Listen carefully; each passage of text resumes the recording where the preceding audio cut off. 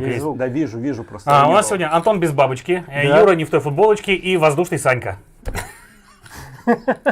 За воздушного не понял. Ну, ладно, это такая тонкая шутка была. Что сегодня ты нам приносишь много кислорода с собой. Все, видишь, идет не так, как бы Антон без бабочки. Я в футболочке, видишь, без всяких суперменов и йодов. На душного Я понял. зашел. Поиграл на Антониму. Да. Вот, всем привет, у нас сегодня будет такой необычный формат. Мы решили попробовать его, потому что в последнее время проходим достаточно много больших сюжетных игр с длинными кампаниями. И вот решили вам рассказать про то, что такое Oathsworn, как он проходится. Поэтому, если вы боитесь спойлеров и сами хотите поиграть игру и хотите узнать ее сюжет, то вам сегодня лучше не смотреть. Это правда. Потому Будет что много спойлеров. Да, мы будем показывать вам карты, которые здесь выкладываются на игровое поле. Мы покажем вам всех боссов и расскажем вкратце сюжет. Плюс расскажем немножко свои впечатления о том, что-то в этом сюжете происходило. Но стоит понимать одну вещь. Рассказывать мы это будем по воспоминаниям. Проходили мы игру больше, чем полгода. И поэтому где-то у нас может что-то пойти не туда. Плюс на некоторых моментах того, что у нас было с сюжетом, мы до сих пор спорим. В частности, про погибель Бастона, да? Да, и это я до сих пор считаю, что... Что это червяк, да? Да. Нет. Нет, это не червяк. Это не червяк. Он нам все время спорит, что червяк.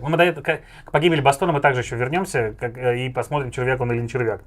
Так что сегодня мы пройдемся прямо по сюжету, по всем 20 миссиям, включая одну, которая была побочная, кратенько.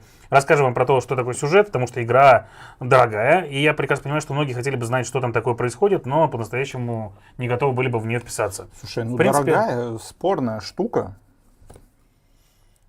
Ну, сколько она там? 30-ник стоит где-то? Меньше. Нет, даже, она база да? там 16, по-моему, что ли, что-то Ну, такого. отлично. Базы более чем хватит, Да, чтобы все однозначно, сделать. да. Ну, типа она дорогая становится, когда у тебя появляется пластик. Все. Ну, да. Нет, это правда, но все равно, как бы, 16 тысяч за игру это недешево. Но тем не менее, она ну, давай так, смотри, она довольно дорогая, довольно долгая и требует, как бы, все-таки, ну, хорошего знания правил, а в ней правила не тривиальные, и многие на них ломаются.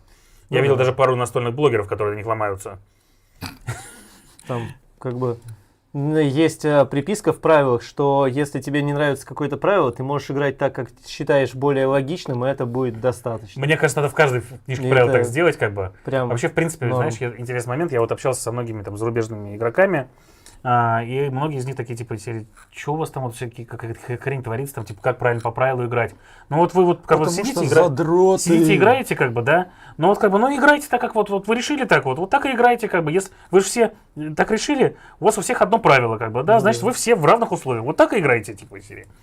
Вот, и они такие, а еще был интересный момент, я общался с одним издателем зарубежным, я им говорю, ребят, говорю, вот у вас там игра, она при определенном стечении обстоятельств, она, ну, ее нельзя закончить. То есть все, как бы, это игра, в которую, как бы, нельзя, то есть нельзя прийти к финалу. У нее там открытый конец, то есть типа серии не определенное количество раундов, а до выполнения победных условий. И могут так жетон на поле выйти, что типа у тебя победное условие не выполнится никогда. Они такие, ну блин, ну это же семейная игра, как бы, да, ну как бы вот вы играете для того, чтобы типа удовольствие получить, как бы, ну и как бы, а когда наигрались, заканчивайте, как бы, смотрите, кто у вас больше что-то выиграл, типа из серии. Я такой, зашибись, блин, вы игры делаете. Так-то не работает, не у нас, по крайней мере. Да. Вот, поэтому да, игра такого. Но тут еще понимаешь, какая штука? Если кооператив, то еще maybe. Нет, там соревновательная игра. А в соревновательной тут уже вопросики, потому что каждый начнет упираться рогом. Да если бы мы играли вот так, а так по правилам, то я бы победил. И все, и пипец, все. Просто сжечь все. Да. Поэтому идея возникла из чего? Очень часто в YouTube в том числе выходит прохождение всяких компьютерных игр, цифровых, да, там, типа на компьютере, на PlayStation и так далее. И я знаю, что многие люди смотрят, потому что такой, типа, блин, ну я сам никогда не сяду в нее поиграть, потому что долго. А вот что там по сюжету, все говорят, классно, было бы интересно узнать. Вот мы решили попробовать такой же формат в настольном блогинге, как бы посмотрим, что из этого получится. И по вашим комментариям узнаем, насколько это интересно. И, может быть, просто, если, например, именно в таком виде это неинтересно, то, может быть, мы в следующий раз снимем видео подготовленное там, с подсъемом и так далее, чтобы это было интереснее. Хотя не в следующий раз, потому что в следующий раз будет Аридия, скорее всего, а через раз. Через раз будет Милан, да? Не, Милан там хрен покажешь. Там что, блин, ты выложил так вот, типа, серии. Ну вот, в принципе, вот все, что есть в игре, как бы. хрен покажешь? Там еще история такая, я вот, знаешь, вот мы прошли Милан, типа, я из него помню, типа, из серии, там, ну, 5 событий, наверное, таких. В смысле? Что ты... Не, ну хорошо, там просто... Давай там точку Это следующий ролик. Oathsworn, верные клятвы. Это игра, в которой вы выступите в роли отряда вольнонаемников. Это такие прожженные бойцы. И изначально вам в игре прям даже не скажут, ну, как бы, что такое вольнонаемники. И почему как бы... Почему вы нищеброды? Почему вы нищеброды, и почему вам надо вдруг идти через лес куда-то, через темный. Почему мы сегодня, возможно, будем материться, так что имейте в виду. Почему вам надо чесать через лес в какой-то город и помогать там людям выполнять задания для короля и так далее. Угу. Причем начинаете вы просто с того, что вас одного сожрали и вам норм. Да. Предисловие к игре... Так бывает. Предисловие к игре начинается с того, что вы приходите в город Бастон. Антон, давай карту. Да, город давай, Бастон. оп. Сейчас. А, эта карта вот такая. На ней написана буква А. Примерно это вас и ждет. А зачем нам этот город? Вот этот город. Оп. Да, к нам лицом. Давай Что к нам с лицом. камерой или со столом? Что-то произошло? Он стал более ровный. Давайте камеру. Сейчас, секундочку. О, красота. Класс. Даже можно вот так вот сделать, потому что там дальше не нужно будет сегодня. Ну, в целом, да, нам только в центр же надо. Вот. Это город Бастон. И в него вы прибываете, пройдя через лес. Изначально вас было 5, а потом вас стало 4. Потому что вашего друга, как его звали-то? Сэмюэл. Сэмюэл. Правильно. Хорошо, что Антоху взяли, да? Мы играли вообще вчетвером, как в основном, и с Максом еще, но Макс сегодня не смог.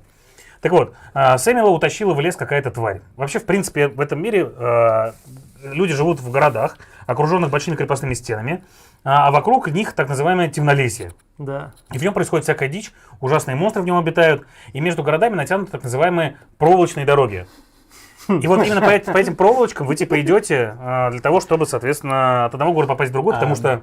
У меня всего один вопрос. Если мы все время ходили по проволочкам, то какого хрена в ряде миссий мы просто наугад тыкали, в каком направлении нам идти? А нам Потому каждый что раз там рассказывали, да. Да, она местами обрывается, и мы... Я про обрыв помню только в одном месте. А в одном месте нам еще сказали, что тот город так давно был забыт, что к нему проволочной дороги уже нету.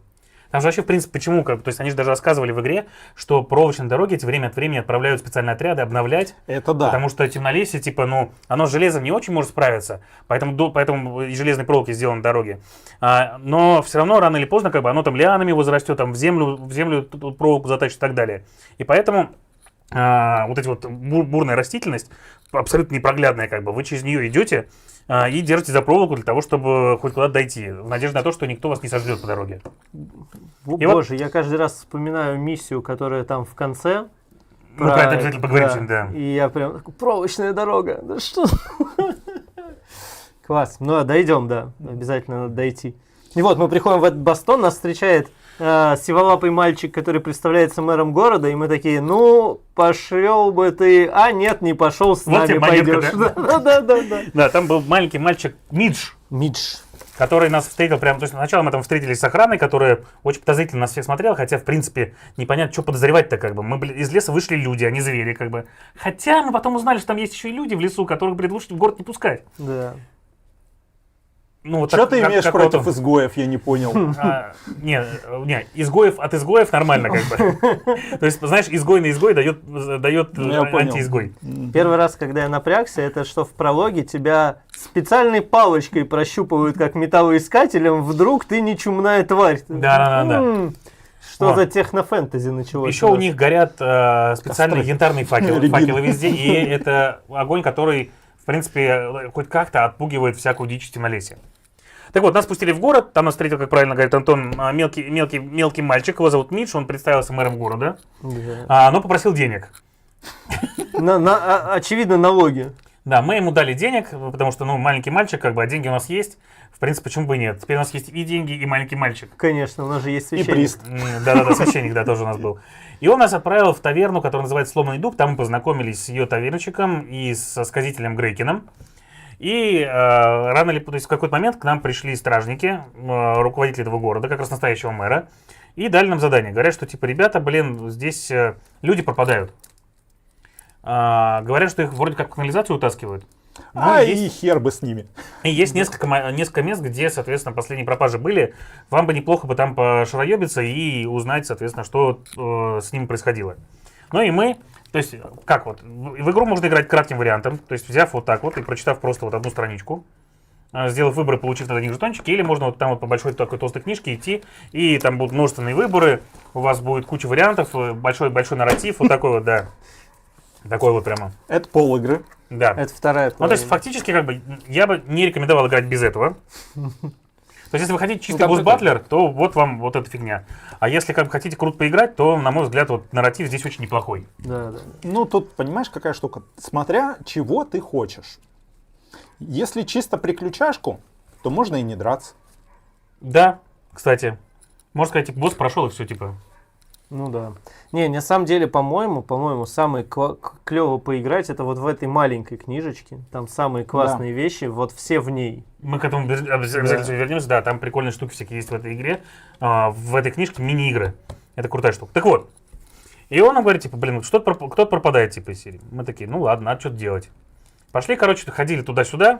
Здесь очень интересная тема сделана с тем, что у нас в каждой миссии будет вот такой вот таймер, по факту. Да, да. И вы, проходя в какую-нибудь новую локацию, причем ходить вы его можете не во все локации вот этого вот... она не подключена, там где шнур. Ну, нам не пригодится сегодня.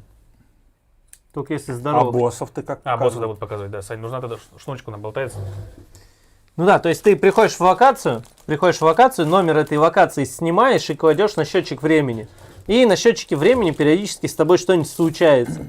Ну, в городах не очень часто случается, хотя там есть колод городских событий, ни хрена себе. Она причем здоровая, там карт 60, наверное. За Она игру... вечно пухнет. Да, она все время пухнет. Ну, отлично, все. Но за игру ты ее там мы ее использовали раз 10, наверное. Но мы в городах не то чтобы в часто некоторых были. моментах было по 2 даже. Ну да, бывало. Вон. Но типа она пухнет быстрее, чем ты ее расходуешь. Ну, знаете так, вам по сюжету бывает добавляются в нее карты, и когда вы к себе кого-то в отряд принимаете, а мы принимали прям толпу народу к себе постепенно, они тоже вам дают карты. И карты эти обычно, если как бы вы какой хороший человек приняли, это будут позитивные карты, которые вам помогут, там дадут какие-нибудь дополнительные жетоны или денежку, или еще что-то такое. А есть карты негативные, которые как бы вам будут делать больно в ходе игры, если вы там не пройдете проверку. Да, в принципе, там механика аналогичная Глуму. Ходишь по городу, получаешь городское событие. Ходишь вне города, получаешь негородское событие. Да, все так. Ну и вот, короче, здесь вот вам укладывается изначально определенное количество жетонов, там штук 5, наверное, да, на это игровое поле, и вы ходите по ним, и иногда, если вы там правильно все сделали, находите, например, зацепки для того, чтобы вот там было убийство, да, типа, которое нас... То есть мы в одном месте поняли, что типа следы уводят в канализацию как раз. И у нас фигак открылось там еще две части города, в которые можно было дальше пойти и исследовать, что там в канализации было бы. Но в определенный момент мы поняли, что по городу бегают гигантские крысы. Прям такие размером с собаку. И выяснили, что как раз они утаскивают людей куда-то за стену города. Вышли на стену города такие, типа, о, Лес. что-то там, в лесу. И поперли в лес. И там как раз нас ждал наш первый босс. Антох, давай покажем, да? Конечно. Его видели все. Его видели все, но не Кто видел все. коробку? Не, его видели все, кто видел коробку. Это правда. Это вот такая вот здоровая тварюга. Вот такая вот. И с ней сразу идет целая пачка маленьких вот таких крысенышей, которые ходят по игровому полю. Она их выбрасывает каждый ход. Она бегала вот здесь вот. В принципе, то есть фишка этого босса в том, что он плодит много... Да не доставай ты. Плодит много маленьких крысок. Я не угадаю, кто из них кто, честно. Плодит много маленьких крысок, с которыми надо разбираться. И в целом вся проблема этого босса в том, что он ваш первый босс самый большой. На нем-то вы как раз узнаете, что типа босс может вас бить с хвоста, как бы. Причем хвостом он бьет вас наотмашь и делает больно. Что он умеет там бегать через полполя и грызть того, кого хочет. И что, в принципе, крысы не только как бы вас кусают целой толпой, но и одновременно вам еще мешают передвигаться по-нормальному. Что ж ты такой громкий? Простите, пожалуйста. Ну, периодически они еще взрываются ядом, и Да. ты тоже страдаешь от этого. А она еще их жрет и лечится. Тоже неплохо. Да. То есть первый босс на самом деле демонстрирует адскую гору механик, если с ним долго заигрывать. И, в общем... Быстро заиграть не получится, потому что все-таки, блин, первый босс вы еще без всего. Ну да, по факту, это в один правда. тусак на него пошли. Нормально. Ну и он как раз вызывает такой прям вау-эффект. Такой, типа, блин, прикольно, сейчас был хороший нарратив, а теперь еще и босс-баттл такой, в принципе, неплохой получился. Слушай, ну, эта история нормальна абсолютно для всех босс-баттлеров, когда тебе первым дают гору механик, ты такой, блин, как круто. А потом как-то все не так. Ну, не знаю, первые 4 миссии мне казались вау. Прям, типа... Че, и червяк? Ну, червяк был прикольный, то, что он с Мы до него сегментами, дойдем, да, что да, он тебя до него дойдем. жрет, там, прости меня.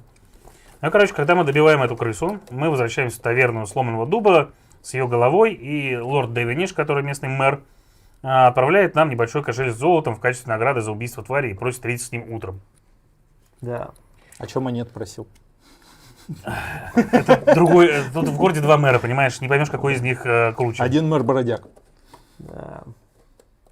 Ну, он, кстати, ключевой персонаж игры практически. Ну да. Потому что он там до... Да. Много где участвует. Миджи мы еще будем вспоминать сегодня неоднократно, да. Ну, конечно же, на вот эта крыса на поле стоит не одна, у вас здесь будут деревья, там всякие заборчики. Нет, в данном случае только деревья, да, значит, Ну, изначально, да. Вначале деревья. Да. Ну, смысл от этого не сильно меняется. Ну да. Но нет. Знаешь, вот когда деревья на поле, иногда это даже неудобно. Особенно, когда тебе говорят, а положи, короче, куб на это дерево. И ты это такой... Да, Да. это правда. Ну, тут, кстати, на эти самые бумажные было бы удобно. Конечно. Я вообще считаю, что пластик в целом, особенно если ты ее ездишь куда-нибудь возить, не дома ее играешь, тогда версия с картонками, она даже предпочтительней, потому что она компактнее на 3 коробки. Это правда, да. Ну вот, короче, благодарность за то, что мы избавили город от вот этой вот крысы. А, там еще, помните, был интересный момент. Нет, это будет как раз в следующем сценарии. Не, в первом там вагон всего было. Да-да-да. Там еще у нас был первый моральный выбор, там избить стражников или скормить его крысе, там. На финал не повлияло. Да. На финал, там вообще все твои выборы на финал, кстати, не влияют. Что бы ни происходило, ты все равно попадешь в босс-баттл.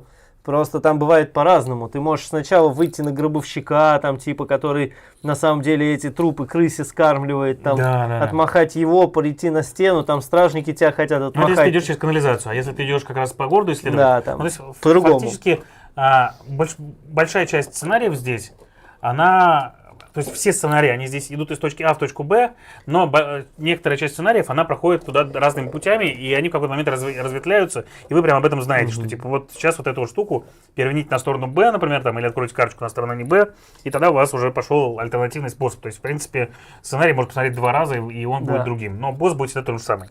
Да. Так вот, за победу над крысой нас лорд вот этот вот вознаградил и сказал, типа, ребята, вот оставайтесь в гостинице Сломанный Дуб, а завтра идите ко мне, будем с вами разговаривать. Но мы, соответственно, отоспались, все нормально как бы, но ночью нам снились плохие сны, какие-то красные глаза в темноте и так далее. Мы такие, что-то дело неладно. Красные глаза в темноте, это не снятся, это мы потом. Да, пошли, короче, мы к нему. Мы на утро. Ну там Сэмюэл все время нам звенел. Приходил к нам наш павший товарищ. Да. Снился еще Сэмюэл, да. Мы такие, типа, блин, что-то какая-то хрень творится, не это самое, не по-христиански это все. Его хоть и убили, но из сюжета не вывели. Да. Это правда. Как в Марвеле. И нас вызывает, соответственно, этот лорд, знакомит нас с местным кузнецом. Кузнец нам говорит, ребята, вот хотите, немножечко шмоточки наберите себе, как бы будет все хорошо, тем более деньги у вас есть.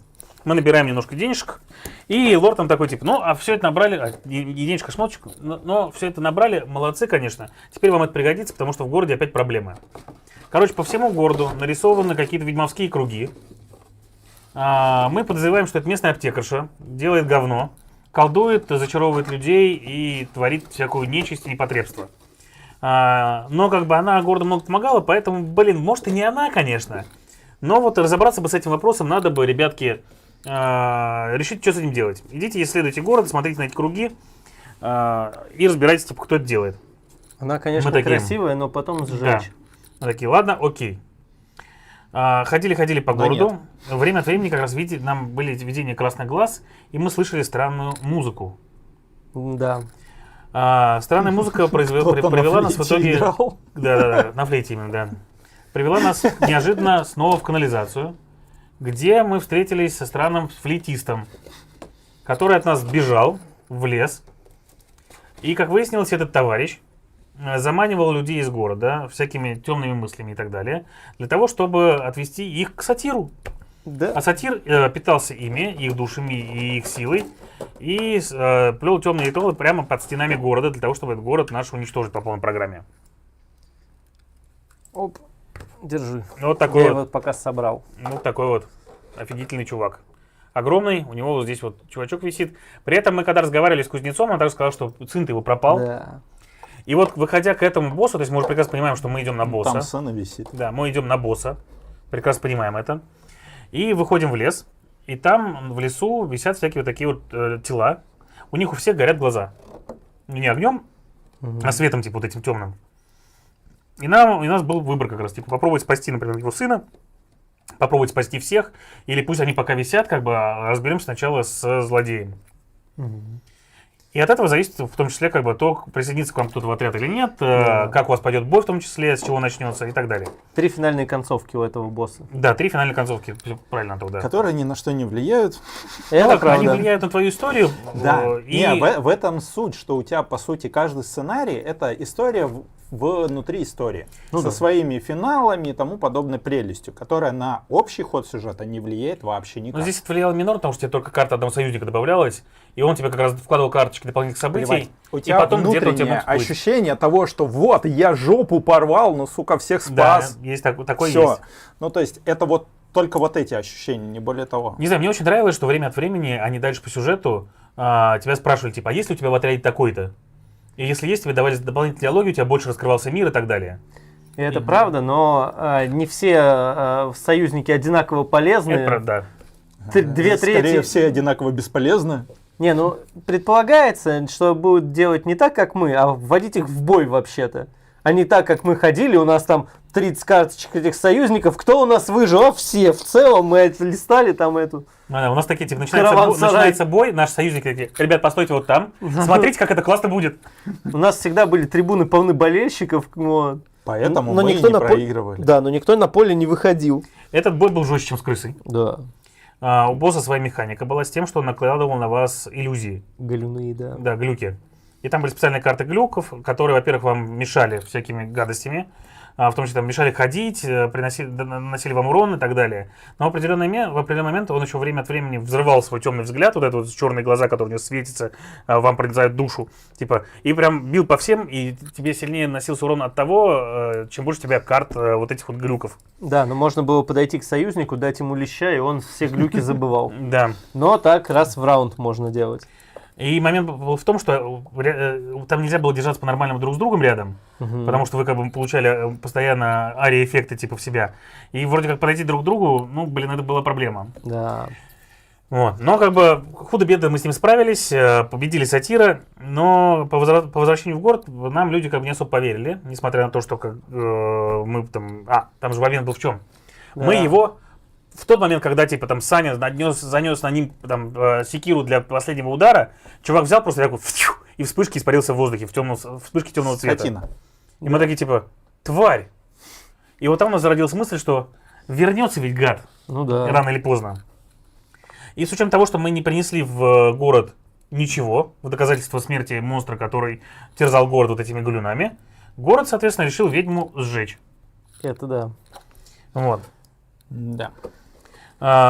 Кузнец нашел там своего сына мертвого, к сожалению, поэтому к нам не присоединился сразу. Ну, я разок проходил, мы его обманули, он походил с нами. Недолго. Вот.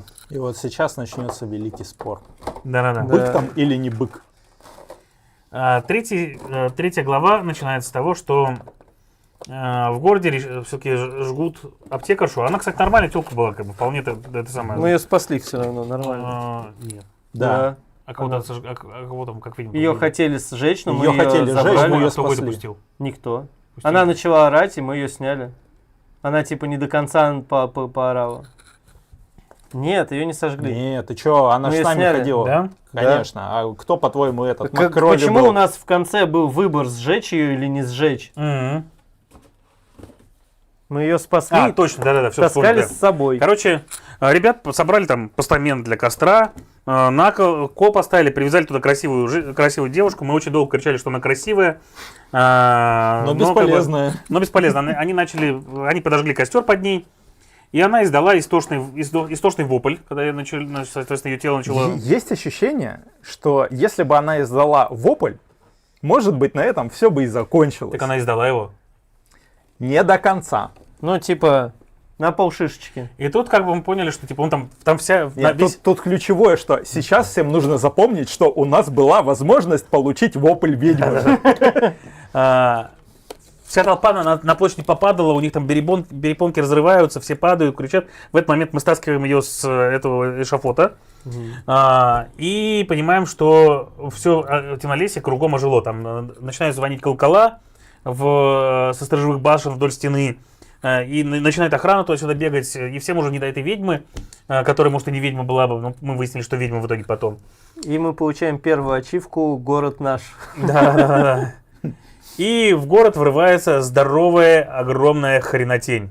Крушащие стены, с огромными рогами, с топочущими ногами, хотя Антон говорит, что не было там ног. Были копыта. Да, Там были копыта. Были Короче, копыта. мы все решили, что это горгона, а Антоха решил, что это червяк большой. Просто там типа каждый раз, когда мы встречаем червя, сначала мы встречаем вот эту фигню, и потом появляется, которую мы до конца Нет, постоянно нет. не видим. Даже в том сценарии, где она остановилась, в конце босс тоже червь. Там босс Нет. тени.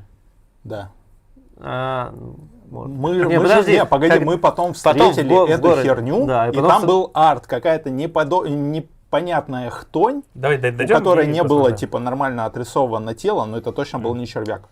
Так вот, и огромная-огромная вот эта вот, ну давайте назовем ее бычара, бегает, крушит город, ломает в нем стены, Скотина. крушит замок, убивает, да, скотина, убивает просто всех подряд.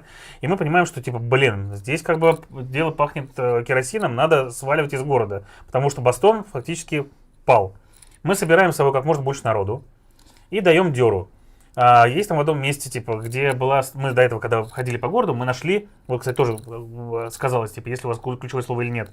Нас спросили, типа, есть ли у вас там ключевое слово, где мы нашли подземный лаз, который был забит железной и стальной решеткой. Мы такие, знаем. Такие, типа, давайте через него народ выведем. Мы бежим к нему, начинаем ломать эту вот решетку, типа, с нами тогда еще медведь ходил. Да, Урсус, он еще был, да. огромный медведь. Трясем эту решетку? Был. Сейчас Пока как раз еще узнаю. был. Погоди. Сейчас как раз... В третьем уже не было. Слушай, Вот он как раз слушай. здесь Да и- подождите, вы Да нет, он спойлерите. во втором сдох. Нет. Да. Вы спойлерите даже в спойлер. Смотри, сейчас я скажу, ты Да в вспомнишь. смысле? Сейчас, подожди. Нет, он... Мы эту херню играли на стриме. Нет. Да. Нет. Да. Урсус умер не на стриме. Мы третий сценарий играли на стриме. Да, третий с нами играли на стриме, да. И он тогда раз Хорошо. умер. Нет. Да там, наверное, другой выбор сделали.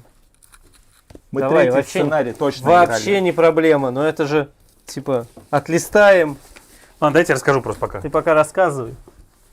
Ну и короче. И в тот момент, когда мы вырываем вот эту решетку, и вроде как можно уже сбежать, кидаем гражданских внутрь в нее, они начинают оттуда бегать, сами начинаем отступать. И огромное полчища монстров бежит впереди этой твари.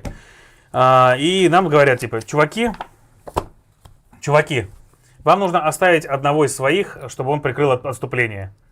Мы такие, да фигня как бы, да пусть медведь идет, он самый большой. Медведь встает, закрывает своей огромной тушей наш отход.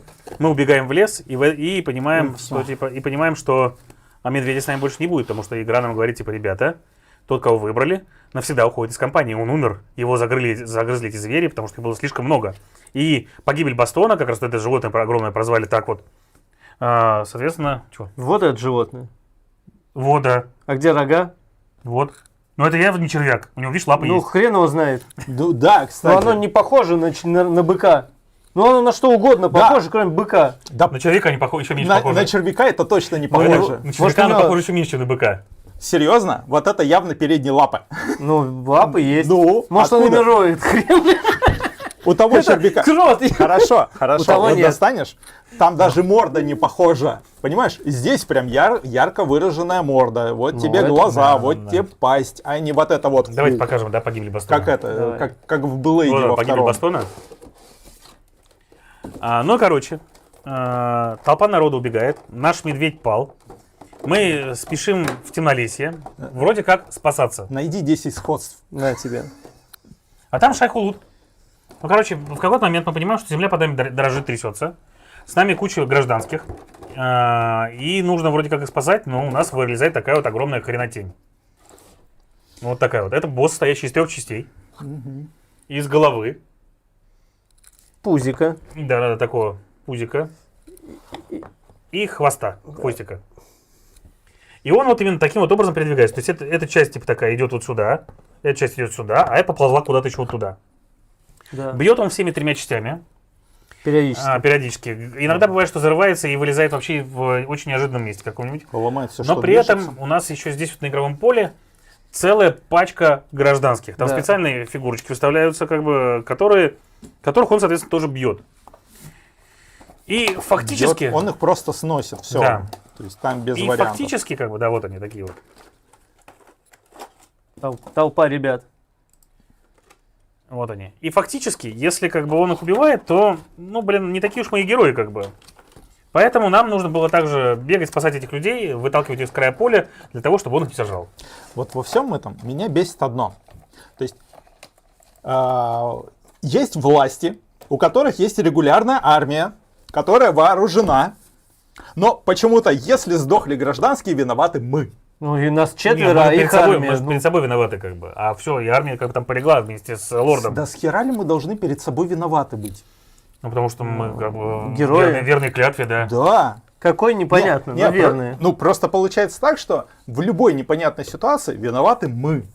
И вот в этом сценарии как раз еще был интересный момент, который я хотел рассказать. В какой-то момент мы вышли на эшафот, и там были преступники, типа вот в колодках стояли. Это в первый вообще было. Первый был, да? В самый ну, все равно, первый мне кажется, было. это важный момент рассказать. Да, да. И как раз вот, и мы решили, у нас были сведения, что один из них нам может рассказать про нашу цель кое-что. Мы подходим к нему, такие, стражник говорит: о, вы верны клятве, что нам с ним сделать? Мы такие: отпустите. Мы такие: хорошо, пожалуйста, он ваш. Да. То есть там потихонечку в этих главах всех раскрывается немножко ваша история, вас как верны клятве, тем, какими полномочиями вы обладаете и кто вы, в принципе, такие. Ага. Только работает через раз. Да. Нет, Это это правда. работает просто не со Не, всеми, просто есть кто-то покруче. В смысле не со всеми. Ну то есть ты идешь такой: мы верные клятве. Отпустите этих самых насильников, убийц, кого угодно. Они такие: ну ладно, держите. Дальше идешь к страже такой: мы верные клятве, пустите. Идите в жопу. Да. Приказ короля.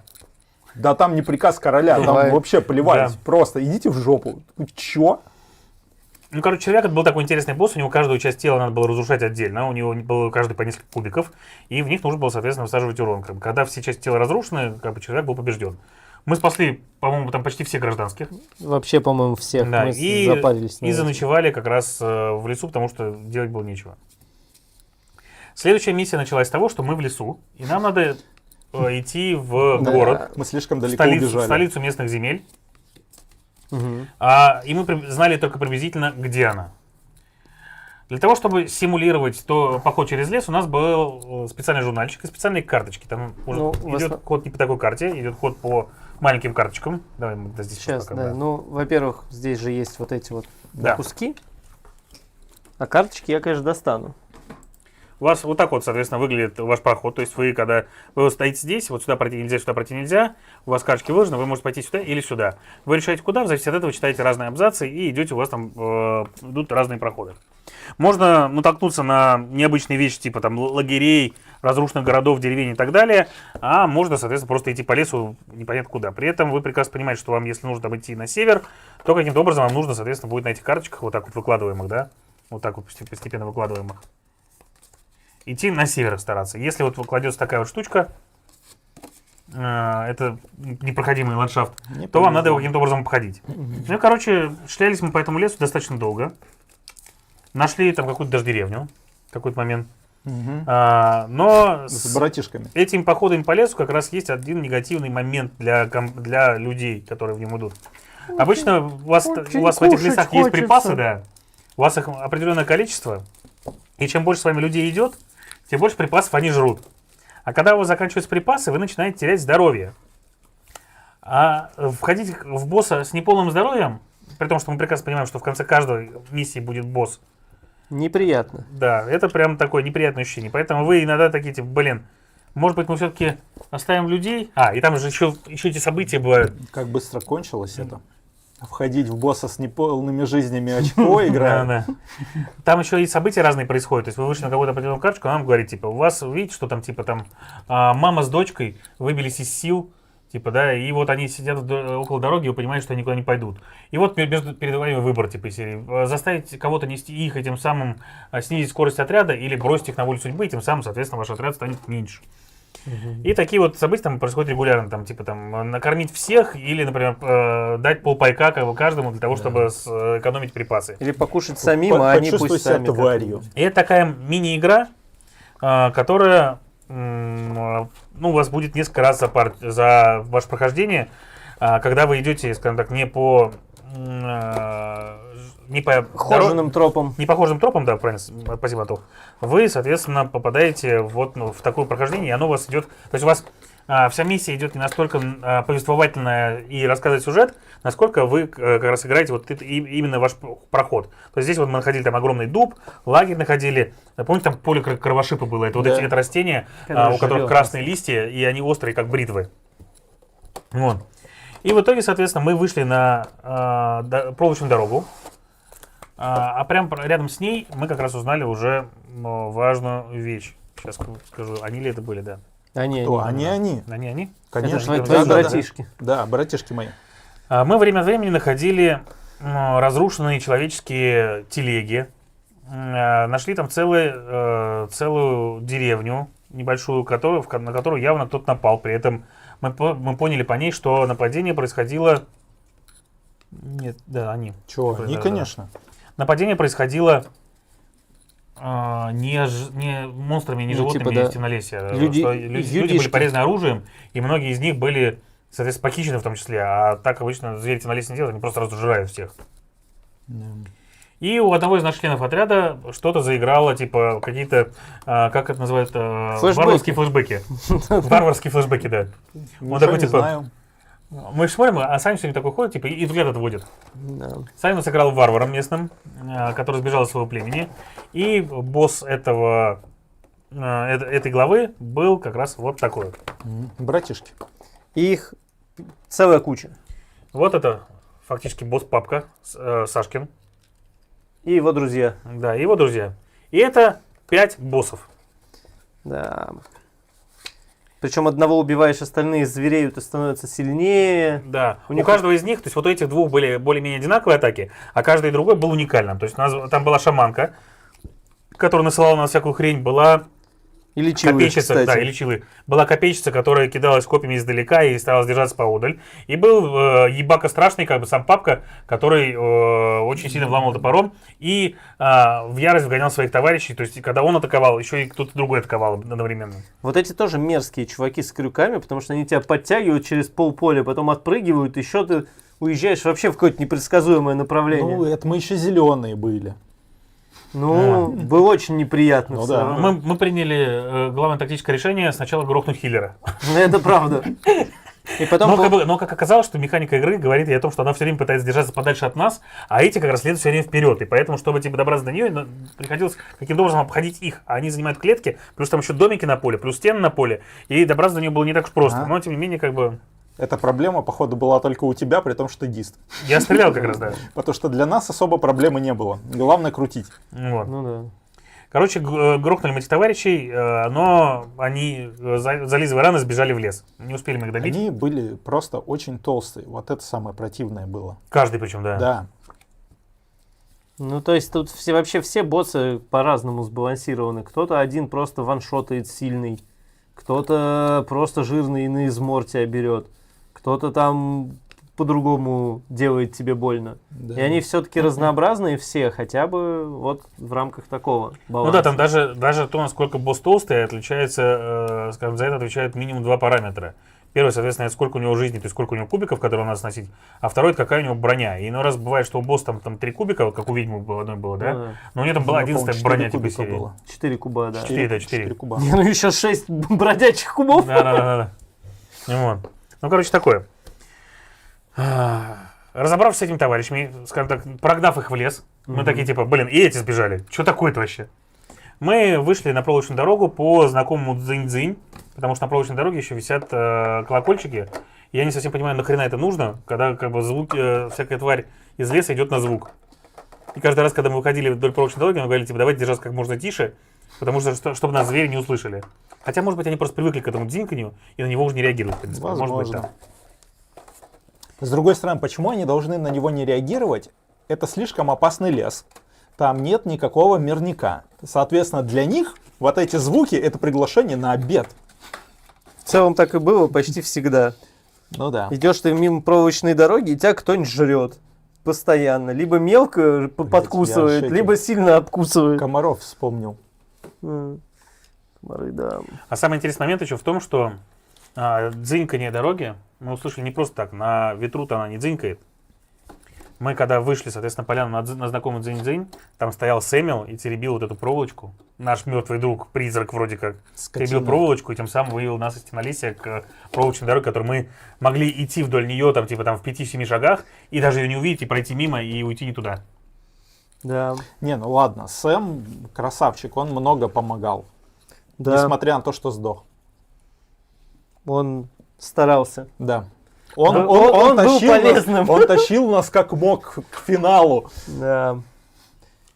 Нам нужен конверт Б. Да, это же первый город мы сожгли, переходим к следующему. По-моему, это симулятор сожжения городов. В целом, ни один город, который Ребята, мы у не нас посетили. смотрят, вы хоть отзовите как-нибудь интересно, неинтересно? А у всех со звуком беда или только у Чё? меня? А что со Ну, звуком? у нас звук показывает нормально вроде. Не знаю. Саня, выйди, глянь, да. Давай-ка я сейчас схожу, посмотрю, что там. Все. Не, он говорит все, да. Значит, надо... Да, сейчас уберу. Это в А. А где этот город? А Б. уже нигде. Б город приходит к нам следующим. Это должен был бы быть Берум город, но он стал Верум все-таки. Или Верум, Верум. непонятно. Вот. Замечательный город. Столица. Столица держалась до последнего. В ней сидит король всего этого царства. Там еще есть Воронов шпиль, так называемый. Это место, где сидят специфические советники. Очень подозрительные херы. Ходят все время в темных капюшонах. Никто не видит их лиц абсолютно никогда. То есть они даже на ярком солнце. У них такая непродительная тьма под этим капюшоном, что непонятно. И они говорят такими синтетическими голосами по факту. И никто не знает, честно говоря, что и как это вообще... Как это, то есть кто они такие и в чем проблема, и почему они советники короля? Просят меньше выражаться, потому что смотрят с детьми. Ладно, постараемся, хорошо. Искренне. В целом можно... А ведь мы предупреждали. Да. Ну, раз решили смотреть с детьми, сказка на ночь. Сказка, Слишком да. жестокая сказка на ночь. Ну, мы про кровяку не рассказываем. А В про смысле? кишки можно рассказывать? Напишите вот нам. Вот прям первая фраза, которая встречает нас около ворот Верума, нам говорит, мы не открываем ворота для швали, которые выходят из темнолесья. Нормально. И это кстати, при том, что мы верной клятве так-то. Но они сразу не поняли, а потом им показали метку, И и ничего нас не посадили изменилось. сразу. Ой, там сразу прибежал капитан такой, ребята. Да. И с ним пришел один из этих хранителей, как раз тут мы с ними познакомились. Что это такое, блин, хранитель. Да, они хорошие ребята, Да. конечно. Непонятно, чего он хранитель, но чего-то хранитель. Зато Жопа, которая там началась. у них есть голем. Голем Да. хорош. А нам здесь еще за то, что мы вроде Да как... погоди, еще не дошли до этого. Да? Потому Чего? что нам ее дадут после этой главы. Голема нет, да. Нет, здесь Вообще вот его как раз там... вот он. Не, ну можно первый раз... Мы же про это говорим? Не-не-не, мы Не. дальше говорим. Вот это Да. нам, по-моему, в конце вообще... Не-не, вот оно здесь, вот идет прям глава. Это просто мы, когда играли, пошли по другому Да. сюжетному витку. Короче, в этой главе нам дали вольность некоторую и выделили здание, в котором наш Грейкин и некоторые товарищи из Верума, вот тому- из Бастона, Да, к тому, все вместе образовались. к тому моменту их было не несколько товарищей, а человек 15, надо сказать.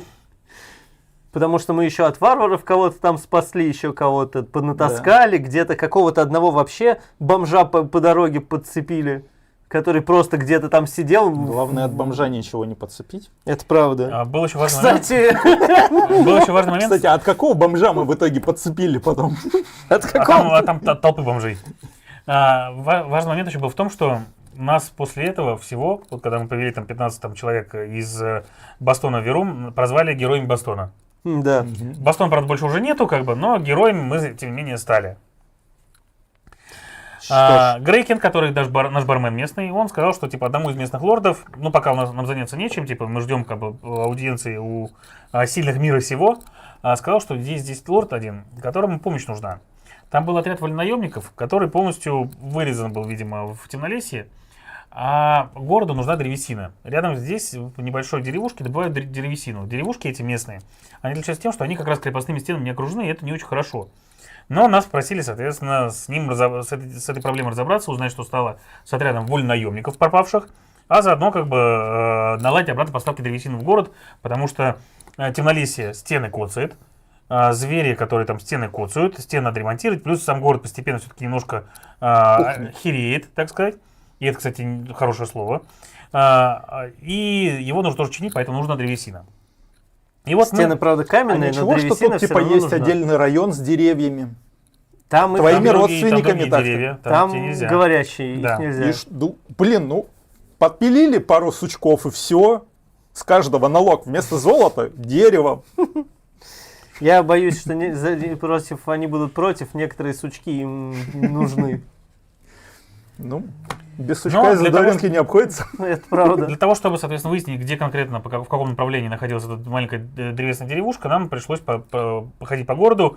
Заодно можно было зайти в аптеку, можно было зайти вновь к кузнецу уже местному, закупиться у них всякими разными интересными предметами и отправиться уже, когда там мы потом нашли человека, который нам смог рассказать, типа, вот идите туда, типа, из серии. Потому что здесь вот, если присмотреться, вот здесь вот, да, вот напольный играл, здесь есть локация не только в городе, но еще и рядом с городом. И прикол в том, что у вас в каждом сценарии, то есть в Бастоне мы будем не одну главу, у вас когда-то открыты одни локации, когда-то открыты другие локации. И фактически по ходу всей игры вы сможете знакомиться практически со всеми локациями Бастона и изучить город поподробнее, в том числе как бы, его уклад, жизнь и что там делают граждане. Но вот, соответственно, нам нужно было найти, в каком из этих мест находится деревушка, обнесенная маленьким чистоколом деревянным, а не крепостными Его стенами. же не видно совсем. Ну, их тут раз, два, три варианта как минимум, понимаешь? Вот. Чтобы не ходить по ним всем трем, мы узнали информацию в городе и отправились в одну из этих девушек. И как только мы вышли уже на тропинку, которая ведет к ней, мы уже нашли там целую кучу трупов местных товарищей и в том числе вольнонаемников.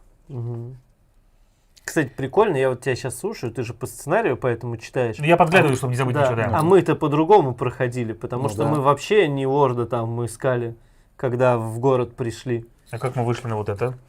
Не, мы также вышли на вот это, но мы что-то там... Не, мы лорд не искали, лорд нам сразу задание дал, а нам надо было найти типа чувака, который скажет, в какой конкретно деревне проблема. В какую конкретно деревню ушли вольнонаемники. Ну, в общем... Слушай, там же присты были. Нет, это дальше. Приз дальше Присты был? дальше в другом городе, да. Нет. Главный приз, по-моему. В Вархаммер 40 тысяч. Это дальше, да. Это 6-я глава. Да? Угу. Нет, туда мы там- за лекарством пошли. Не, в 6-й главе мы как раз в Вархаммер пошли. Да, в Вархаммер пошли. Ладно, Это сейчас, в 8-й. сейчас будет дальше, да. Это в 8-й за лекарство, где креативные загадки. Да. Не, короче, здесь прям реально много различных событий происходило, поэтому все уже даже не вспомнишь, в какой главе было что. Ну да. Так вот, ну и, соответственно, вышли мы в эту деревушечку и выяснили, что там-то не все так просто, необычные собачки из леса расфигачили, Да. Это твои. расфигачили Да. целый отряд вольнонаемников. Вылазий. Не хочет. Она просто стесняется. Это так называемая дутая муха, гигантский переросток-кровосос. И у нее есть друзья. Да, с ней были маленькие товарищи. И она... Антон, что она там делала, напомни? Она Вот это я уже не помню. раскладывала капельки крови, во-первых, как бы на поле на игровое, Да, что-то такое. куда бежали эти мухи. Мухи, и у нее были всякие штуки с Да я не ослаблением нас. Я не помню, честно сказать. Я как это. 5-ю не помню. Вот следующую хорошо помню. Следующего, потому что он такой прям знаковый. Ну, это какой-то был такой проходной достаточно босс. Ну да. Да. Ты помнишь, что он делал, Сань? Я помню, что мы боялись мух. Там Мухи взрывались еще. Да. Они накладывали всякую... Там срань. мелкие всегда опаснее, чем крупные, кстати. Особенно толпой, да. Да, потому что у них механика, что они типа отряд, и они тебя, вроде как один тебя бьет на всего 2 кубика каких-то проходных. где эти Но карты их- боссов? Ну можно Кстати, да, по ним достать. можно вспоминать, что он делает, да. Вот. Но когда... Не, большие, которые такие А, толстые. эти? Да, планшеты? планшеты, Да, конечно. давай сейчас. По ним позже будет вспоминать, кстати, да. Да. Хорошая идея. Ща, потребуется какое-то количество времени. Но... И энное количество махинаций. Вот. Ну, он дальше, да. Всю стопку. Вот. Но они, когда налетают кучей, эти мелкие монстрики, вокруг тебя может влезть их аж целых 6, и тебе прям совсем неприятно, потому что 12 кубов в тебя залетает. Это прям так, 12 кубов это ощутимо. Точнее, карточек, потому что эти маленькие-то все-таки бьют карточками, но все равно никакой радости от того, что в тебя залетит 12 карт, нету абсолютно. Она, короче, во-первых, она летает безгранично, то есть она летает куда угодно. Там еще жители были, несколько выживших, и она их заражала. Да. И заражала нас. Да. А потом зараженные... вот в чем была опасность, я вспомнил. Так мы еще их спасали. Это когда первый раз нас били сквозь броню. Может быть. Это потому что она типа заражение, и ты за каждое заражение просто терял одну жизнь сразу, как бы, и неважно было, сколько у тебя брони. И это было прям очень больно. Да, она толстая. А еще если жители погибали от паразитов, на их месте появлялись мухи, поэтому нам надо было либо, соответственно, их выгонять, либо убивать просто на месте, как бы, чтобы в них мухи не вылупились. Такой чужой. Вот. Да, все правильно. Там... Мерзкая тварь была, да. Конечно, мерзкая тварь. Они там, мягко говоря, все неприятные. Да, все не лучшие 5 друзья. кубов, 4-я защита. Для 5-й главы это очень сложно. Но муху мы, соответственно, грохнули и вернулись в Веру. Да. И при этом как раз это была тема, когда нам показали, что мы выполняем не только королевские контракты, но выполняем как контракты, в принципе, которые по факту хотим. И в этот момент мы как раз думали, что типа к нам приходят с контрактом, мы можем согласиться, можем отказаться, но здесь нам нужны были деньги на починку сломанного дуба, и мы согласились вроде как. А потом мы выяснили, что, а бывают контракты, те, от которых нельзя отказаться. Да, красненькие. Да. Которые приносит король. Король, конечно, мальчик молодой. Не, погоди, мы же один раз его опрокинули. Нет, не короля. Не, А мы кого не мы короля. тогда? Не, мы взяли за него. Ну Но и... все равно его в итоге выполнили, просто мы типа... Ладно, дойдем до этого момента тоже, да. Так, что у нас здесь было? Такой, обещать не значит жениться. Вот так там это было. Ну это нас прокинули. Не, мы вообще ж тогда не пошли как раз. Да, но все равно сделали то, что нужно было, да. Потому что в босса все равно приходишь. Это да.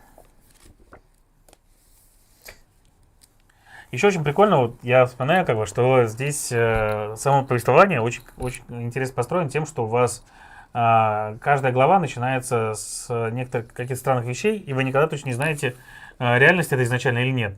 Потому что следующая глава начинается вот с такого. Вы чувствуете, как личинки копошатся в вашей груди и желают вырваться наружу, а потом вздрогнув, просыпаетесь. Но по-настоящему не всегда это, сон. Ну да. Вот. Соответственно, здесь нас вызвали ко двору, на аудиенцию короля. Мы познакомились с королем, он был достаточно молод, но при этом очень такой продуманный молодой человек, очень грамотный, каждое слово выверено было. У него, конечно, была куча советников, которые стояли рядом с ним, но тем не менее... Не, 6-я это еще не киберпанк. Шестая это 3... Вот это киберпанк. Да. Вот это киберпанк. Вот. Не, Ваха. Вархаммер, да. Вот. При этом опять мы видели Сэмюэла уже в тронном зале. Он там стоял, там типа, как будто такой, я не с вами, я не здесь, вы меня не видите, я вас не вижу. Пришли к королю, и король говорит такой, типа, ребята, у меня есть для вас задание, а как вы знаете, от королевского задания отказываться нельзя. Угу. Ну тогда мы еще покладистые были. Да, тогда, во-первых, мы были покладисты, а потом король сказал, что типа это тайное собрание, на котором выяснилось, что в городе началась эпидемия чумы. Не надо было приводить бомжа из леса в прошлой главе, конечно, но что Да. делать? Началась Уже эпидемия чумы, и чтобы с ней справиться, лекарств здесь нет, но есть соседний город, в котором очень крутые клирики, и там, соответственно, нам дадут лекарства. Это да. Это разве здесь началось? Не. Да, это здесь началось, да. Мы шли через... У нас сейчас... Типа мы 2 главы до туда перли? Серьезно? Да. На одну главу шли, а вторую там уже были. Ну да. Мы там выпрашивали лекарства, потом нас отправили. Погоди, давайте постепенно. Да. Да. Вот. Но, соответственно, вам нужно было пойти и как бы выяснить, по какой веревочной дороге идти к этому городу, потому что там никто не ходил. Мы сходили в городской архив, узнали, что там было, выяснили, по какой проволочной дороге идти, и отправились, соответственно, по ней в дорогу дальнюю. Собрали с собой людей, зашли, как всегда, к кузнецу, набрали немножечко себе шмота и переоделись и погнали.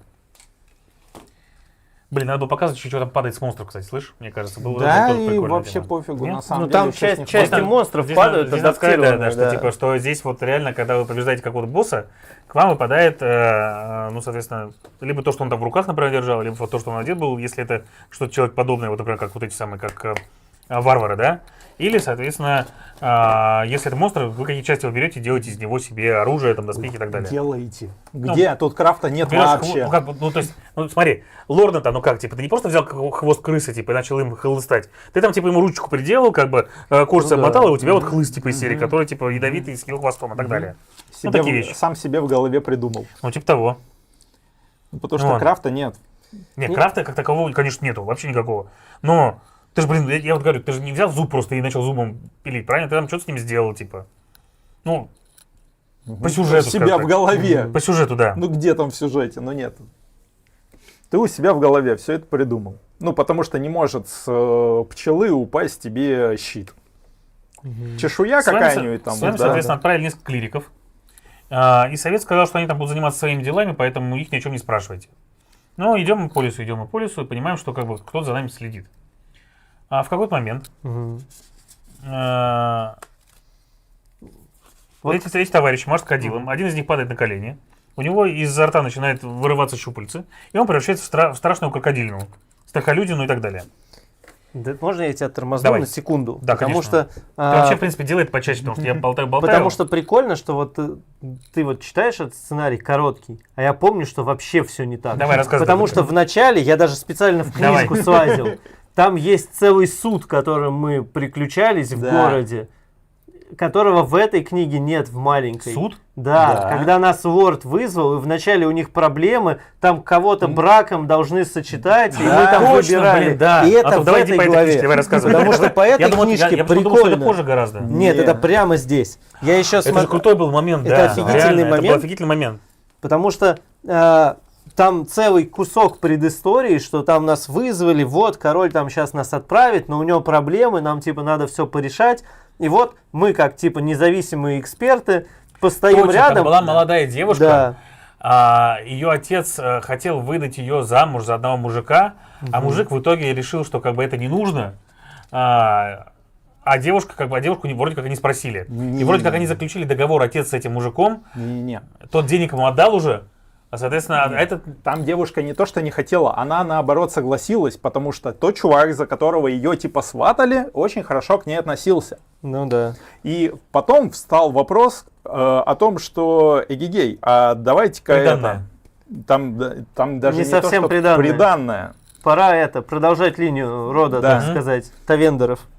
Ну, он такой, я не да, я, да. лошадь не моя.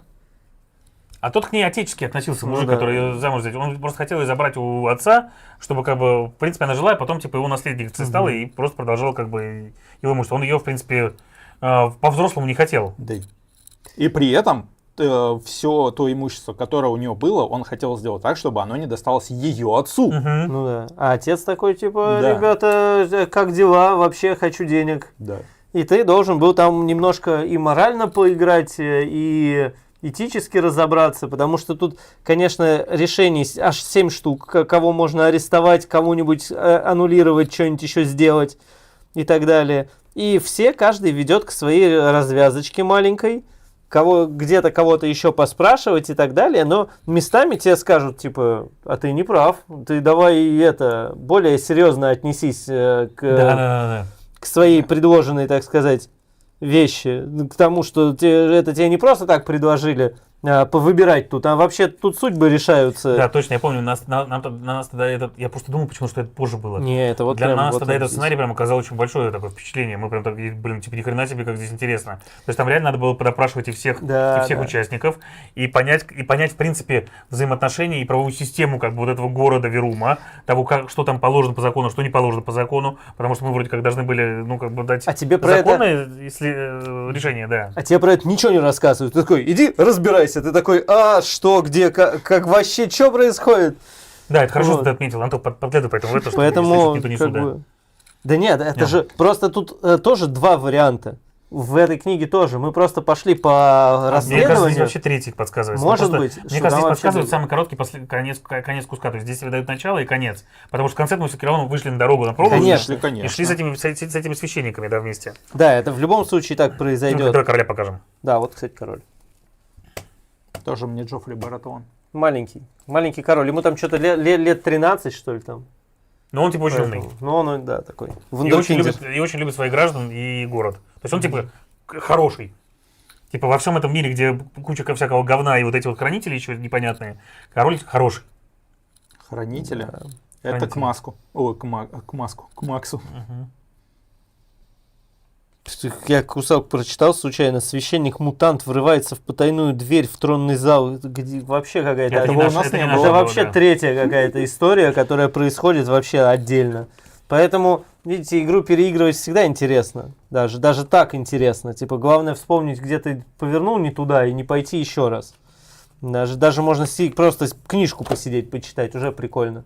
Но вот расследование было очень крутое. То есть ты там прям с кем-то поговорил, что-то, вот это понял. Идешь к королю такой, вот этот. Он такой, не, братан, ты что-то не совсем понял, ну-ка давай, еще иди походи.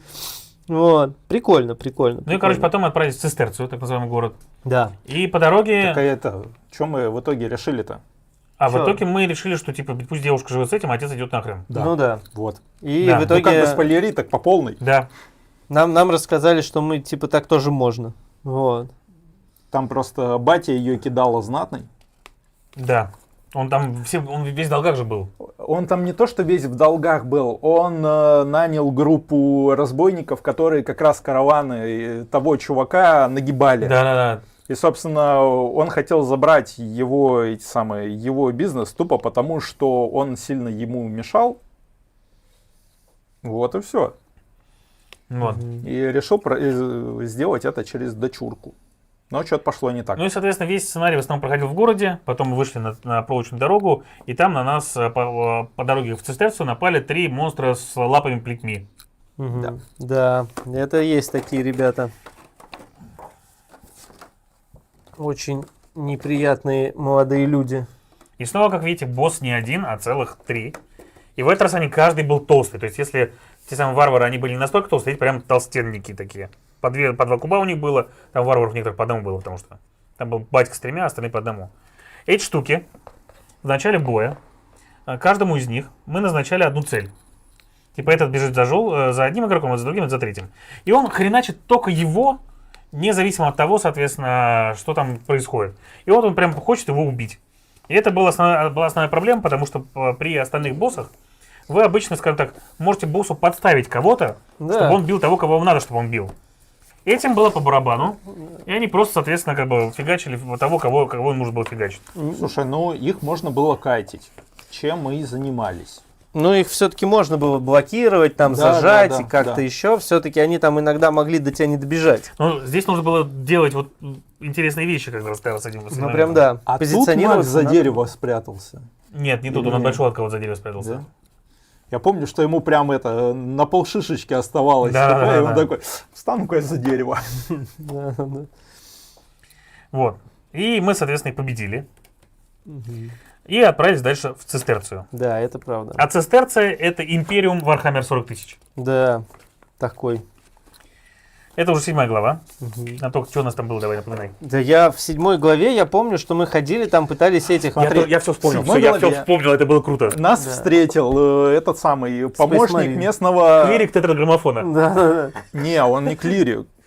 Мы же ныкались. Нет, Нас встретил смотри, сначала- там было две ветки. Первая это пойти с нашими, типа, Ну, сразу в Ну, империум. с Вот. нашими клириками. Так, А, не, нам же второй при- с предателями Не, пойти погоди, по нам трындеть. представили чувака же, местного. Да, нам представили Ну сразу да. местного чувака, клирик как раз. Он не Священник, клирик. там были священники те Он и эти, священники типа эти. Богорадник. Богорадник, да, Богорадник, который как раз нам должен был типа вроде как лекарство дать.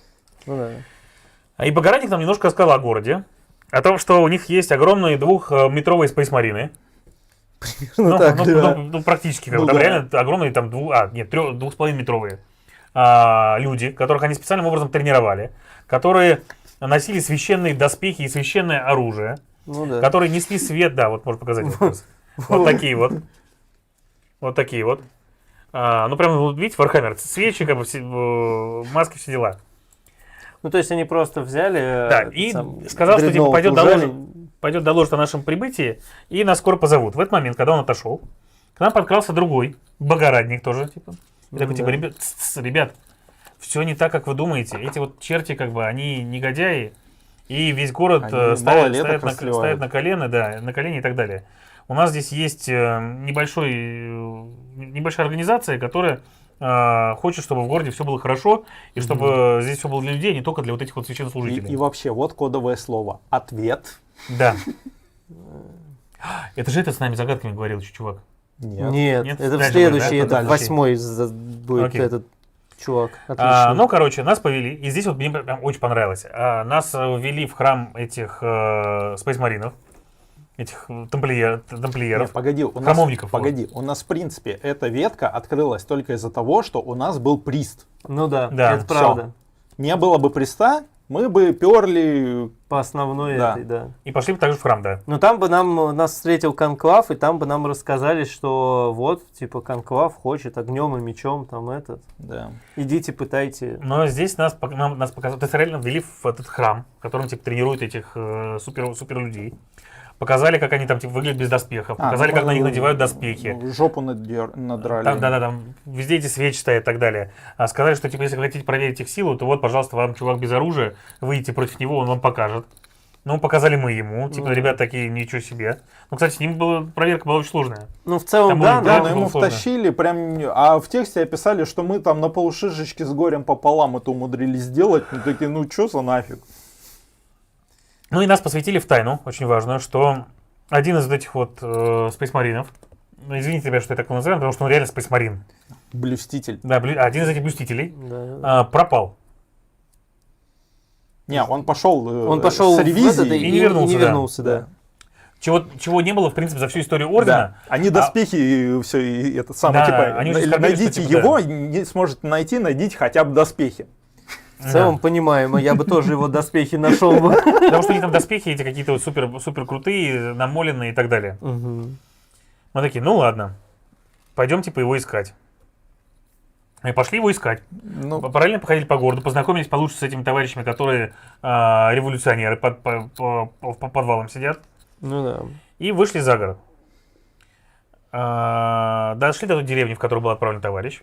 И выяснили, что там все а жители... деда мы дальше спасали. М? Деда мы дальше спасали. Деда вот в следующий как раз. Мгм. Ну, то есть, нет, подожди, деда мы уже спасли, вот он с нами ходит уже этот. Мы его, по-моему, его же казнить забрали, хотели, да, типа? и отвели его туда. К этим самым, Я к про революционерам.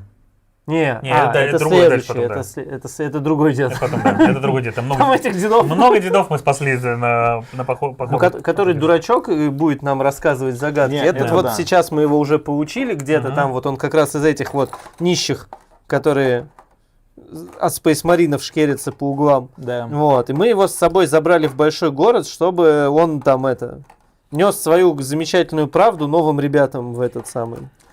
Ну и мы, соответственно, когда прибыли в ту деревню, в которую вроде как ушел этот блюститель, приходим туда, а там все жители какие-то странные. Немножко Ведут себя задумчивые. странно, и какая-то аура прям странная. И видим, что А он их бафал. в центре города прям стоит этот блюститель и колдует какие-то нечестивые хасидские ритуалы. В смысле, нормально, он просто бафает жителей. Все Да. ок. И мы понимаем, что как бы он уже не тот священный воин, которым должен был бы быть, что что-то происходит не то. И видим у него темный свет в глазах.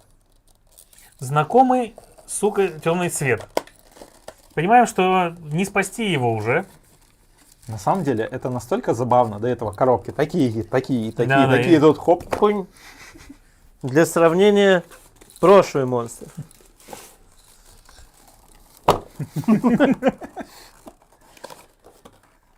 И к нам выходит Прокси в Ваху. вот такой вот товарищ, да.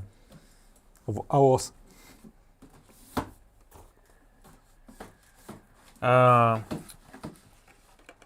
Мы так поняли, что он поработил сознание всех местных граждан. И вместе с этими гражданами решил нам накостылять, потому что мы мешаем его планам.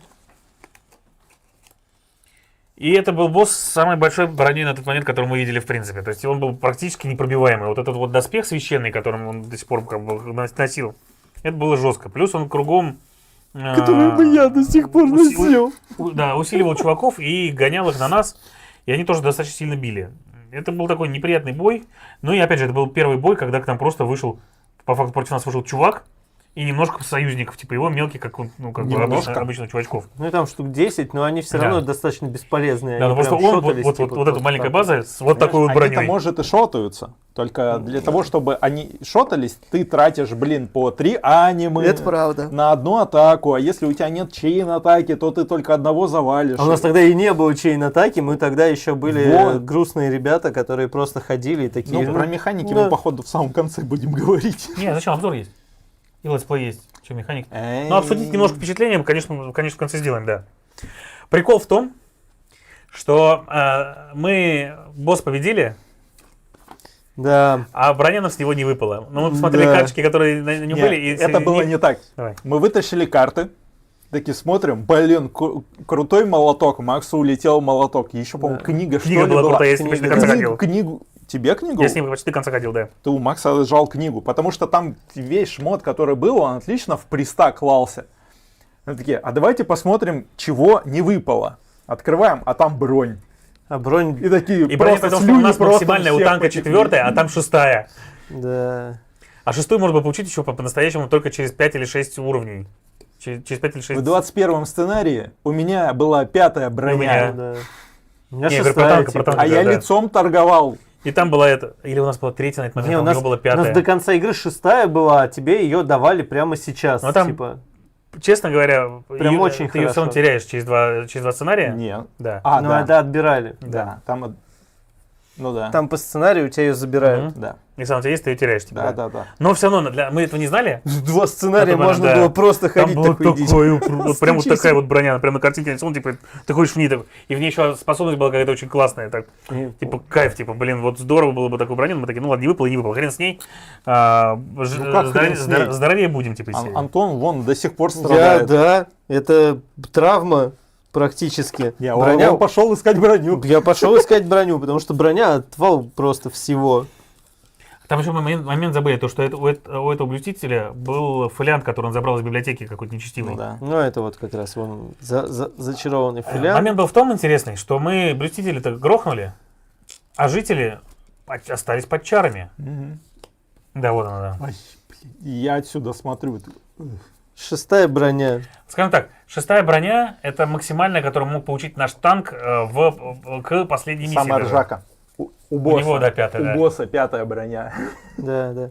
Вот, чтобы вы понимали, на 20 уровне, на 20-м, вам дается 6-я броня без всего просто. А там 6-я броня с обилкой. Причем стопающий. Да. А, нет, ладно, тут тоже, типа, карточку в боевом азарте на 2. Но А тут- это хилит еще. А это хилит просто, типа, При том, что хилобилок в игре 0. Ну, типа, хилобилка ходила с нами, и то, если кинет кубы, хорошо. Вот. Мягко говоря, не всегда кинет не, кубы. ну если у тебя 1-2 хп, прокинет. Не, ну да, там, ну, типа... Хотя не отсмен. факт, стоп, там же плюс 3, по-моему, Мгм.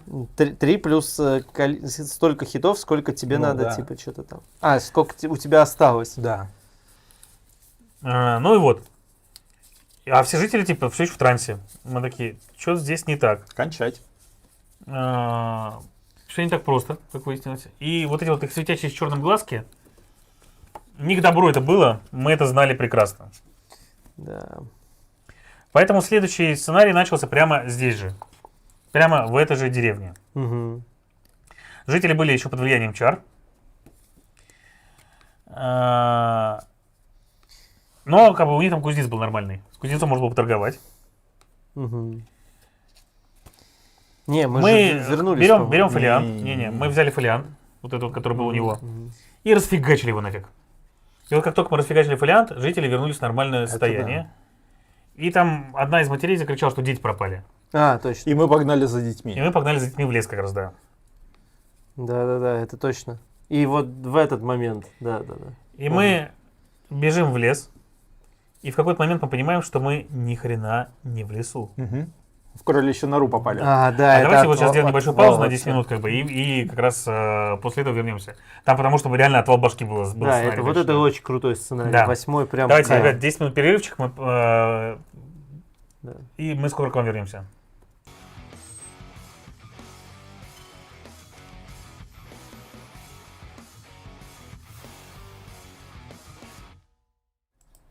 Итак, всем снова привет. Продолжаем прохождение Олсворна, 8 глава.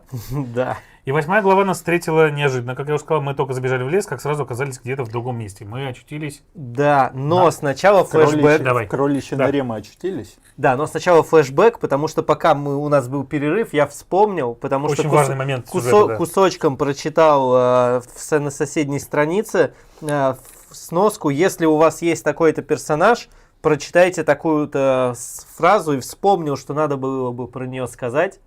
Это девушка, которую мы спасли в 5 главе. Она появляется в 6 главе. И дальше будет через всю игру периодически к нам появляться. Практически как Сэмюэл. Да, практически как Сэмюэл. Это Алия, кажется так. Да, дворянка, которую мы спасли от диких варваров. И которая все время какая-то дворянка крутится вокруг всякого дворянского. Мы такие... Не, она еще ведет себя как бы очень так уверенно. То есть она даже среди варваров, вот этих, которых мы спасали, в принципе, как будто даже и не испугана была. Ну, такая, то есть, типа, у нее все в порядке, барышня такая, а Спасибо, что что там? спасли, я с вами пойду, как бы, вы не возражаете, вы не возражаете. Вот. Да, это было прикольно, и периодически вот так же у тебя появляются какие-то персонажи, и такой, а что там будет? И каждый раз, когда читаешь кусочек текста, и там, а если у вас есть такой-то персонаж, такой, жаль, Что такого у нас конечно, нет, да. этого добряка, почитал бы еще кусочек. И много прям Аля всего. вообще секси была, кстати. Ну, я не помню, честно говоря, ее карточку, но Не Она знаю. и плюс Сэмюэл как бы всегда такая Она была. была всегда в этом. в коже. Стопке. Кожа. Они там часто Антон, были. доставай карту. Давай, да, карту надо достать. Это карта Г, да? По-моему, да. Или В? Или это Г, по-моему, да. Да, это карта Да, Г. это Г. Да. Кроличья Это нора. самая классная, одна из самых классных карт. Вот туда, куда? Я сначала здесь покажем. Давай здесь покажи. Как вы потому что видите, она классная. Два этих самых горячих глаза и различные плавающие в лимбо острова. Биомы. Да. А мы вот здесь. Перед нами стол с 6 стульями. На столе лежит книга. И мы понимаем, что мы находимся где-то, а нам надо спасти детей. Непонятно где. И тебе все время читают стишки такие периодически. Ну, давай, Антох. Он идет еще чуть-чуть, надо выбрать верный путь. Дети слушаться должны, шалости запрещены. Ленту к ветке привяжи, верного пути держись. Видишь тени, слышишь шорох, тишина, кровь будет скоро. И так далее. Все время тебя всякие Ну, такие такие, детские... хватит мурахи у меня вызывать тут. Да. Хочешь шарик? Да, вообще, на мой взгляд, это один из самых крутых сценариев в игре. Потому что он прям, ну, то есть он сделан очень сюрреалистично. А особенно, когда вы потом в итоге понимаете, что происходит, то становится, и все ставит как бы с головы на ноги обратно, вы понимаете, насколько сценарий крутой. Короче, Не, здесь ну- мы будем, в зависимости от того, какую страницу книги переворачиваем, идти в разные части этого мира. Вот это вот лимбо. Знаешь, следующие два сценария тоже были весьма неплохие. Да, но этот прям такой очень необычный был. Ну да. В принципе, здесь много сценариев хороших. Да. Здесь несколько островов по-настоящему. Первый остров мы отправились вот сюда, и там была головоломка. Это вообще класс, на самом деле. То есть то, что тебе первый раз... Это на самом деле первый раз, когда у нас появляются головоломки, Да. мы такие, что еще и так можно в этой игре? Да, здесь нам нужно было выстроить себе мост с одной стороны на другую, двигая специальные рычаги, чтобы он был ровненький. И нам нужно было, соответственно, за минимальное количество движений рычагов мост себе это построить. Как за минимально? За 3. Да. Потом, соответственно, как бы, ну, если мы это когда построили, мы спасли одного из детей, он исчез, и мы опять оказывались на этом центральном острове. Один из детей сидит за столом, мы, соответственно, вместе с ним По переворачиваем факту следующую там страничку книжки. Просто программирование действия туда засунули. Это И правда. это было Это прям была такая, необычно. Ну ты Вот. не ожидал этого, Да, когда первый конечно. раз увидел. Я... Ну да, здесь, в Круто принципе, было. книжка типа если Choose Your Path, а тут Да, фига да, тебе во второй книжечке еще дополнительные всякие штуки дают прям. Ну было прикольно, неожиданно, и это было интересненько. Да, это прям классно. На самом деле, дальше ты такой... И оказывается, что в этой главе можно выбирать вообще какой хочешь путь, и тоже было круто, потому что ты... Да, понятно, что ты все равно после того, как ты первый раз возвращаешься на этот остров, ты такой, ну мы, в общем, пофигу, куда пойдем, мы все равно сюда Ну, там вернемся. таймер везде... был какой-то, у нас был какой-то таймер, я помню. Нет, там, Нет, там там был не таймер, не таймер, был, там там все был- время, если у вас там Да. столько-то Да. детей за стульями, переходите к тому-то. И там определенные дети были. Там постоянно, типа, если у вас есть улика 1, или улика Да, 3, да. или улика 5, и тому Ну да, и подобное. там по-разному они все Да. время щелкали. Короче, был вот этот вот интересный момент. Здесь была паутина. И мы начали думать, что типа нашим боссом в этом сценарии будет гигантский паук. Ну, То да. И там есть глаза постепенно- вообще никак не намекали. Ну, как бы, знаешь, оно уже могло быть, что типа сначала паук, а потом уже что-то еще, как бы в следующей главе уже и так далее. То есть мы думали, я думал, что паук будет прямо. Ну, в какой-то момент тоже было. И здесь, такое. здесь были разные части разрушенного города. И там, если исследовать их было все, там некоторые были по факту проходные, в которых ты не находил ничего для сценария. Но тот же самый город, мы в нем тогда, я не помню точно, что мы нашли в нем, который нам говорил о том, что с этими чуваками в капюшонах, с хранителями, все не просто так. А это было не в библиотеке? Это в библиотеке, Или в библиотеке мы что-то было, В да. прочитали, библиотеке да, было, да. потому что тогда читали каждый свое. Да, точно, да. Точно, да. Там Да, каждый про библиотеку, кусочек. да. Библиотека Здесь, короче, мы классная. резали паутинки для того, чтобы ну, как бы, Выманить паутина мамку. ушла, да, паука выманить и забрать, соответственно, у нее ребенка отбить. Потому что она появилась к нам, у нее был кокон в лапах, и, соответственно, мы ей брюх спороли, забрали просто ребенка. Это было все не боссовым инкаунтером, это было, соответственно, Вон, если хочешь, чисто этим самым. если хочешь, покажи, что там выбор есть на каждого игрока вообще в этом самом сценарии. Да, здесь вот, соответственно, в этом сценарии, если мы... Это уже в библиотеке, правильно? Да, это Да. библиотека. Когда мы это- попадаем в библиотеку, это вот сюда вот. Там у каждого уже свой отдельный. И каждый брал свою книжку и читал только сам себе. Ну, книжку одну и ту же, но ты Ну да, параграф свой читаешь. Книжку берешь, да, читаешь свой параграф. И там говорил, что нельзя рассказывать друг другу, хотя, нет, было сказано, что можете рассказать, как бы, но не читать друг другу. Типа Да. сказать, что вы видели. И там были... У меня, например, я играл за Эндари. Это такой человек-дерево. Древняя раса, которая сейчас живет... Ну, то есть те, кто сбежали из нее, живут в Бастоне, в отдельном... Не в Бастоне, в Веруме, в отдельном районе и пытаются сожительствовать с людьми нормально, как бы, да? Пытаются с ними, типа, жить. А здесь я увидел флешбеки о том, что мы типа деремся с людьми, о том, что огромная война и кровопролитие, и у каждого, как я понял, персонажа свой был флешбэк, который немножко раскрывал историю мира, и который больше раскроется дальше уже в игре. Я уже даже свой флешбэк-то не помню. Ну, можно зачитать, если хочешь. Я, по-моему, даже не читал. Сейчас. Моего там, по-моему, даже не было. Нет, И- там на всех есть. Не, ну у меня просто был Не. какой-то... кусочек из того, что я убил какого-то варвара там. У Ну, тебя про ладно. тебя было, У да. меня был просто именно про своего персонажа. Почему он, типа, перестал быть, ну, там, одним из своих. Мгм. А с тобой же Да. было связано, потому что мы в твой город тоже потом дальше попали. Ну как бы, да, да. А у тебя, наверное, было что-то про твое варварство. И про то, как ты ушел от Я Я того. вот давай не помню, посмотрим. чтобы я читал про себя. Ну, скажи, что там у Сани было. 15-е. У тебя короткий там абзацик. Ну да, подожди, это точно туда? Да, точно туда. Вы перелистываете страницы книги и оказываетесь в другом месте и времени. Он снова избивал ее. Вы видите это по синякам на ее лице. Это длится уже слишком долго. Но как же остальное племя, поддержит оно вас или выступит против? Выберите один из вариантов и еще прочитайте. Ну вот, как ты, почему ты ушел с племени-то в итоге? Остановить его Я раз и вообще не навсегда помню или этого. ничего не делать. Если ты его останавливаешь, то вы находите его и его бойцов возле костра, где они точат свое оружие. Мужчина встречается с вами взглядом, разыграете бой против защиты такой-то. Вы голыми руками убиваете мужчину и сбрасываете его труп вниз из деревни на вершине дерева. И тебя за это изгнали из племени, да. Получите жетон усиления, отдайте книгу дальше. Понятно, вы да. ни о чем не сожалеете, вы спрыгиваете и исчезаете в темнолесье. Тогда-то и начинается охота, которая длится по сей день. Ну и последняя часть, соответственно, этого путешествия, это было болото. И там был по факту лабиринт текстовый с некоторыми подсказками, где была Кстати, тут подсказка другая с есть тема. опечаткой. Если ты, короче, выбираешь ничего не делать, то ты забиваешь, видимо, какую-то женщину убивают, и ты такой, ты опоздал. Находишь, тебя охватывает ярость, ты все равно его находишь и убиваешь, но у тебя уже чуть-чуть другой шажочек в предыстории. Другие соплеменники называют вас братоубийцей, выхватывают оружие, вы ни о чем не сожалеете и убегаете. То есть, Ну, я в типа, любом случае изгой. ну, ты в любом случае изгой, понятно, но типа почему ты изгой, Ну, видишь, да. чуть-чуть все-таки даже от этого выбора Из племени отличается, Швама, да. И это у нас внезапно 8 глава. Да. То есть обычно предыстория тебе дается, ну, типа, перед первой. А А тут здесь даже в последней главе, же, помните, там немножко предыстории давали, как бы. в 20 главе мир перевернулся с ног Да-да-да-да-да. на голову, и ты такой, ну ладно. Нет, в 20 главе про клятву рассказали.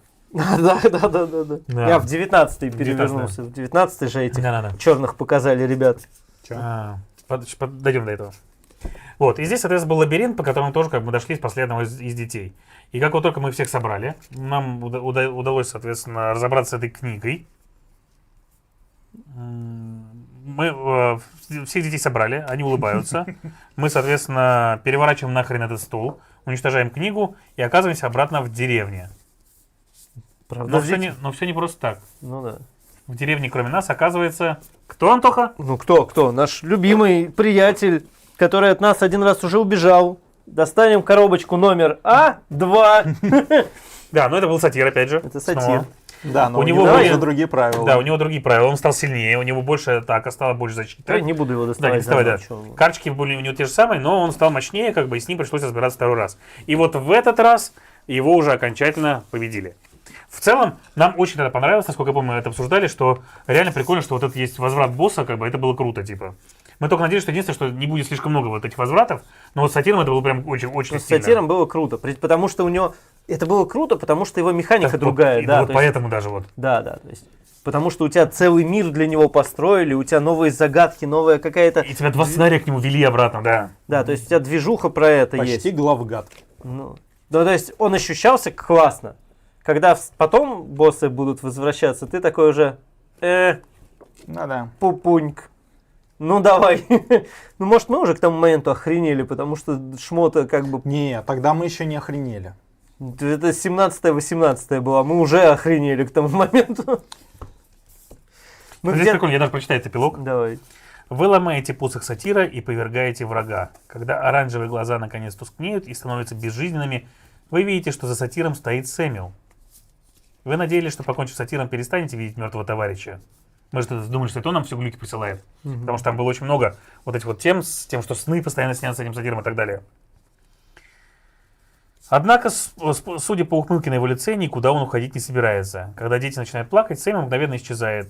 Вы узнаете, что девушка Лина была похищена из Верума, а не из Цистерции. И решаете вернуться в город вместе с ней. Вы приносите лорду-маршалу доспех блюстителя и забираете богорадников, после чего отправляетесь назад в Верум. Ну, то есть Да, мы вот принесли... здесь бы отобрали доспехи. Мгм. Но тут, кстати, прям годно, если по основной книжке читать. Если у вас есть ключевое такое-то слово или такое-то, но если нет такого-то, то такое-то. И тут 11 эпилогов, если что, разных. Но у тебя всегда отбирают, конечно, доспех. Тебе по-разному, примерно всегда дают одинаковое количество денег. Но у тебя чуть-чуть есть Сюжетик там... по-разному дойдет. Чуть-чуть сюжетик, да, двигается по-другому. Кстати, нет, можно было еще 8 денег навутать сверху. Ну, Ой, короче, типа у нас такие проблемы мы сдали... были с деньгами. Тогда еще были. Тогда еще были, подожди. Мы сдали Нет, да, нет. тогда еще были. У нас здесь 12-й миссии пошло все хорошо. Когда мы второй раз уже бежали по лесу, вот по этой самой, тогда уже было пофигу на деньги. Мгм. В какой-то момент в игре не осталось больше 20-ок, и приходилось импровизировать. Ну, короче, пришлось вернуть доспех. За это нам дали богорадников, которые отправились с нами обратно в Верум. Да. А 9-е... Ну, в смысле, обратно в Веру мы пошли же с отступниками. С нами пошел просто один мужичок. Да, Из заступников, да. один мэн А пошел. Да. нам дали богорадников, которые вроде как должны чуму исцелить. Нет, в том-то и дело, что мы забили на богорадников, мы шли Нам туда. их все равно дали за то, что мы доспех вернули. Нам Нет. сказали, типа, идете с нами, да. Нет, нет. У нас, если бы мы пошли тогда по мейн-квесту, Угу.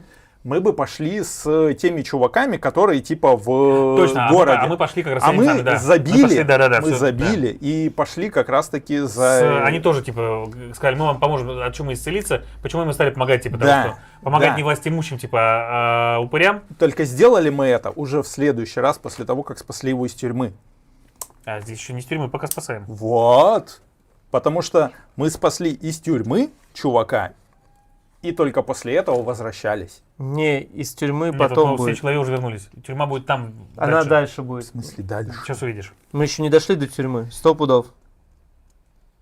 Да, потому что здесь вообще не то. Да, в этой главе богорадники особо как бы они отправились лечить чуму, но как бы не особо смогли вылечить чуму, потому что сами подохли все от чумы. А чума начала распространяться по нескольким районам. Районы оцепили. А к нам пришла Дендри. Ну, мы опять, да, пришли. в этот ну самый. как раз. Не, мы здесь вот в какой-то деревне. Это не здесь. Мы пока не здесь. Откройте конверт Д. Какая? На Карновато. Ну Мы же ладно, не сразу Д открываем. Там конверт. Вспоминаем. конверт Д. Вот это убери. Это убери. Вспоминаем вот этого чувака. Да, это было отдельно, да. Ну да. Ладно. Ну тут много всего есть отдельно, кусками. А, подожди секундочку. Вот, да, вот он, 9 глава. Стоп. Да, 9 глава. Вот, нас, соответственно, как бы мы приводим чуваков всех в Верум. Нас там чествуют как героев. Мы несколько дней сидим спокойно в сломанном дубе. А в это время богорадники, соответственно, отправились, типа, вроде как разбираться с чумой пока. Вот. Вот, у вас Вот, нет... к нам пришел как раз тогда хранитель. И привел голема. В таверну прямо. И сказал, что, типа, ребятки, вот вам ваш контракт, который называется in obligatum. И мы тогда поняли, что, типа, есть контракты, от которых нельзя отказаться. Это был контракт от самого короля с красной печатью. Мгм. И нам товарищ сказал, что, типа, вот вам, Ну да, Голем. как раз. и вот вам волшебная палочка, чтобы этим големом управлять. Да, да. Все Точно, точно. Мы такие, класс, Вот это этот очень здорово. кусочек, да. И он говорит, вам надо отправиться в Гримхоллу. Это такая деревня. Там добывают янтарь. Да, это я помню. И мы доходим до Гримхоллу вместе с големом. Сейчас покажу. Это маленькая деревенька, тоже окруженная маленьким деревянным чистоколом. И там вот здесь вот янтарная шахта. Как я помню, вам рассказал, что янтарь это очень важный элемент в этом мире, который добывают. И он горючий элемент. И его пламя не только как бы питает многие вещи в городах, но и, соответственно, отпугивает немного темнолесья. И единственный огонь, который может по-нормальному сжечь вот эту вот твари лесных. Люблю, Всё остальное. знаете ли, запах янтаря по утру. Потому что это примерно так выглядит. Они там опрокидывают жаровню с янтарем, и там пол района умерло такое. И здесь же, помнишь, здесь была вот эта вот тоже деревня, в которой все друг против друга такие. Ну, они такие, да, там странные ребята, которые... Там не мэр, там глава деревни был, и они все что-то скрывали от нас. Да, да, да. И у нас тут расследование было прям годное какое-то. Да, и мы не могли Здесь? никак понять, что они, Нет, что они от нас скрывают. Там все что-то скрывали. И все Расследование не у хотели нас нам рассказывать было ничего. с... Получите улику, получите улику, Нет, получите это улику. да, просто расследование у нас еще было с Королевой пауков. Это потом. Да. Но это вообще... Но здесь я напомню, что здесь было. Мы, короче, пришли туда. Нам мэр, соответственно, показался странным, он что-то не договаривает. Да. И он поселил нас в гостиницу. Да, Мы, и гостиница вообще такая. спим в гостинице, и тут просыпаемся от того, что голем хреначит одного из наших. Да, да, да, это было точно. Я там тянусь типа за палочкой, чтобы его остановить. Мы же еще палку поломали. Остановить типа его. А палочки нету. И тут я вижу, как типа с этой палочкой по крышам ускакивают там какие-то проходимцы. Мы за ними вдогонку. И, короче, в какой-то момент типа мы им дали тренделей, но палочку они успели сломать. И голем, который должен был помогать в этом городе, типа, и тащить с собой янтарь, стоит вот такой, типа, и ничего не делает. Все. Да, было такое. Я овощ. Это была обида, просто обида. А голем почему дали карточкой, что он, типа, вот у вас голем, типа, вы можете его как союзник собрать. У него были кубики атаки очень крутые, даже по сравнению с нашими на То тот ли момент. 2 черных, то ли 3 Два черных. черных, там, да. Как-то очень годно было. Вот. У нас там черных не было нифига. У нас к тому моменту иногда были красные, и то как счастье. Да, типа. вот именно, что красные были за счастье, потому что в основном желтые были. Ну да, ну типа, ну желтых у нас тогда было уже там ведром можно было кидаться. И мы тратили в основном жетончики, чтобы преобразовывать их там, ну тоже в один черный, ничего Да, себе. Это не как в конце игры, у меня там 5 черных, я кидаю. А еще мы по этому пошли чёрным городу, бросать. пока мы в первый день шарахались туда-сюда, единственное, кто нам сказал, что типа сможет нам помочь, типа сказал, придите только завтра, это была аптекарша. И вот мы, соответственно, проснулись. В таверне кроме нас никого нет. В городе типа что-то как-то пустовато. Приходим в аптеку, а там все разбросано, разбито, размызгано и так далее. Мы такие, что-то происходит странное. И, соответственно, начали как бы шариться по поселку, смотреть, что, где все люди, типа, почему они все пропали и что от нас скрывают. Как раз мы еще в аптеку тогда не хотели идти. Да, типа, но пришлось в итоге, да. Зачем нам идти в аптеку? Ну что нам дадут в рамках сюжета? Да, и мы, по-моему, половину домов обыскали, Да, и вообще там нифига. везде какая-то глупость вообще ни о чемная. И потом, ну ладно, с вами аптека так аптека. Потому что аптека — это обычное место, в которое вы приходите для того, чтобы лечилки подкупить, и все, как бы, там обычно больше ничего не происходит. Хотя в Бастоне как раз происходило в аптеке, потому что там аптекарша тоже была. Как Ну бы. да. Здесь аптекарша вообще очень важные персонажи. Ну, что поделать. Короче, мы понимаем, что в городе что-то никого нету, и пошли в шахту. Это да. Спускаемся в шахту, а там пытаются Ктулху вызвать. Там культисты собрались вместе с лидером культа. У них очень странный белый кусок янтаря, огромный, которым прикована как раз наша самая аптекарша. И они какие-то богохульные, богомерзкие слова около этого Матерятся, циклопического камня говорят. Ну да. Что-то делают, проводят этот ритуал, и непонятно как бы для чего все это нужно. Через раз Но явно кричат ничего хорошего- в тагн, все дела. Явно да, ничего да. хорошего они не затевают. Мы прям так и подумали. Ну, и это причем был не босс еще. Потому что мы просто им 3 двери наваляли. Прямо просто больше пару кубиков. Ну, босс толстый. Но мы поняли, что как бы этот кусок янтаря, мы до него дотронулись, там что-то интересное произошло. Мы поняли, что кусок янтаря не очень простой. И хотели, конечно... он еще раскололся, мы взяли себе маленький кусочек от него. И тут в деревне слышим сигнал тревоги. Как мы понимаем, типа какую-то тварь призвал все-таки ритуал. И вот вылез монстр. Мы забегаем в деревню. Вылезла вот такая вот тварюга. Черепашка. Они считают, что это моллюск. Да. Да. У него В основном. панцирь, там моллюск, там все дела. Ну, то есть просто кто-то мутаген в аквариум пролил и все. Да. Врапан. Да. Эта тварь ходил по полю, разбрасывала кругом специально зеленые лужицы. Это очень толстая тварь. Да, и делала, очень сильно била. А зеленые лужицы нам тоже вешали дополнительный урон. Сань, что там еще было в этой штуке? Ну, Ясно. раскидывал лужицы. Собственно, и эти лужицы не пропадали, они только плодились. Ну, то есть у нас там к середине боя половина поля была закидана кислотой, которая наносила урон. Ну, она не только наносила урон, она еще сжигала броню к чертям.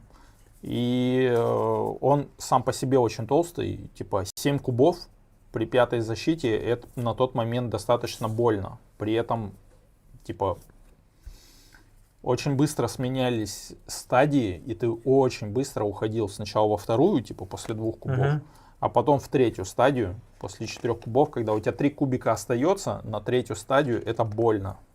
Прям Причем очень важный больно. момент, интересно, вот мы вот эти карточки показали, но это не вся асимметрия боссов, потому что у каждого босса есть еще колода карт стандартного размера, Ну да. они разбиты на три фазы. Когда вы несколько кубов с босса снимаете, переходите на вторую колоду, потом на 3-ю колоду. И в ней его манера поведения, типа, то есть что он делает. То есть здесь его общие, скажем так, правила, а там, типа, что он конкретно делает. То есть он там, например, бежит и бьет всех вокруг себя, например. Или там, что он там телепортируется куда-то и делает что-то еще. Вот этого, что он там разбрасывает лужи, что все лужи как бы рядом с собой разбрасывают еще дополнительные лужи и так далее. И это был такой, жесткий босс, достаточно толстый. С ним как раз очень долго дрались, насколько я помню, прям, потому что он был очень большой. Вот. Но в итоге мы его победили. Культ уничтожили. Поставки янтаря нам обещали возобновить. А что у нас там происходило? Помните, мы когда дотрагивались до белой янтаря, что-то происходило такое нехорошее. Я не очень Что-то там помню. странное было. То ли видение, мы какие-то видения видеть начинали. Поэтому мы его в тряпочку типа завернули и потащили с собой в город. Что-то такое было, да. Поэтому в тряпочку завернули и потащили с собой в Либо город. он обжигал нас, либо еще какая-то херня. Ну, радиоактивный янтарь, короче. Да, мы его не могли в руках держать, это точно. Нас, по-моему, вообще даже предупреждали, что не вздумайте касаться его Но руками, мы- иначе вам хана. Ну, мы правильные вольнонаемники. Поэтому Мы потрогали, сначала да. потрогали, облизали, потрогали и так далее, а потом уже в тряпочку и ладно, ничего Да. делать. Надо же убедиться, Притащили почему. этим хранителям кусок белого янтаря, как они просили. А момент в том еще был интересно, что как бы нам с собой пришлось тащить голема, нам для этого дали тележку, мы его тащили обратно туда. И вот когда мы пришли, вернули янтарь и так далее, нам сказали типа, ну ладно, хороший вольнонаемник, вот тебе палочка для управления этим самым. Спасибо, Да-да-да. бабушка. И ты такой, здравствуй, палочка. Да, да. И она валялась до последнего сценария. И, Ну, короче, в последнем сценарии, кстати, он... Ладно. нет, рано. И, короче, нам подарили голема, по факту. У нас был свой собственный огромный железный голем. Да, мы Это, его... кстати, была прикольная штука, мы тогда очень этому радовались. Всю игру мы его по факту полировали. Да-да-да. Это было кайфово. Мы такие, типа, блин, ни хрена себе. Мы-то думали, что нас опять все берут, как бы, да, когда доспех добрали. Пробег Потому что мы 50. прочитали штуку про доспеха. Пробег 50 тысяч выглядит как новенький вообще. А тут фиг у нас свой голем. И вроде как это очередной союзник, но с другой стороны, блин, у нас голем. Мгм. Это прикольно на самом деле. В основном, ну, была тема с големом прикольная. Ты все время чувствуешь, что у тебя есть такой супер мощный союзник, но как-то жалко его все время продолбать. Мы им ни разу не пользовались. Пользовались. Ну, в конце только. Мгм. Ну, я это не было знаю насчет неплохо, кстати. супермощных союзников. Ну, тогда 2 черных было много. Тогда да. Ну да. Ну ладно, В принципе. все союзники в целом, они ощущались странно. Ты вроде читаешь его обилку, вроде ничего, но когда думаешь, что тебе за эту обилку придется над ним как тряпочным бегать, облизывать его и не давать ему умереть, ты такой, да ну его нафиг. Да, лучше пусть для шутки останется. Да, там Да. пусть полежит для души, там что-то. Для это. сюжета. Да, может, к слову там прочитаем в какой-то момент. Не, ну мне вот нравилось вот реально, то есть когда мне очень нравились эти вставочки, когда тебе говорят, что если это есть союзник такой-то, Да, почитай, это кайф был. почитай дополнительно. Мне в принципе как бы нравилось открывать дополнительные такие грани или там части вот этого вот мира, который игра рассказывала. И поэтому, когда чем их было больше, тем больше нам, в принципе, рассказывали. И иной раз, вот Антох правильно сказал тогда, что было очень обидно, когда тебе говорят, типа, что если у вас есть такой чувак, ты такой, а у нас нет такого чувака. Да Я такой, вот. да блин, а жалко. Я на всякий случай, чтобы вспомнить, что происходило, тут первое, прочитайте, второе, прочитайте, третье, вообще просто, типа, первый прочитал абзац, перешел, прочитал 2 предложения, перешел, следующий, если у вас есть такой-то, если у вас такой-то, если такой-то, то другое. Вообще 3 ветки, просто так, с ничего, больше другого абзаца нет, 3 строчки. Но если только есть это или это. Все. Ну, то есть союзники в этой игре это такая важная повествовательная часть, скорее, чем боевая. Ну да, то есть они прям типа двигают тебе сюжет вообще в разные стороны. Кого-то ты где-то спас, а кого-то не Они спас. скорее не двигают, они скорее тебе раскрывают Ну да, сюжет, да, я да, просто, то есть да. Ты, с одной стороны, где-то что-то какое-то принял решение, и по факту за это ты получил галочку на повороты, на новые ветки в следующих местах. Типа. Да. А если ты его где-то там в бою всрал, ну сорян, типа. Пойдешь обратно в мейн-квест по прямой. Поэтому они и пылились. Ну да, в общем-то. Да. И хорошо себя чувствовали. Нормально. В этой главе мы узнали, что наша Алия очень хорошо чувствует себя в благородных слоях сообщества города Верун. Да. И каждый день она уходила из нашей гостиницы, чтобы общаться с сильными мира сего без нашего ведома. При этом одевалась шикарно, роскошно, но на бедре ее мы заметили кинжал. Да, Причем да. не обычный, а очень искусной работы, дорогущий, который не могла себе позволить беглая дворянка. Мгм. И при этом кинжал профессиональный. Ассасин, короче. Вот. Ну да. Ассасиновый кинжал. Да-да, в этот момент мы такие, Чё-то не то. да. А мне она так нравилась, я даже хотел с ней по деревянному, по нашему постукаться. Кстати, интересная тема, в смысле, почему постукаться? Потому что адендри, эти существа, у них нет рта и голосовых связок, соответственно. И у них речь вся идет, между собой они общаются, распыляя споры в воздух, а с людьми они общаются вот так вот, беря ладошку Звуком Морзе. и постукивая по ней специально типа эту штуку. Это так забавно, конечно, в бою выглядит. Ну, То есть 3 чувака там ругаются, орут. И дерево такое стоит. И я такой, пошел ты! Пока ты достучишь, Да-да-да-да. охота. Да, но это прикольная глава, кстати, бывает с тем, что ты сначала в городе чуть-чуть приключаешься, а потом уходишь в эти Дебри. пампасы, да, гулять по карточкам и ресетапишь себе. Что здесь было, расскажи, пожалуйста, я уже не помню. Ну, то есть сначала нам там дали вот этих вот, этого заносчивого Точно, дворянина. всё, я вспомнил, да. Вот сейчас приказал Саня, да. Короче, да. Нам дали заносчивого дворянина, проводницу деревянную, с которой ты первый раз Да. возрадовался, что вы можете общаться, не стучась, так сказать. Да. Вот. И мы сначала готовились к походу, а потом пошли в поход. В чем вся проблема была? Проблема была в том, что богорадники, которых мы привели с собой из цистерции, они от чумы сами передохли. И получилось так, что два района... Спасители не спасли. Да, два района уже как бы страдают от чумы, и чума подбирается к району Адендрии. Туда ломятся люди зараженные. А Адендрии, как бы, им король разрешил... То есть король разрешил... рано. Нет, все правильно пока. Сейчас Ну поймешь, что я говорю. А Адендрии, почему к нам проводница пришла? Адендрии, они любили... То есть у них был такой полузакрытый район, они туда не хотели никого пускать. Ну да. И, в принципе, как раз поэтому к нам пришла... Они послали проводницу, чтобы, в том числе по просьбе короля, что... У Адендрии, у самих, которые живут в священной роще в лесу, Корни сохнут. у них могут быть, может быть лекарство от чумы от этой. И поэтому ну мы, да, соответственно, пошлялись по этому городу, поговорили там со всеми и уговорили короля на экспедицию в город Адендрии. Проводница решила пойти с нами, она тоже Адендрии, как и я. И, соответственно, мы отправились уже в лес опять ходить по вот этим вот карточкам, пробираясь туда, где теоретически должен быть город Адендрии. Старый. Да. И там у нас много всяких было штук, и там на самом мы попали деле. в Давай, засаду. рассказывай, Антох, да. Я просто вот по диагонали читаю, что происходит. Я не очень помню, что там было по факту, но у нас первый раз появился кубик отслеживания, от которого мы плясали, и он за нами вот... Нам казалось, что за нами следят. Да, всю эту штуку, за нами следили Нет, вот твои погоди, деревянные мы ребята. же там вроде выбирали, к кому присоединиться. Это позже. Позже? Да. После по-моему, этого? после, да. Это когда в город уже вошли. Перед пока боссом. мы еще, Как раз, я помню, что была Не, засада. позже, да. Я помню, что была засада, и нам нужно было определиться, за кого мы впрягаться-то будем. Да, и там по нам Адендри стреляли через раз, мы что-то там находили, какую-то дичь про них, там половина Адендри не очень, а половина норм. А какая из них не очень, какая Да, там норм. вообще Да, непонятно. там мы нашли как раз, места различные, с фресками в том числе, которые нам проводница переводила и рассказывала о том, что... Что же такого происходило с их народом? Что там разное происходило с их народом, и в том числе, что король Адендрии когда-то, он сейчас уже вместе не с ними, он как бы занимается другими делами, и он часть вот этого темнолесья стал. Мы такие, странно, ладно, окей. И тут как раз на нас выходит... Король Адендри, да. То, что мы думали, королем Адендрии, да. Да, это и был король Адендрии. Это же... Да. Да, чел с луком. Но это, кстати, прикольный босс был. Потому что я помню этого босса. Да, потому у что босса был вообще это обалденная, Хантер. типа, это да. Хантер, да. Потому что в начале...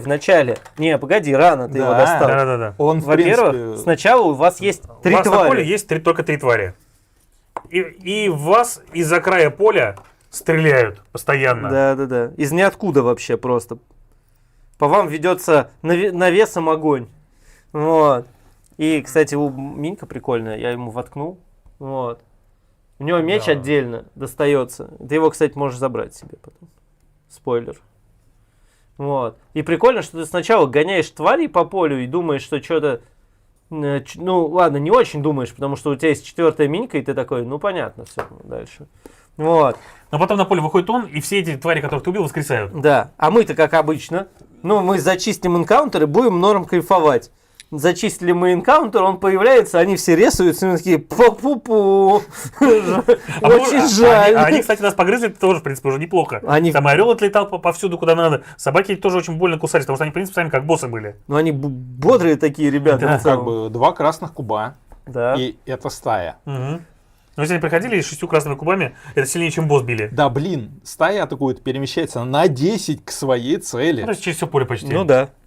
Это пипец. Ну, то есть на полполя они годно летают. 6 красных кубов, по факту. И долбить их в 5-ю защиту, что тоже неприятно. И самый главный момент еще был в том, что мы вот все вот это, типа, нам расскажут, что вы вышли к стене кладовского леса, как раз вот этого, где живут Адендри. Мы такие, типа, ну все, дошли, типа, сейчас зашибись будет. И тут как раз появляются вот они, типа, сначала собаки с орлом, а потом уже и сам забытый король Адендри. Мы такие, блин, что-то как-то нехорошо все. В итоге, конечно, мы победили. Да. Как вы понимаете, раз мы сидим с вами, значит, мы победили. Он, соответственно... Блин, и там прикол, я помню, Давай. был в конце этого босса был прикол, что вы можете его не добивать и оставить его в живых, чтобы он, типа, ну, проиграл и проиграл. Продолжил, парень, типа, да. свою охоту на чужаков, да. Да, пусть занимается своим делом каким-то, а вы, типа, доказали, что вы норм, и отпустите его с миром. И от этого, по-моему, менялось что-то, мне казалось. Если вашему... Кстати, если у нас была лучница, то мы переходили в любом случае. Мы не перешли в любом случае, поэтому не видели. Да, альтернативу. точно, мы не видели Ну, альтернативы. типа я Адендри, я не, ну, как бы не дал бы этого сделать, да. И тут перед нами как раз в момент вот этого, когда мы заносим типа на ним меч, у нас открывается типа кладовской лес, и, соответственно, мы переходим к следующему сценарию. Ну да. Нас встречает патруль Адендри и проводит внутрь. И, по-моему, здесь первый раз у нас взлетело тайное решение или нет? Или Да, раньше оно уже бывало? Здесь было. Блин, тайное решение класс Сейчас вообще. расскажешь про это. Еще одна механика в игре. Извини, Давай, я уже начал. немножко предисловие сделаю, давай, а потом да. ты расскажешь про это. Мгм. Соответственно, выходит толпа Адендри к нам, очень круто вооруженные. Мы понимаем, что, блин, с этим мы уже не справимся, тем более после битвы с королем. Мы такие, ладно, пусть король живет. А они нам стучат, типа, мы отведем вас к матриарху. Матриарх — это местная королева внутренняя, которая управляет кладовским лесом всем. Но, говорят, для того, чтобы вам прийти к матриарху, вам нужно сначала подготовиться и, соответственно, провести здесь ночь. А с нами толпа народу. И нам говорят, типа, сдайте все оружие. Мы такие, блин, что-то мы не хотим сдавать оружие. Я такой, ребята, здесь надо сдавать оружие. Проводница такая, ребята, надо сдавать оружие. Или как бы кабзда будет. Мы сдали оружие. И нам сказали, что типа ни в коем случае нельзя, соответственно, нападать на людей, уничтожать растения. И нельзя никаким образом оружие себе возвращать. Когда вы будете уходить, вам его вернут. Но у нас здесь был неигровой персонаж, который вел себя очень странно и вспыльчиво.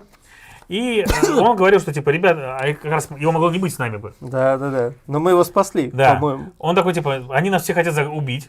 Они нас все хотят, типа... Мы могли его кинуть здесь. Погоди, мы до этого дойдем просто. Я как раз к этому веду. Не, просто он у нас у нас его не могло не быть. Нет, мы могли его не спасти до этого где-то. Он, по-моему, мог сдохнуть. Да, его убить могли опять так же. Во-первых, В бою, как бы, да. он боевой союзник. Мгм. Его можно было взять на битву с королем, и там его Надо кикнуть. было брать его на битву с королем, чтобы он Так там вот. сдох. Он, короче, забрался в какую-то пещеру.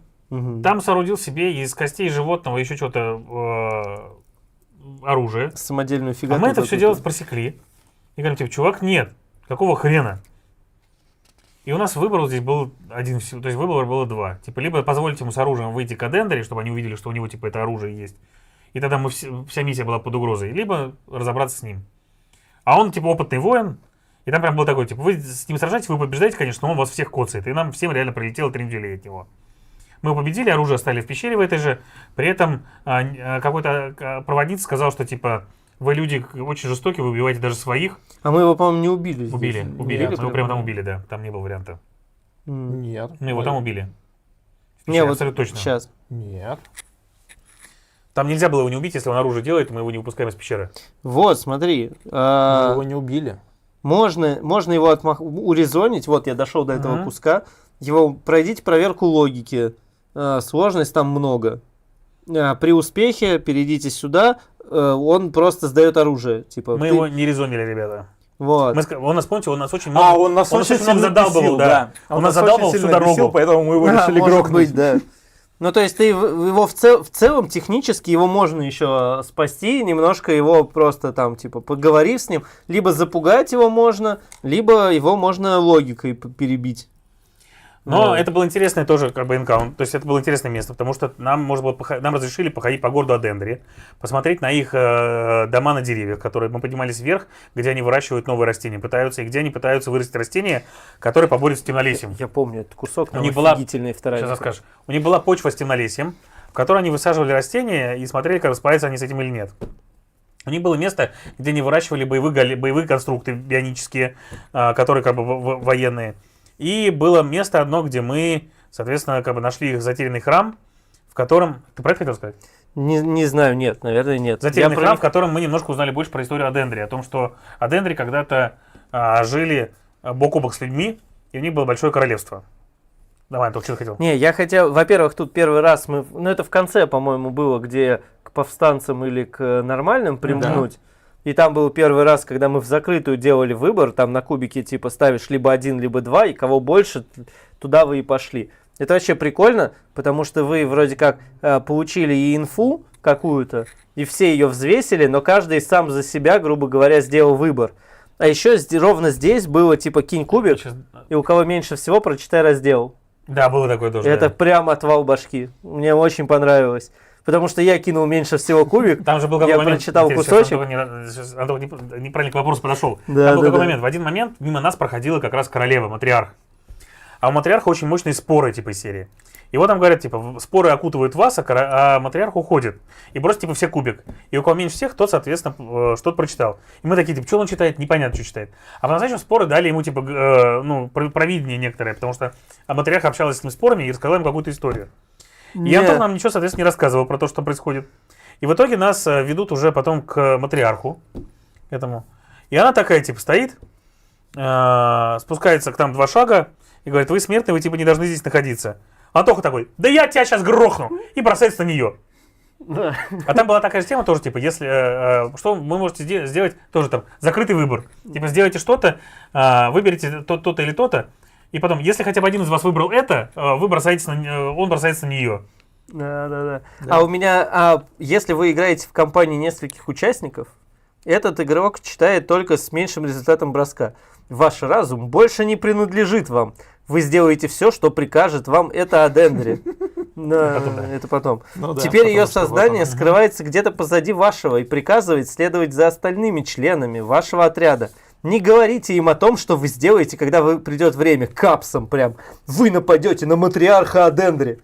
Нельзя сообщать. То есть это она тебя заставила? Да. Сама себя... Ну, кто-то, да. Она сама заставила тебя на себя напасть. Да. Прикольно, мы этого не знали. Его торкнуло просто. Да, и я такой сижу, блин, а как это сработает, И тут такой, ага, сейчас бомбанем.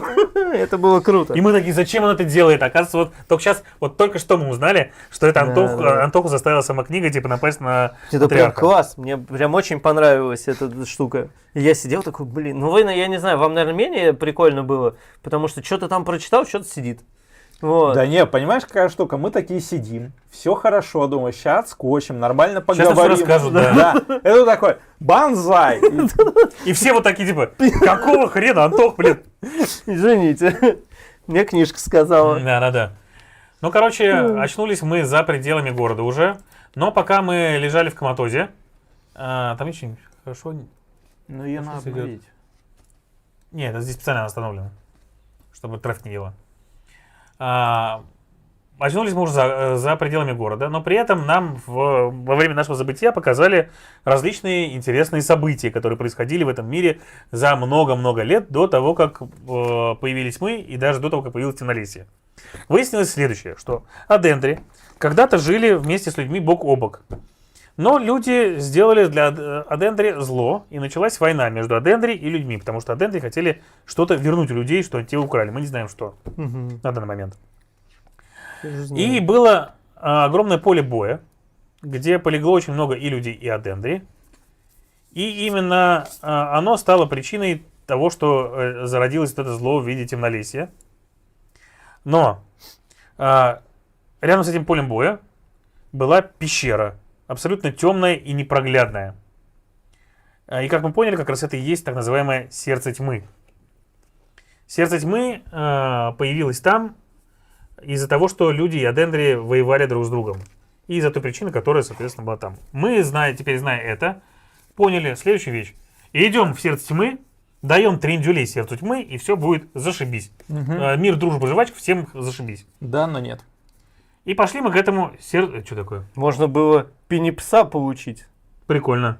А мы где-то его про... Пропилипсили. Да. Да, его можно, мы его, этот самый... Биоформа пес, вон, можно Не. было получить псину. Мы когда гуляли по городу, мы же Я выполняли разные ивенты. Ну да. Да. И у нас там шло все А не мы так взяли гладко, горшок, как мы- хотелось. Мы взяли горшочек с растением только. Да. И там можно было как раз получить. Можно было еще Собаками. союзника короля стырить.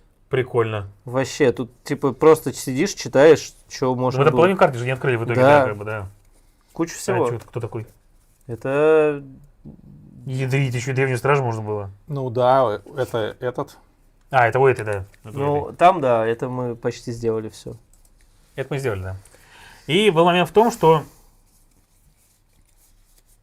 Сердце тьмы. сердце тьмы, мы пошли туда, подкрадываемся незаметно, все четверо нас и 15-20 наших союзников. Незаметно, Очень незаметно ребята, да. подкрадываемся к этому сердцу мы и понимаем, что Маленький. вот там, в лощине, это пещера, оттуда прям кишит тьма, оттуда прям видно, что эти лозы и лианы все растут оттуда, что они вырываются, и из них порождено темнолесье, и оно все прям просто кишит монстрами огромными. Мы такие типа, блин, ну может туда, конечно, там огненный огонь кинуть, как бы, и тогда будет как бы зашибись. Белый Но янтарь. тут мы слышим знакомый топот. И у нас бостонские флешбеки. Мы понимаем, что погибель Бостона близко. Крушатся деревья, трещат стволы, и мы даем дёру. Бежим мы через лес от этой хрени. Она бежит за нами, разламывает деревья, раскидывая все вокруг. И в какой-то момент мы выбегаем на поле полюшка. Выйду в поле вместе с погибелью Бостона, как говорится. Да. Но только мы на поле выбежали, А он а нет. тварь на краю остановилась. И стоит. Мы такие, камцумир. А она такая, не-не-не. Я отсюда понаблюдаю. И сваливает куда-то, фу, нафиг. Это как бы... И тут начинает смеркаться потихонечку, а мы идем через поле вместе с проводницей и с нашей толпой. И у нас возникают разные странные сомнения, что что-то не так, как бы вообще тварь темнолесья, что-то за нами погналась и так далее. Оказывается, что твари темнолесья это не единственные твари, которые обитают в этом мире, что есть и другие. А лучше б погналась. Да. Да. И в этот момент мы поняли, это было интересное сражение, потому что коробочка к Монстрам отсутствует. монстрам отсутствует, даже если вы играете с А дальше было пластиком. веселее. Как выглядит обычный босс? Да. Ну, то есть мы видим, что есть кубы. Да, есть место для того, чтобы кубы положить ему. И вот это вот все. И в этой главе. Да. Вот так. Кубов не завезли. Лучше бы завезли. И Спойлер. был только конвертик с жетонами теней. Это был очень интересный бой, потому что у нас было поле, в котором было несколько деревьев, несколько заборов. И по краю поля сразу разложили жетоны теней. Их было дофига, штук 10, наверное, или 12. Да. Сейчас Панчбосс. скажу сколько. Сейчас скажу сколько. 2, 4, 6, 8, 10, 12. Мы стоим в центре поля, то есть раскладочка вот такая вот прям. Вот такая вот. Здесь 12 теней. И момент в том, что жизни у них нет. То есть вы их бьете, а они не умирают. Как только вы, соответственно, тени пронесли урон, а у нее есть и защита, как бы все дела, она просто берет и появляется на краю поля, где вы ее положите. Мы, конечно же, сразу придумали тактику и потом ее придерживались, что мы быстренько забиваемся в одном углу и отбрасываем теней в самый дальний угол. Да, да, да. И нам с этим совсем нужно было продержаться до рассвета. Ага, но есть маленький нюанс. Один из нас постоянно сходил с ума. Да. Они постоянно захватывали кого-то из нас, и он бил своих. И доходило вплоть до того, и круто, что механика игры это позволяет, что мы такие, типа, Саня, следующим надо, чтобы захватили тебя, иди к теням поближе. Саня к теням поближе, мы говорим, Саня, Бросай оружие. только мы не хотим, чтобы ты бил нас своими топорами, бросай оружие. И такие, да не в нас, Саня, не в нас. И в целом нормальная тактика. И в игре можно реально бросить оружие, потом подобрать. Да. И классная тема. Бросил оружие и Бьешь кулаками, да. бьешь кулаками, а кулаками, ну, не так больно в целом-то. Да. Ладно, что там.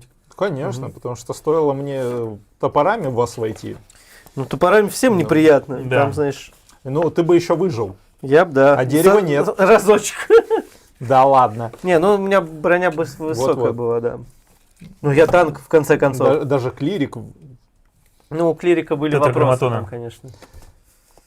Другое дело, что дереву было бы очень Дереву больно. очень больно, да. Но все тряпичные кастеры отлетают по щелчку, как обычно. К сожалению, прямо перед самым рассветом тени захватили проводницу, и нам пришлось убить ее.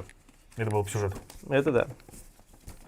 А потом был слегка проходной сценарий. Этот сценарий не обязательный, поэтому даже в книжке называется глава 11.5. И это где мы встречаемся с Девой Рочи по ходу обратно.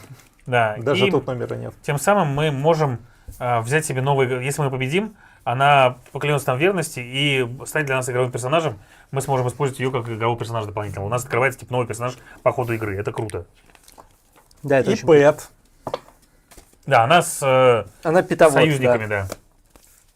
Причем она такой мощный питовод, она сама по себе ничего особо не делает, но у нее есть турбоголем и маленькие плюющиеся Да, твари. да.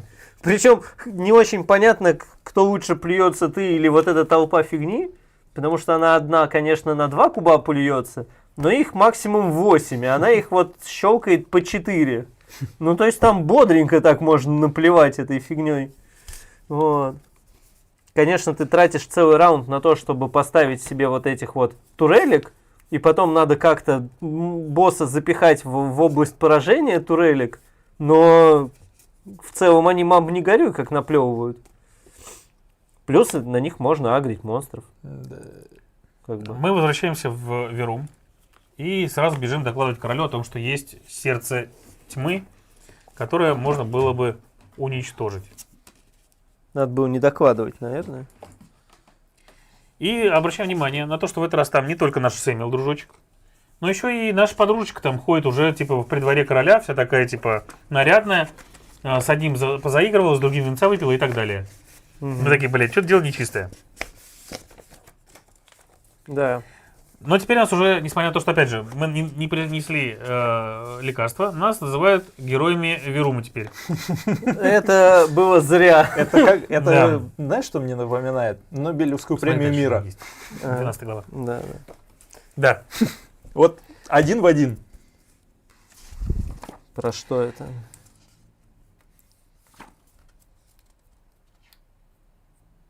Нам, соответственно, нам это приходит... тюрячка? Тюрячка. Нет, разве? Да. 12-я? Сейчас 58. Серьезно? По-моему, да. 58-59 же. Мне вот она... Наверное, да. Да. Да, Счетчик сказать, шума, да, каждый. Огонь. Вот, одна из... Крутейших. И так мы И сломанных. Если бы кто-то переводил нормально, ну или не переводил, это, скорее всего, вряд ли перевод. Слушай, мы же тогда и в оригинале Да, смотрели, да. и там как бы особо Да, ничего не отличалось, да. разницы. Ну, Ну, то есть как бы, это да, просто- она есть, но А кого мы спасали-то из тюрьмы? деда. Деда. Сумасшедшего деда, который нам в следующей главе будет загадки читать. Точно. Это же в Как вы на него следующей вышли главе вообще? будет. Почему вы спасать решили? Потому что эти самые Прист сказал, что я буду своим браткам помогать. Угу. И одного из их главарей как раз таки решили казнить. Точно. И мы поперли против И- власти. Да. Подожди, это не здесь. Что они здесь? Не-не-не, это другое. Нет, мы спасать-то его будем здесь, да. Ну, Типа. а А чё они где мы, здесь? а где стихи были с сумасшедшими поворотами и вот этой всей фигней? Это Они были в цистерции. в цистерции были, да, стихи. Мы этого с дедой спасаем как раз сейчас. Его уже Да, забрали. вот этого Короче, деда нашего как раз деда, мы которого мы спасли собрали. из цистерции, забрали власти для того, чтобы казнить. И мы, в принципе, могли бы забить на него болт.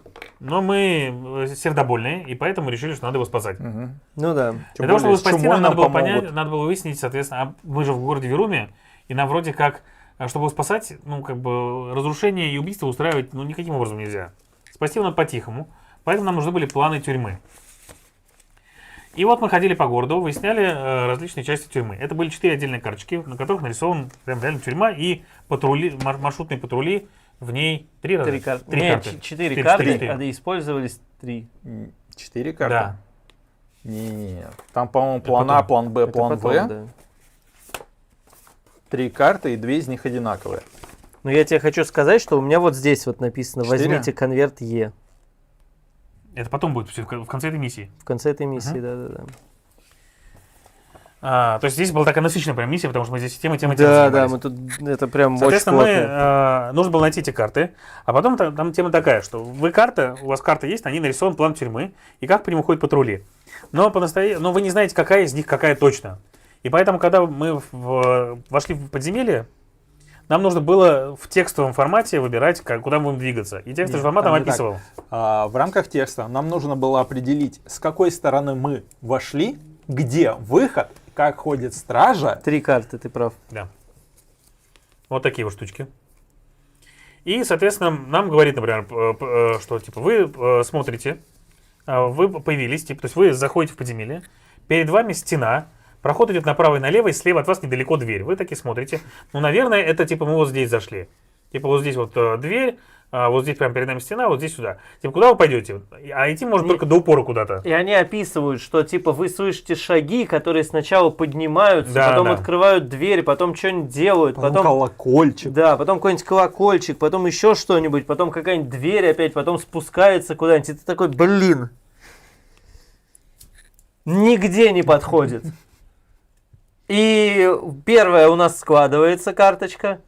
Мы такие, о, понятно. Вторую карточку Подожди, берешь. отойди на секундочку. Да, давай. Вторую карточку берешь, слышишь описание. И такой, Ну вот ни он. одна не подходит. не-не-не. Это же то же самое. Нет, это было на третьей как раз. Это на третьей было, да. На второй мы шустро нашли карту. Да, мы худо-бедно натянули, да, ее на это. Не, мы какую-то одну угадывали прямо, а потом одна повторилась. Не, вот на второй как раз нет. На первой мы более-менее втыкнули, что происходит. На второй были проблемы с тем, что мы не могли понять, с какой стороны мы вошли, потому что не клеились Да, описание не клеилось лестницы. вообще никак. Да. Ну, короче, мы там немножечко не туда смотрели. Ну да. Вот. А в третьей просто повторилась карточка, которая уже была. И мы такие, блин, ну это же нелогично. В смысле, у них 2 этажа одинаковых? Что такое? Да. Оказалось, Но у них 2 этажа вся фишка этого квеста в том, что вам не просто нужно по этому подземелью идти, вам нужно это делать так, чтобы стража была либо спереди вас и не видела вас, Да, да. либо сзади. И это прикольно, то есть у тебя там всегда вариант такой, типа, подожди, когда он пройдет то-то, тогда иди. И куда иди. И ты где-то... Выбираешь момент старта своего движения. И надо правильное направление выбрать, чтобы куда-то пойти, потому что ты можешь ошибиться в плане и уйти куда-нибудь вообще, типа. И обязательное условие не пересекать свет, типа. А там много где на карточках. Там же еще двойная стража. Да, есть где-то двойной стражник, где-то они там пересекаются. Ну, у них странные маршруты еще, то есть, типа, там в целом понятно, как дойти, но непонятно, в какую сторону он идет, в каком порядке он идет, Не сколько надо все их это там, делать, да. дедукции. Это тоже была такой интересная такая была Прям мини-игра, да. классная мини-игра была. Ну, короче, дедушку мы спасли. Но, слава богу, обратно нас не заставили повторять. Да-да-да. Дедушку мы спасли. И это было хорошо. Дедушка сказал, что будет нам всячески помогать везде. И в тот момент мы вернулись в таверну. И к нам приходит хранитель. Мы такие думаем, блин, сейчас будет ругаться, что мы дедушку спасли. А он такой, ему по барабану вообще. Он нам протягивает новый свиток, а в нем новое задание in obligatum.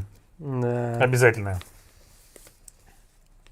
это помню. И причем именно нас. Мелкой деревушке нужна защита. И нас отправляют в нее. Но Ну, когда как мы добираемся до вообще деревни, мы порезать? понимаем, что деревню уже захватили, всех жителей похитили и утащили куда-то. И мы понимаем, что это Сашкины бывшие друзья. Да. И отправляемся в деревню. И здесь была вторая часть, офигительная часть миссии. Да, это прям по кайфу было. Короче, мы выходим сюда, в деревню племени Шрамов, и мы понимаем, что нужно заходить одновременно с разных сторон. Я не знаю, что было бы в других частях, но расскажу, как было конкретно у нас. Это было прикольно, это было реально очень круто, потому что мы, соответственно, отправились в разные части ее. И вот я пошел отсюда, потому что я понимал, что здесь башня, у меня с башни, как у лучника, будет очень, очень хороший обзор. Здесь я тихо прокрался. И здесь мы сами выбирали, в какой момент кто будет ходить. То есть я прокрался здесь. В этот момент Антоха вышел отсюда и пролез по ветвям вот здесь. Я добрался в этот момент до башни. Там тихенько вырезал шрамовника одного. И мы смотрим здесь. И мне прямо с башни сказали, ты смотришь, там спит огромная собака. И я понимаю, что Антон ее не увидит из-за этой самой. Там прям говорят, вы понимаете, что ваш союзник типа не увидит ее. При этом, если бы Антон раньше бы меня начал действовать, он бы вышел туда и наткнулся прямо на собаку.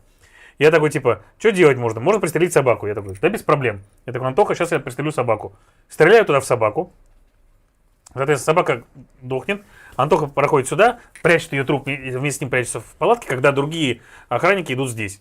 В этот момент там Макс что-то с Саней делают.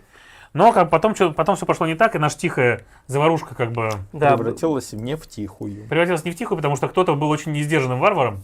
ну да. И когда увидел деда, который нам нужно давал тренделей, и который как бы убил его любимую, заорал типа «иди сюда», и мы все вместе оказались на вот этой платформе. Да, это тоже классная была миссия. Офигительная Там опять миссия. против нас вышли эти чувачки.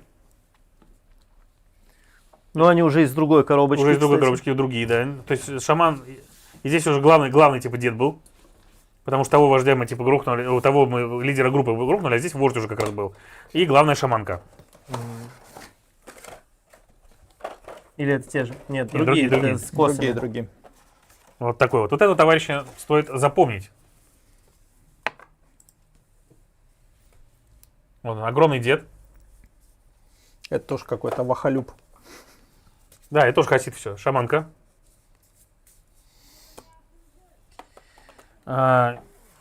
Еще одна копейщица в этот раз с щитом уже. Ну и два мужичка покрепче тех двух. С косами стоят. Да, Но да, да, самый да. главный прикол был в том, что в Вдоль этот, платформы. в этот раз на поле нам сразу сказали, поместите кубики типа вот так, вот так, вот так, вот так, вот так и вот так, типа у вас такой шестиугольник. И это все ваше игровое поле, потому что вы сейчас находитесь на подвешенной деревне. А внутри уже горят костры, внизу уже горят костры, и вас, соответственно, вот эти вот варвары выводят на бой. И прикол был в том, Что платформа рушилась. что блин. да, по картам из этого самого части платформы рушились. Потом сказали, типа, вот отсюда кубик приложить сюда. Теперь вот этой части платформы нет. Они все очень крутые рукопашники. Еще, когда платформа рушилась, или если тебя с ней сталкивали, а у них было очень много способностей на сталкивание, Да, ты да. падал с платформы, цеплялся за нее, терял за это здоровье и пропускал практически как бы там часть действий терял на то, чтобы вылезти обратно. Да там почти все терял. Там вылезти с этой платформы было прям... Да ладно. По сравнению со следующим сценарием, Ну ладно. это так. Нет, Детский сад. Саня хорошо клиффхенгер дает, да? Не, ну все равно. Да, про следующий сценарий. Да, это... да, да. Да. Не, ну все равно, типа, вылезти с этой платформы ты почти раунд терял. Ты там, типа, 5, что ли, энергии из 7 доступных ты на это тратил. Что-то много прямо. Я помню, что ты, там много, типа, много, много. прям свалился. Ты там, типа, тебе кто-то может помочь за это потратить энергию. Ты сам за это тратишь энергию. Ты там вылезаешь, еще карточку на КД отправляешь. И ты такой сидишь в конце, у тебя ни карт нет, ни энергии нет. Ты вообще все еще в заднице рядом с краем платформы. И этот парень сейчас тебе опять люльцов даст, ты еще на круг такой же фигней будешь заниматься. Такой, попал в этот порочный круг, и ты прям в нем остаешься. И при этом Там, сужается все еще платформа, да, да, как бы. и через раз в стадию, там 3 стадии, как у всех боссов, и там отваливается либо один угол платформы, либо 2 угла платформы. И в конце вы там вообще на пятачке бьетесь, их А внизу огонь 5. горит. Да, их 5, вас 5. Я такой, привет, как дела? Нас 4. Бегать? 4. Ну, нас 4, да. Но их тоже поменьше становилось. Ну, мы их там убивали, да. Да. Но момент в том, что вот все, как мы победили его, надеемся, что типа больше у него не осталось родственников, которые захотели бы нам отомстить. Да, это не точно. Это выяснилось в разговоре как раз между Саней и им, выяснилось, что они похитили селян специально, чтобы выманить нас к себе. Типа, что это они ради нас сделали, потому что мы убили тех шрамовников. Да он вообще, в принципе, не самый лучший шрамовник был в детстве. Поэтому его, соответственно, как бы и выманивали. Могли бы просто Завидуйте позвать, мне. это проще Да. всего. То есть вы проголосовали, типа, иди. Не, он выходит такой, да, типа, к воротам Верума такой, Саня! Саня! И ему просто топор прилетает в голову, и все нормально. Вот. Сэкономили бы миссию. Но миссия классная. Короче, селян мы спасли, да, миссия была классная, очень насыщенная, это реально было, наверное, то есть вот именно по количеству событий необычных и неожиданных, это, наверное, самая такая насыщенная миссия была. Ну, если не брать того, что в последующих миссиях просто сами по себе сюжеты очень насыщенные. А Ну здесь да. было прям много всего, да. Это было круто прям. Мгм. Выполнили, короче, мы задание короля, а на странность Верум все бедствует и бедствует. Да, И для чумы уже поставили под карантин несколько районов. Да-да. это потом. Да. Для чумы открыли несколько районов, под карантин поставили несколько районов. И нас вызывают снова ко двору короля. Там все еще наша подруга шляется, ходит в этот момент. И нам говорят, типа, ребята, блин, мы решили все-таки прислушаться к вашим темам, нам нужен вой. И говорят, нет ли у вас своей колдуньи? Не, подожди, интересно- ты торопишься. Нет, Да. Нет, Ты капец как торопишься. Нет. Да, Да? да. нет. Ты Сейчас вообще- же будет вот Чё? это. Да, Это ты перескочил 10 глав. нет. Торопись, не торопись. Нет, хорошо, Сначала давай мы зеленые кварталы сжигаем, потому что там чума. Мы возвращаемся в город, и нам такие, вот мы 2 квартала закрыли. Это Да. каменные улицы и Всё зеленые правильно. кварталы. Так. Идите-ка и решить, что с ними делать. Это раньше было. Не, вот 13 глава заражения. И мы приходим как раз в этот и находим вот эту барышню, которая все и устроила. Это потом будет. Я сейчас к этому дойду, все правильно ты Ну говоришь, ладно. да. Ну там про вой вообще ни разу. Вой Слушай, через слушай, 10 нет, глав. Вой как раз здесь типа начался изначально. Ну, через 10 Сейчас он ты не уз- может быть. Сейчас ты узнаешь почему. Ну, Сейчас я расскажу, вы 9. поймете почему. Вы будете правы, смотрите. Давай. Вы увидите, в смысле. И он говорит, ладно, типа, мы согласны, говорит, нет ли у вас ведьмы. А есть прикол в том, что типа у вас может быть ведьма в партии. И вы Да. можете ее в этот момент сдать, в принципе, королю. И я, честно говоря, не знаю даже, что было бы. Но, наверное, что-то было бы не так. А еще у нас ведьма была как бы наш союзник, типа ведьма, которую мы с первого города вместе с собой притащили. Но мы такие, не-не, ведьмы у нас нет. Да что ж ты орешь? Зарин. Но он такой тогда, ну ладно. Тогда, в принципе, можем вам помочь. У нас тут недавно была ведьма схвачена. И она в казематах, ну это есть, и она в ладно, казематах окей. сидит. Мы отправили за ней отряд вольнонаемников, но он пропал. Типа, выясните, где отряд вольнонаемников, приведите ведьму, будем вой готовить. А для чего нужен был вой? В принципе, план такой, что нам нужна ведьма, которую мы посадим в специальном месте, недалеко от сердца тьмы, устроим из нее вой, И устроим из него пятки подпалим. выжимать ее будем. Ты, Там кстати, все- прав, да. Всеми Тут разными тоже способами. было. Будем ее выжимать. Для того, чтобы она издала этот вой. Все твари, которые находятся около сердца тьмы, отвлекутся на нее, побегут к ней. А мы в этот момент проскользнем в сердце тьмы и устроим там... Бадабум. Бадабум, да. Большой бадабум. Мгм. Нам устроили. Да. Мы такие, ну ладно, пойдем искать ведьму, типа из серии. Хрен с ним. В этот момент мы видим, как по улицам в тени двигается наша подруга.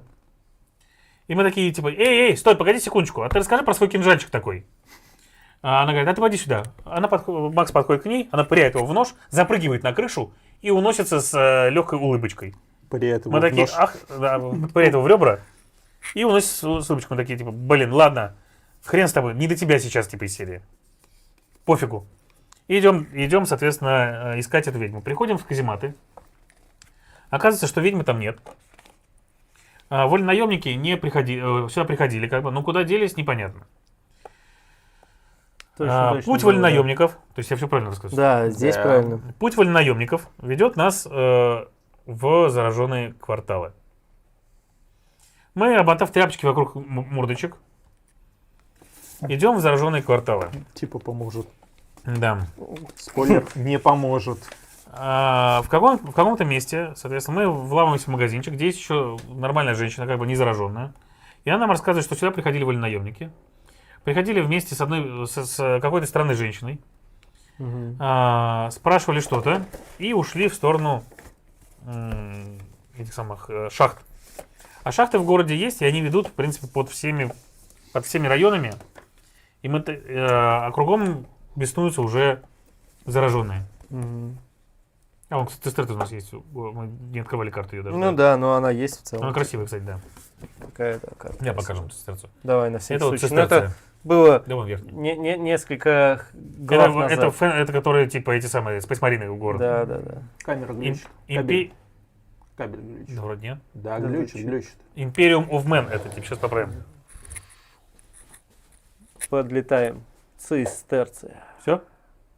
Вроде. Огромная карта. Ой, я так буду карты показывать, кстати, Мгм. хорошо видно. Классно. Вот. Там тоже было, по-моему, пара-тройка очень мутных районов, которые ничего нам не давали. Но, тем не менее, интересно было почитать, да, прикольненько. Ну. Где остановился? Ну, Ты на том, что мы пошли... Ой, это башки. Эти.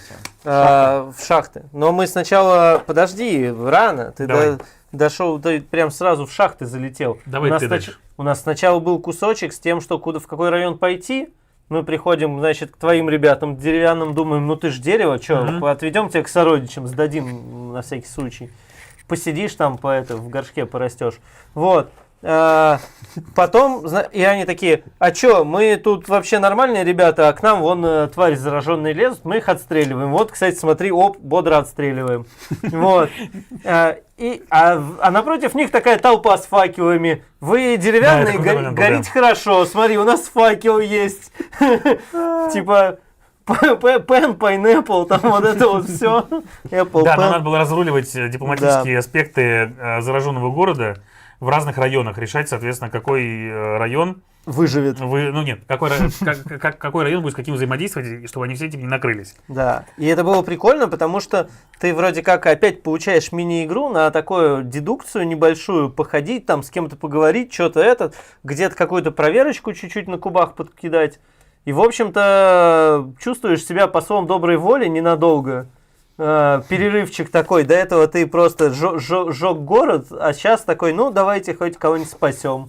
Но в какой-то момент все начинает идти наперекосяк по таймеру игры. Как всегда. И вам говорят, что зараженные вырвались из своих районов, из карантина, и просто разносят город. Вам нужно выбрать район, который будет защищать. А там выбор, кстати, там главная площадь, и мы понимаем, что там толпа народу с рынком, который рыночная площадь. Район, в котором находится наш сломанный дуб. Район Садендри, который вроде как защищенный. Мы решили, что мы будем защищать район Садендри, потому что он за стеной своей отдельной. Не, мы, по-моему, не стали. Его стали защищать. Потому что мы там помирили как раз Адендри с людьми. Да. Там уже люди Адендри заселились в районе, и мы решили, что раз и там и те, да еще и стена, защищать это будет немножко удобнее. Ой, блин, я помню еще эту повозку. Таверну слили, потому что она и так бабла не приносила. Да. Ну да, таверна. Да, к тому же все ребята из нее, где? Вот с нами, вот смотри, вон идут. Вот. Прикольно было, что в какой-то момент нам дают выбор, что если вы там что-то сделали, то вот смотрите, у вас там есть повозка с бомбами. А вот толпа, значит, прокаженных идет на вас. Что же вы будете делать? Пу-пу-пу. Ну, можно постоять, посмотреть, пока они вас убьют, либо поджечь повозку и кинуть в них. Запустить. Чё бы короче, нет. у нас прям была осада отыграна небольшая вот этого вот района, где мы делали сюжетные выборы, потому что на него рвались прям толпой чуваки. Слушай, ну такая же история была и в третьем, когда бежали из Бастона. Да, но здесь оно было, здесь вот в этой части очень понравилось описание, потому что они там прямо описывали, как типа, что на вас рвутся толпы, и вы стараетесь каждым ударом делать так, чтобы они вас даже не поцарапали, типа, и прикрываете друг другу спину, закрываете друг другу щитами, лучники отстреливают сверху. Не, просто в третьем сценарии мы также, типа, а давайте побежим в сторону кузни, и в кузне какая-нибудь жопа, мы такие, блин, она сзади подпирает вся эта залупа. Мы думаем, как бы нам развернуться, причем так, чтобы нам хватило и времени, и сил, и всего-всего-всего. И как бы это очень сильно похоже на то, что было именно тогда. Да, но нет. Прикол в том, что здесь то, что мы делали до этого, сказывалось на том, что нам дают в выборах. Вот это было прикольно. А там просто мы могли поставить людей впереди себя. Нет, там аналогично были выборы, потому что этот самый...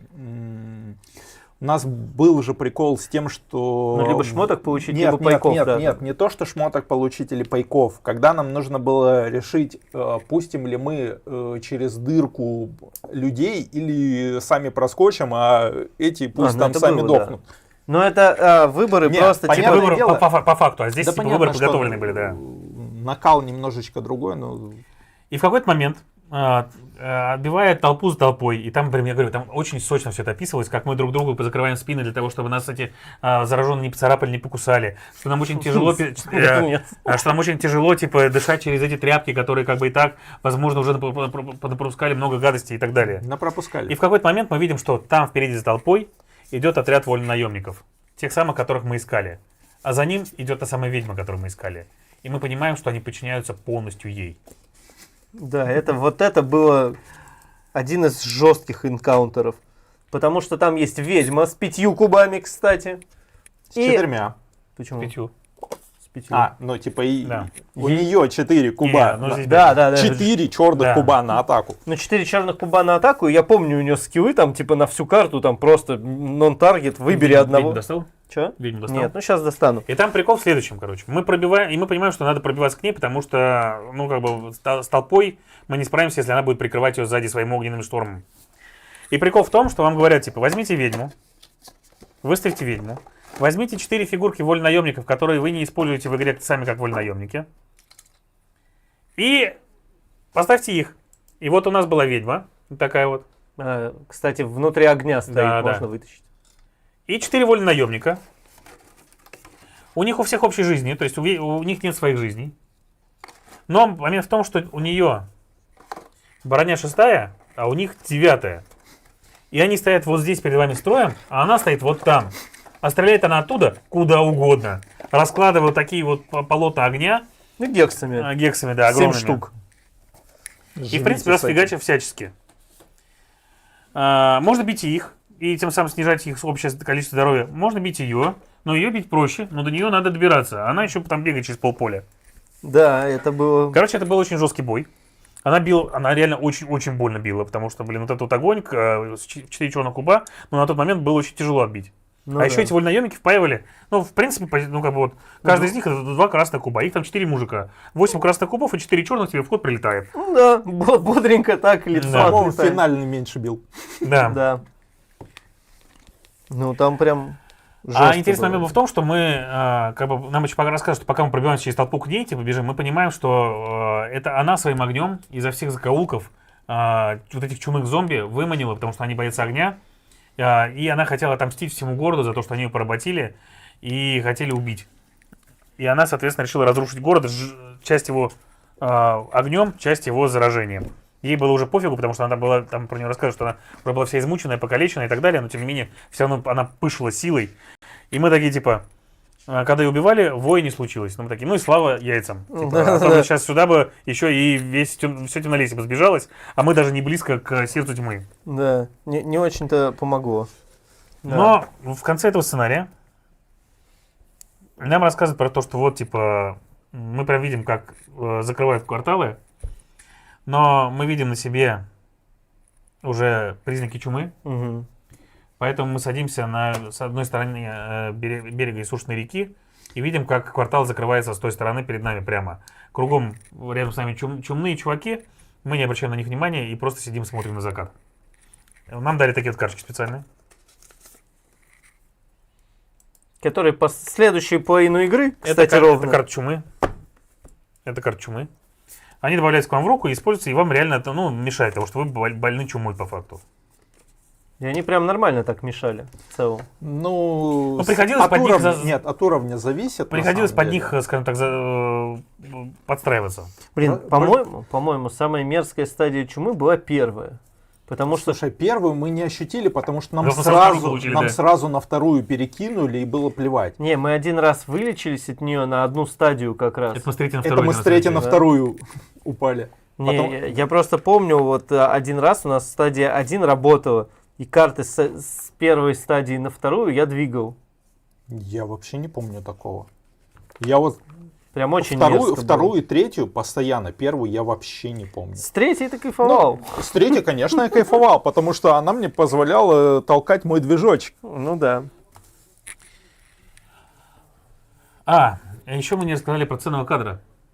Ценный кадр был, да, но я... Нам в какой-то из миссий до этого наши замечательные хранители представили мужика, которого позвали ценным кадром. Он был настолько мерзкий, что мы ненавидели его все вчетвером.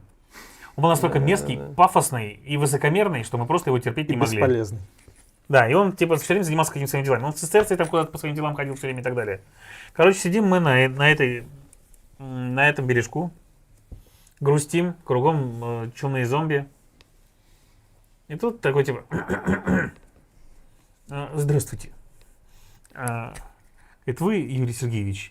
Да, Он говорит, у нас к вам задание, да. которое вы должны выполнить, потому что ленточка на свиточке красная. Да. Поэтому вот вы свиточек-то возьмите Мгм. и своими маленькими ножками вперед на задание. Да. Мгм.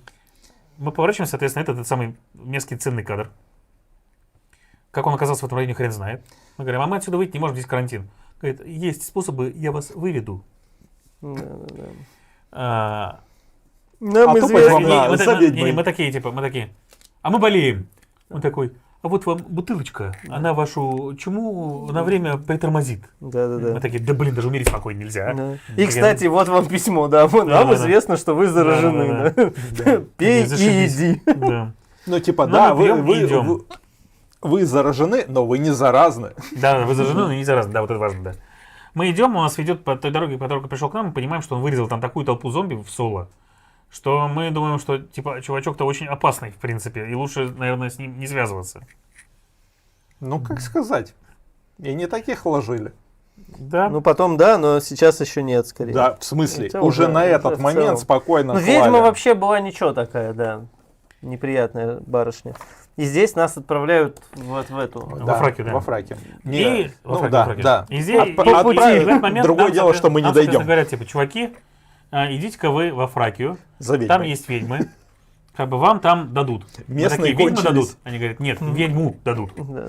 А то местные кончились. Да. Всех пожигали. И они при этом так еще, у вас точно с собой ведьмы нет? Мы такие, не, точно нет. А их там две. Да. И Но мы это здесь прямо наше. бегом по проволочной дороге, бежим, соответственно, в лес. Но в какой-то момент проволочная дорога обрывается. Да. Обрыв соединения, извините, Да. обращайтесь в техподдержку. Добро Я бы сделал пожаловать в небольшой Silent перерывчик Hill. еще. Не против? Че? Перерывчик. Можно и так. Да. Да, давай. Давайте, мы перерывчик, вернемся- И после этого вернемся к разорванной проволочной дороге, да. Да. И там финишная прямая прям. Да, там как раз останется нам... ну вот как раз мы типа 7 глав, и еще последние 7 глав осталось все. Да, так и есть. Ребятки, не ждем вас через 10 минут.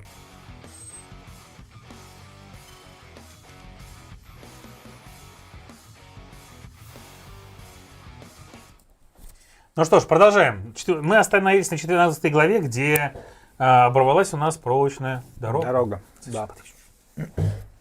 Да. И началось опять вот это. Приключения в пампасах. Ну, Ходили по лесу до тех пор, пока не набрели на деревеньку. Добро пожаловать в Silent Hill. А деревенька эта странная. Никакого забора, никакого чистокола, никаких стен. При этом травка в ней зеленая, мягенькая, Только посередине. сочная. Нет, прямо по всей деревне. По всей деревне? Да. И на нее темнолесье не залезает. В центре деревни стоит огромное строение, типа башни, без входа, без дверей. Вокруг нее маленькие домики расставлены, и приветствует нас руководительница деревни. Они Такое. такой, будь как дома, путник, я ни в чем не откажу. Да. Нет, Да. прям реально. И мы такие, типа, блин, что-то подозрительно. А нас там накормили, напоили, как бы, спать уложили, говорят, ребят, все чувствуйте себя как дома, все будет хорошо. Говорит, ну, как бы, если вам надо идти, как бы, и найти продолжение проволочной дороги, то она где-то там вот на востоке. Мы такие, окей, спасибо большое. На следующий день пошли на восток. И нашли на востоке мы Тупик. разрушенный караван. Не, Разбитый. это мы на второй день нашли. Второй день? На второй просто, день. да. просто тупик. Мы такие приходим, типа, говорим, что ты нас на восток послал, там тупик. Он говорит, ой, говорит, простите, ребята, на северо-востоке. Идем мы на северо-восток на следующий день. А там караван разбитый. При этом шрамовники лежат мертвые. И как бы и людей чуть-чуть совсем мертвых. Но как бы... И все обглоданы. И все обглоданные, типа. Мы такие, типа, что-то не то происходит. Возвращаемся обратно. Не, ну ты что-то прямо это очень сильно сократил, потому что каждый день. Да, там день и Да, ночь Да, был. там был день и Да. ночь, потому что днем мы бегали по округе, пытались найти проволочку Да. и, собственно, найти тех ребят, которые типа в соседнем городочке смогут нас отправить дальше во Фракию, потому что нас именно туда отправили, насколько я помню. Мгм. Вот. А вечером мы уже возвращались в деревуху, где нас исследовали деревню, отчивали, и мы могли общаться как раз-таки с местными жителями. И вот это было самое веселое, пожалуй. Потому что мы возвращаемся, такие, о, местный охотник, давай-ка мы с тобой поговорим. И он такой, а знаете, тут, короче, есть на юге такая штука, какая, не скажу. Сами сходите и посмотрите. Вам Мы будет интересно, типа, мы да. такие, нам на северо-восток. Пошли на юг. Да, Потом да, с да, дочкой как раз этой главы деревни мы пообщались, пока ее дома не было. Она сказала: ребята, вам здесь лучше не находиться, типа, и ни в коем случае не суйтесь на самый север. Там, типа, опасно. Мы такие... Опасность — наше второе имя и первое занятие. Тем более, что нам терять, мы уже чумные. У вас, кстати, деревня есть, да, опасность, это мы представляем опасность. Еще с проводником пообщались, который нам тоже сказал. Короче, по разным направлениям мы нашли развалины древнего города, в котором нашли фреску. На ней был нарисован, соответственно, какой-то жрец или жрица, который поклоняется какому-то огромному существу. Пауку. Да. Огромному пауку. Огромному пауку, да. Вот. Мы такие, типа, что-то странное. Потом мы пошли на север, и там нашли пещеру полностью в паутине, и там много маленьких паучат. И огромный шелоп, от которой мы дали дёру, поняли, что как бы эта пещера, в принципе, проходит, когда нам объяснили, проходит насквозь сквозь скалы и выйдет нас практически к самой Фракии, ну или как минимум к дороге, которая близко к Фракии. Ну там 2 квартала и налево там буквально. Во все это время как бы в городе готовят пиршество в нашу честь. И в какой-то момент я такой, типа, ребят, говорю, что-то мне кажется, что на пиршестве в нашу честь будем мы... Главное блюдо. Главное блюдо будем мы. Да. И у нас прям вот читаешь это, и тебе вроде как, они все себя ведут очень подозрительно, все граждане, но что-то не договаривают. А эта тварюга такая доброжелательная, что аж слишком с перебором. Да. И потом, короче, мы в какой-то из вечеров возвращаемся обратно, а там стоят как раз 4 таких вот перекрещенных доски, так вот, скрещенных. И типа нам такие: ребята, это для вас. Сейчас пойдем, брат, кушать, зовут нас в лес, да, типа. Сейчас вас будут Нет, убивать. там реально, Мы такие, это весь сценарий прям по леснику Киша. А еще от этой главной колонны пахло смертью очень сильно. Мы на нее залезли даже, Да. по-моему. Да. Ну, Мы внутрь не смогли попасть, но на нее залезали. Мы Да. тогда провалили проверки, и у нас что-то пошло не так. Да, наверное, было интересно. Да. Но мы тупые. Нас спустили. Нас как раз эта бабонька и спустила. Короче, ночью под пиршество мы сказали: мы в колодки не полезем, иди нахрен. Мы прибухнули, они прибухнули. А какая свадьба без драки? Да. И тут появляется огромная паучиха. Да. Это есть. Хи-хи-хи-хи. Она мирных граждан этой деревни не трогает, бабу это слушается. И вызывает пачки паучат постоянно с деревьев. Деревья пришлось сжечь для того, чтобы с них паучата новые не спускались. А сама она нас и в паутинки заманивает. Как по мне, тут была одна из самых крутых механик призыва во всей игре. Рассказывай. Просто она каждый раунд тащила мелких засранцев. Они очень быстро бегали и наносили прям очень много урона. При этом нам нужно было их вычищать. А я, кстати, не помню, почему нам нужно было их вычищать. Я помню, что мы их больше долбили, чем ее. Потому что они появлялись каждую эту Нет, самую. то, что по они 2 штуки причем. По-моему, Нам нужно было сжечь деревья еще при этом. Вот Да, в этом но они моменте. из всех щелей лезли, это я помню. Это да. Нет. Это дальше потом мы закрывали люки. Да, здесь жгли деревья. Да. Вот Да мы не только здесь жгли Да деревья. мы там где только не Нет, деревья. только деревья не жгли, да. Города, деревья. был Мы, в большой- общем, не очень любим все сжечь. Интересный момент был в том, что, соответственно, когда мы победили паучиху, мы грохнули эту бабу. И понимали, что, типа, мы прям уходим из этого города, понимаем, что теперь мы можем выйти. Мы нашли ее дочь, пришла к нам, к Лидии, и сказала, что, типа, ребят, я хочу пойти с вами. И у меня есть карта, которую я украл у своей матери, а мы как раз искали карту по всей округе в том числе. У меня есть карта, которая выведет нас к проволочной дороге. И это моя мать. Она сама уничтожила, разрушила проволочную дорогу, чтобы люди плутали, попадали к нам и приносила жертвы вот этой вот великой паучихе как божеству. Да. А за это паучиха хранила их деревья, в том числе от шрамов от вот этих вот. И это она как раз разрушила караван шрамов, уничтожила его, жрала всех подряд. И ей за это время от времени путников как раз скармливали. Зато за счет того, что они скармливали путников, всю деревню не трогали. И здесь у нас был снова выбор. И тут выбор, кстати, очень креативный. Давай. Я даже зачитаю. Поскольку договор нарушен, можно считать в той или иной степени виноватыми каждого. Они все знали о том, что творилось здесь. Договор это договор между всеми соответственно... Жителями деревни Не, это между всеми поселениями и Верумом, что они, Да, типа, да. должны, как бы, ну, не сотрудничать и никаким образом не помогать Темнолесью. Да. И скармливали невинных гигантской паучихи ради колдовской защиты. Вы должны принять решение, но у вас мало времени, чтобы изучить все факты. В конечном счете вы могли бы выяснить, кто силой насаждал волю Ниди. Ниди — это вот Глава, да. глава, жрица, которую убили в деревне, и казнить их, если пожелаете. Либо вы могли бы судить их всех и избавить Темнолесье от этой деревни. А еще всегда остается вариант помиловать всех жителей. Оглядывая толпу местных, вы вдруг видите Сэмюэла, который сидит за центральным пиршественным столом и с интересом смотрит на вас, словно ожидая решения. Выберите один из 3 вариантов. Вырезать всю деревню, казнить только ближайший круг жрицы, помиловать деревню и никого не убивать. Вы няшечки. Вот. Ну, вырезали ближайшее окружение. Да. Мы вырезали ближайшее окружение, да. Не, на самом деле, то, как протаскивают Сэмюэла с 1 главы до самого конца, это прям мое И почтение. при этом ты это все понимаешь только в конце в самом. Да, Да, да. это очень Вот смешно. каждый раз это так- самое Вот если сидишь, думаешь, ну опять охеренное. Сэмюэл, типа, блин, ну ладно. Не, ты просто это воспринимаешь как то, что типа тебя гложет совесть за то, что ты не смог защитить своего товарища. Да, Вот и всё. я думал пол игры, что это моральный давайте выбор. Да, Вперед, да, да. вперед, То, да, что это совесть. Да. Вот.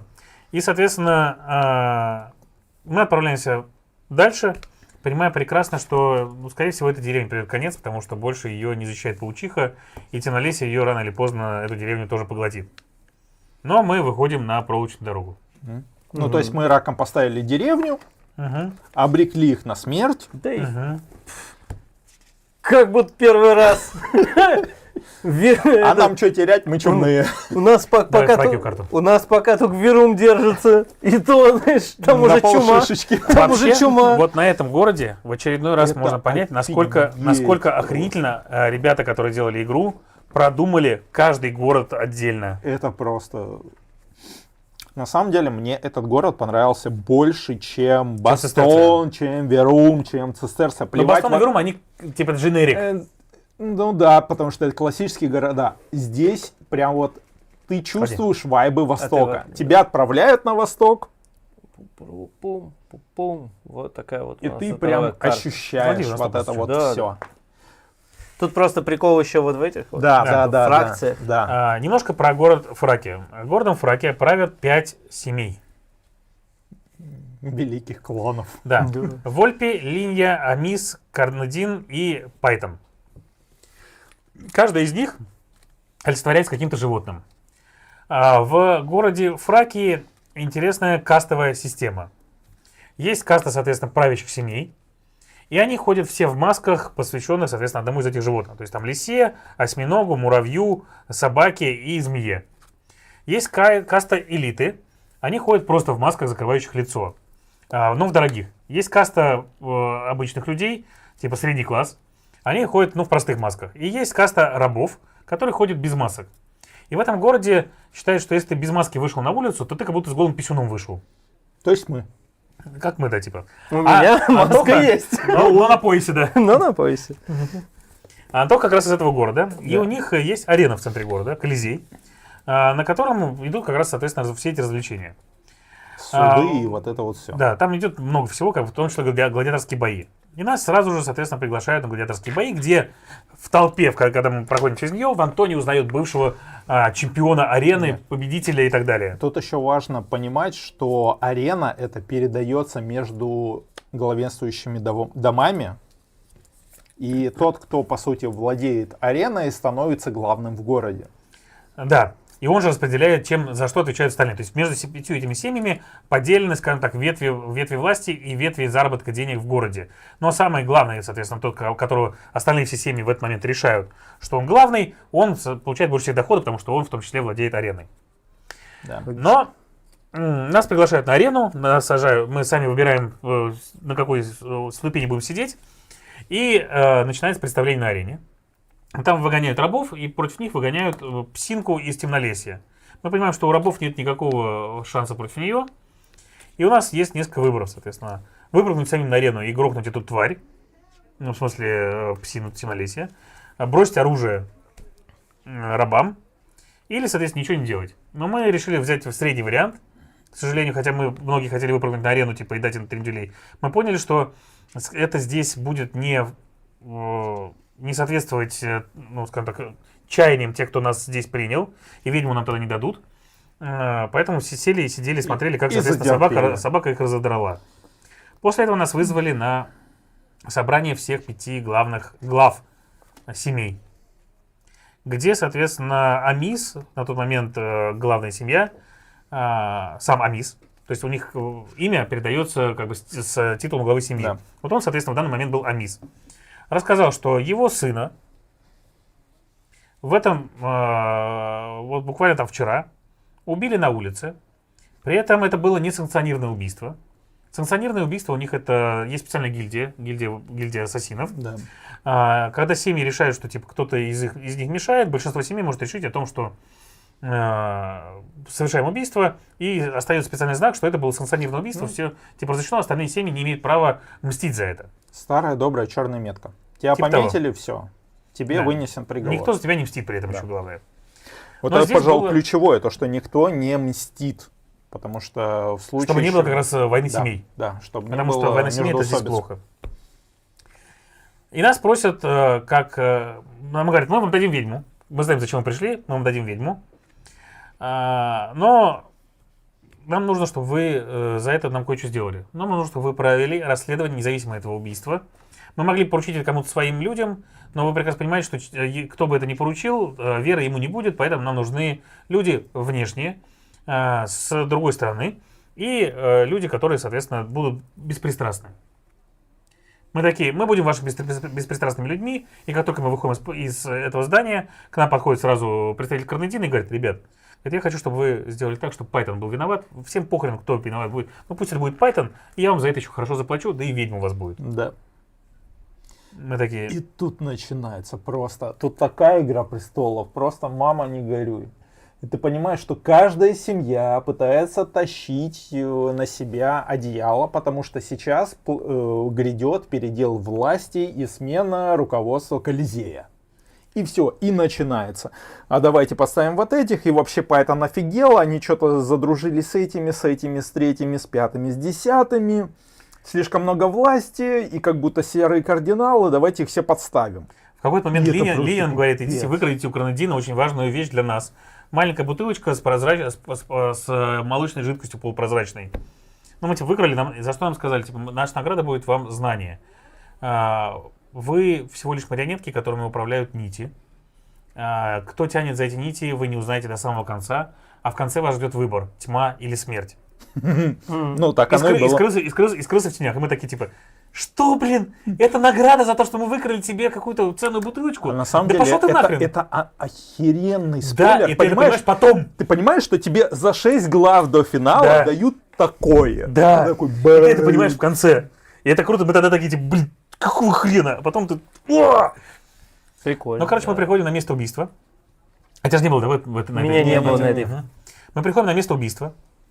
Там лежит, соответственно, труп убитого. У него чисто перерезанное горло. И рядом с ним сидит слуга. Раб. Раб, да. Именно раб. Раб, и он сидит вот так вот, не имеет права поднять голову, соответственно, пока ему ничего не скажут. Мы такие, ну сидит и сидит, как бы, да. Мы такие, типа, стража, у нас полные полномочия, мы берем, мы вольные клятвы, типа, теперь это наше дело. Верный. Верные клятвы, да. Подходим к нему, он нам ничего не хочет говорить, но мы его кое-как разговорили.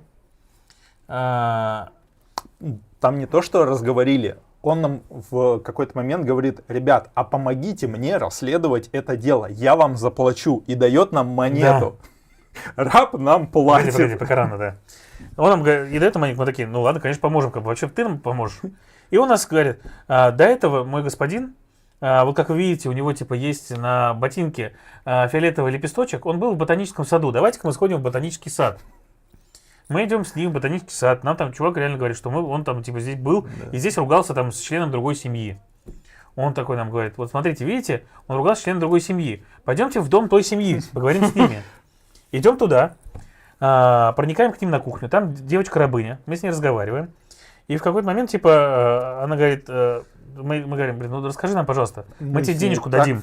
И она как денежку увидела, она забилась в стенки в угол, заревела и сказала, никогда не дайте мне денег, ни в коем случае. И тут у нас что-то такое, типа, ребят, блядь. Раба, походу, нельзя деньги иметь здесь. Ну да. Прикольно. Уже начало немножко что-то, так знаешь, перещелкивать. А еще мы знаем, нас предупредили, что в городе есть революционер, который поднимает, типа, рабов и всех остальных, как бы, низшие Робин сословия. Гуд. Прям вот Да-да. Робин Гуд. Они сословия против, типа, вот вышестоящих чуваков. Мы такие, ну окей. Потом пошли к другому дому. Залезли там у них в этот самый склепчик и что-то как-то там выясняем. Короче, мы... У Python, кстати, тоже прикольно было. Мы действительно узнали, что Python собирал союзников для того, чтобы поднять в какой-то степени, даже не то, чтобы поднять восстание, а просто стать тем самым серым кардиналом, потому что на тот момент он управлял 2 семьями уже. Ну, имел такие подвязочки. Да, и он еще там собирал ресурсы под городом, да. А вы по туннелям ходили? Не помню. Кстати. Ходили немного. Я не знаю, но тут есть просто вот кусочек Нет, спойлера. это не ходили, нет. Нет, Какая-то Вот этого не видели. Нет. какая-то тема, что пример перемещения по туннелям, отдельные правила. Не-не-не. Это мы не ходили, нет. Мы туда не Этого у попали, нас да. не было. Мы не дошли до этого, потому что у нас там совпало другое, как бы. Звали этого чувака, соответственно, как бы, этого революционера Рубио. И никто не знал в городе, кто он, соответственно. Он просто был. В какой-то момент мы разговариваем уже с этими самыми, с семьей как раз Амиза. Говорим, типа, блин, а кто мог вашего чувака убить, кто ему желал бы смерти вообще, в принципе? Он такой, не знаю, он вообще, в принципе, как бы сам по себе был, ну, как бы, такой достаточно добрый чувак, он даже рабство терпеть не мог, как бы, и никогда бы раба бы себе не завел бы, в принципе. И вот это вот ключевое было, то, что раб, которого мы встретили, это не его раб, ему просто сказали, что вот тебе раб, и, короче, без вариантов он с тобой. Мгм. Или Нет, как это сейчас было? слушай дальше. Я Слушай, помню, что он мою прям не историю. хотел Слушай мою историю. его.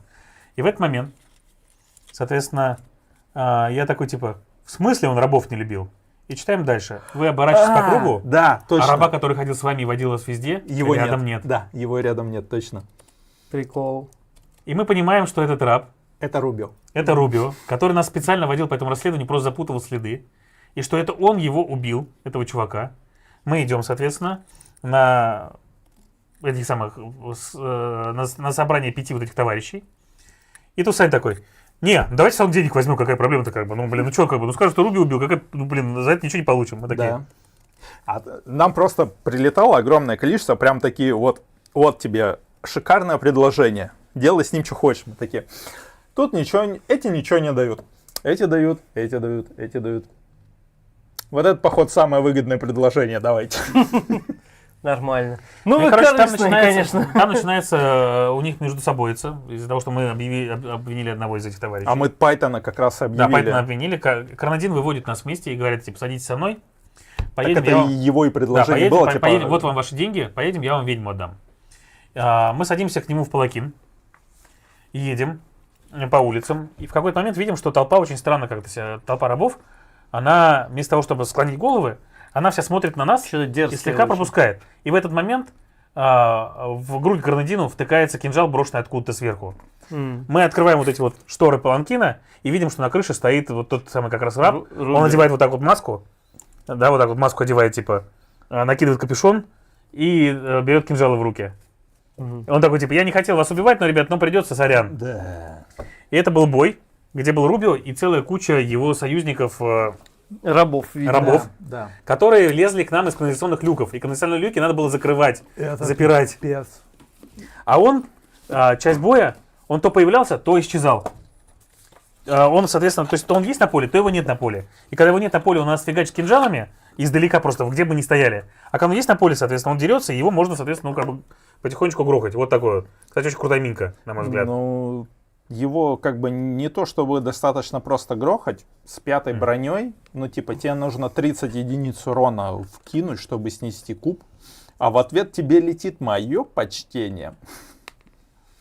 При этом у тебя по всей карте раскиданы эти люки, и мы такие... Ну, еще и самый главный момент интересный, что типа там было 6 люков, и нам он нужно в каждой карте вызывал, соответственно, 6 союзников. Такое Их нужно себе. было запаивать. А чтобы запаивать люк, тебе нужно было, чтобы 2 человека находились рядом с ним сразу. Ну, в целом, типа, Приемлемо. понимаешь, а мы, по-моему, кстати, Вот она, Сань. раскладка. Я не понял, Не, раскладка вот. Да, и мы стоим в центре, А они по кругу. люки по кругу, мы такие, так, значит так, за одну активацию мы можем спокойно закрыть 2 люка. Один идет сюда, типа, просто встает, сносит, типа, Там еще важный момент был миньонов, в том, что рядом, второй рядом с подходит, люком не забыть закрывает. миньонов еще при этом. Да, да. То есть один походит, сносит миньонов, второй должен подойти и закрыть люк. Потом аниме остается, можно уже сместиться. В итоге Саша, который любит прыгать, тупо прыгал, постоянно прыгал, прокручивал колоду только для того, чтобы попробовать закрыть. Нифига. Мы закрыли 2 люка, появился Рубио, мы начали гасить Рубио, И параллельно закрыли еще 2 люка, да. забили 2 люка, и тут Пал Палыч такой, надо закрыть последние 2 люка. Мы уже сверху такие, иди нахрен! Нам не нужны эти 2 люка, пусть они спамятся. Да 4 уже не так обидно, как бы. Не, 2, у нас осталось 2. Мы У 4 нас люка закрыли в итоге, 2 да. люка осталось. Нам настолько было на них плевать, потому что этот гад, он так вносил, это просто пипец. Особенно, когда танк не умеет танчить, потому что играли на твоем танке, Да, без взятого предикта. Это жесть. Это грустно очень. В итоге, да, мы вдвоем пытались вытащить весь этот сценарий. Ну, было больно, но мы справились. В итоге на следующий день мы просыпаемся в таверне в городе Масок, там полная жара. И нас вызывает одна из семей к себе. Я не помню, что это точно. И подтверждает, что у Карнединов никогда и не было ведьмы никакой, поэтому дать он нам не мог, у нас просто обманул. Обманул. Но ведьма есть у Пайтонов, как раз которых мы типа и поставили немножечко. Ну, Пайтоны без обид. В городе идет переполох Такое бывает. и полный беспредел. Ну, потому что он сам нам давал не худшее предложение. Да. И у него есть, соответственно, ведьма. И он нам ее показывает. Ведьму зовут Аурелия. Это сидит женщина такая вот скованная. Она в каком-то коматозе. И он говорит, что поддерживается она в каком-то коматозе эфиром. А эфир это как раз бутылочки с полупрозрачной молочной жидкостью, которую, видимо, мы как раз типа того, что мы у Карнадина воровали. Говорит, я вам отдам ее, если вы мне принесете сердце зверя. Сердце огра из Фракии. Мы такие, а что за огр из Фракии? Говорит, это древняя легенда, что вокруг стен Фракии ходит огр, гигантское чудовище, Критский минотавр. которое ворует людей, как бы, и так далее. Говорит, вам нужно найти его сердце для того, чтобы его выследить. Вот вам, типа, наметки по городу. Типа, там, и там вы сможете их выяснить. Когда мы уходили оттуда, нам опять дали зацепку, что, типа, ребята, вас опять обманывают, и вы будете искать не там, где положено. Посмотрите еще вот здесь, здесь и здесь. Мы, соответственно, вломились в библиотеку к самому Пайтону. Там все ловушками заставлено. Мы там кислоты надышались и так далее. Но мы и до этого надышались, когда к нему проникали в первый раз. Но выяснили, что, соответственно, все не так просто. Когда-то был во Фракии 6-й дом. И та-да-да. 6-й дом был самый сильный.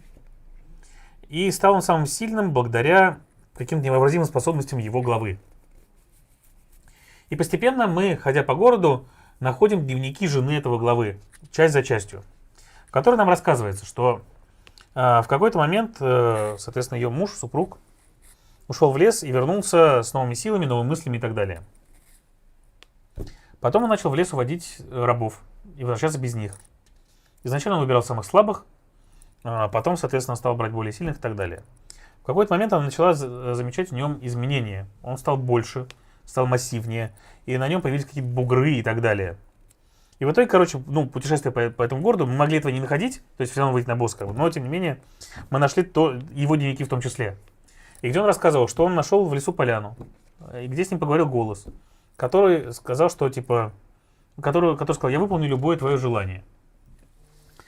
И он загадал желание этому голосу, что он хочет стать бессмертным и всесильным, типа серии. На что голос сказал, хорошо. И, соответственно, тот приносил ему жертвы.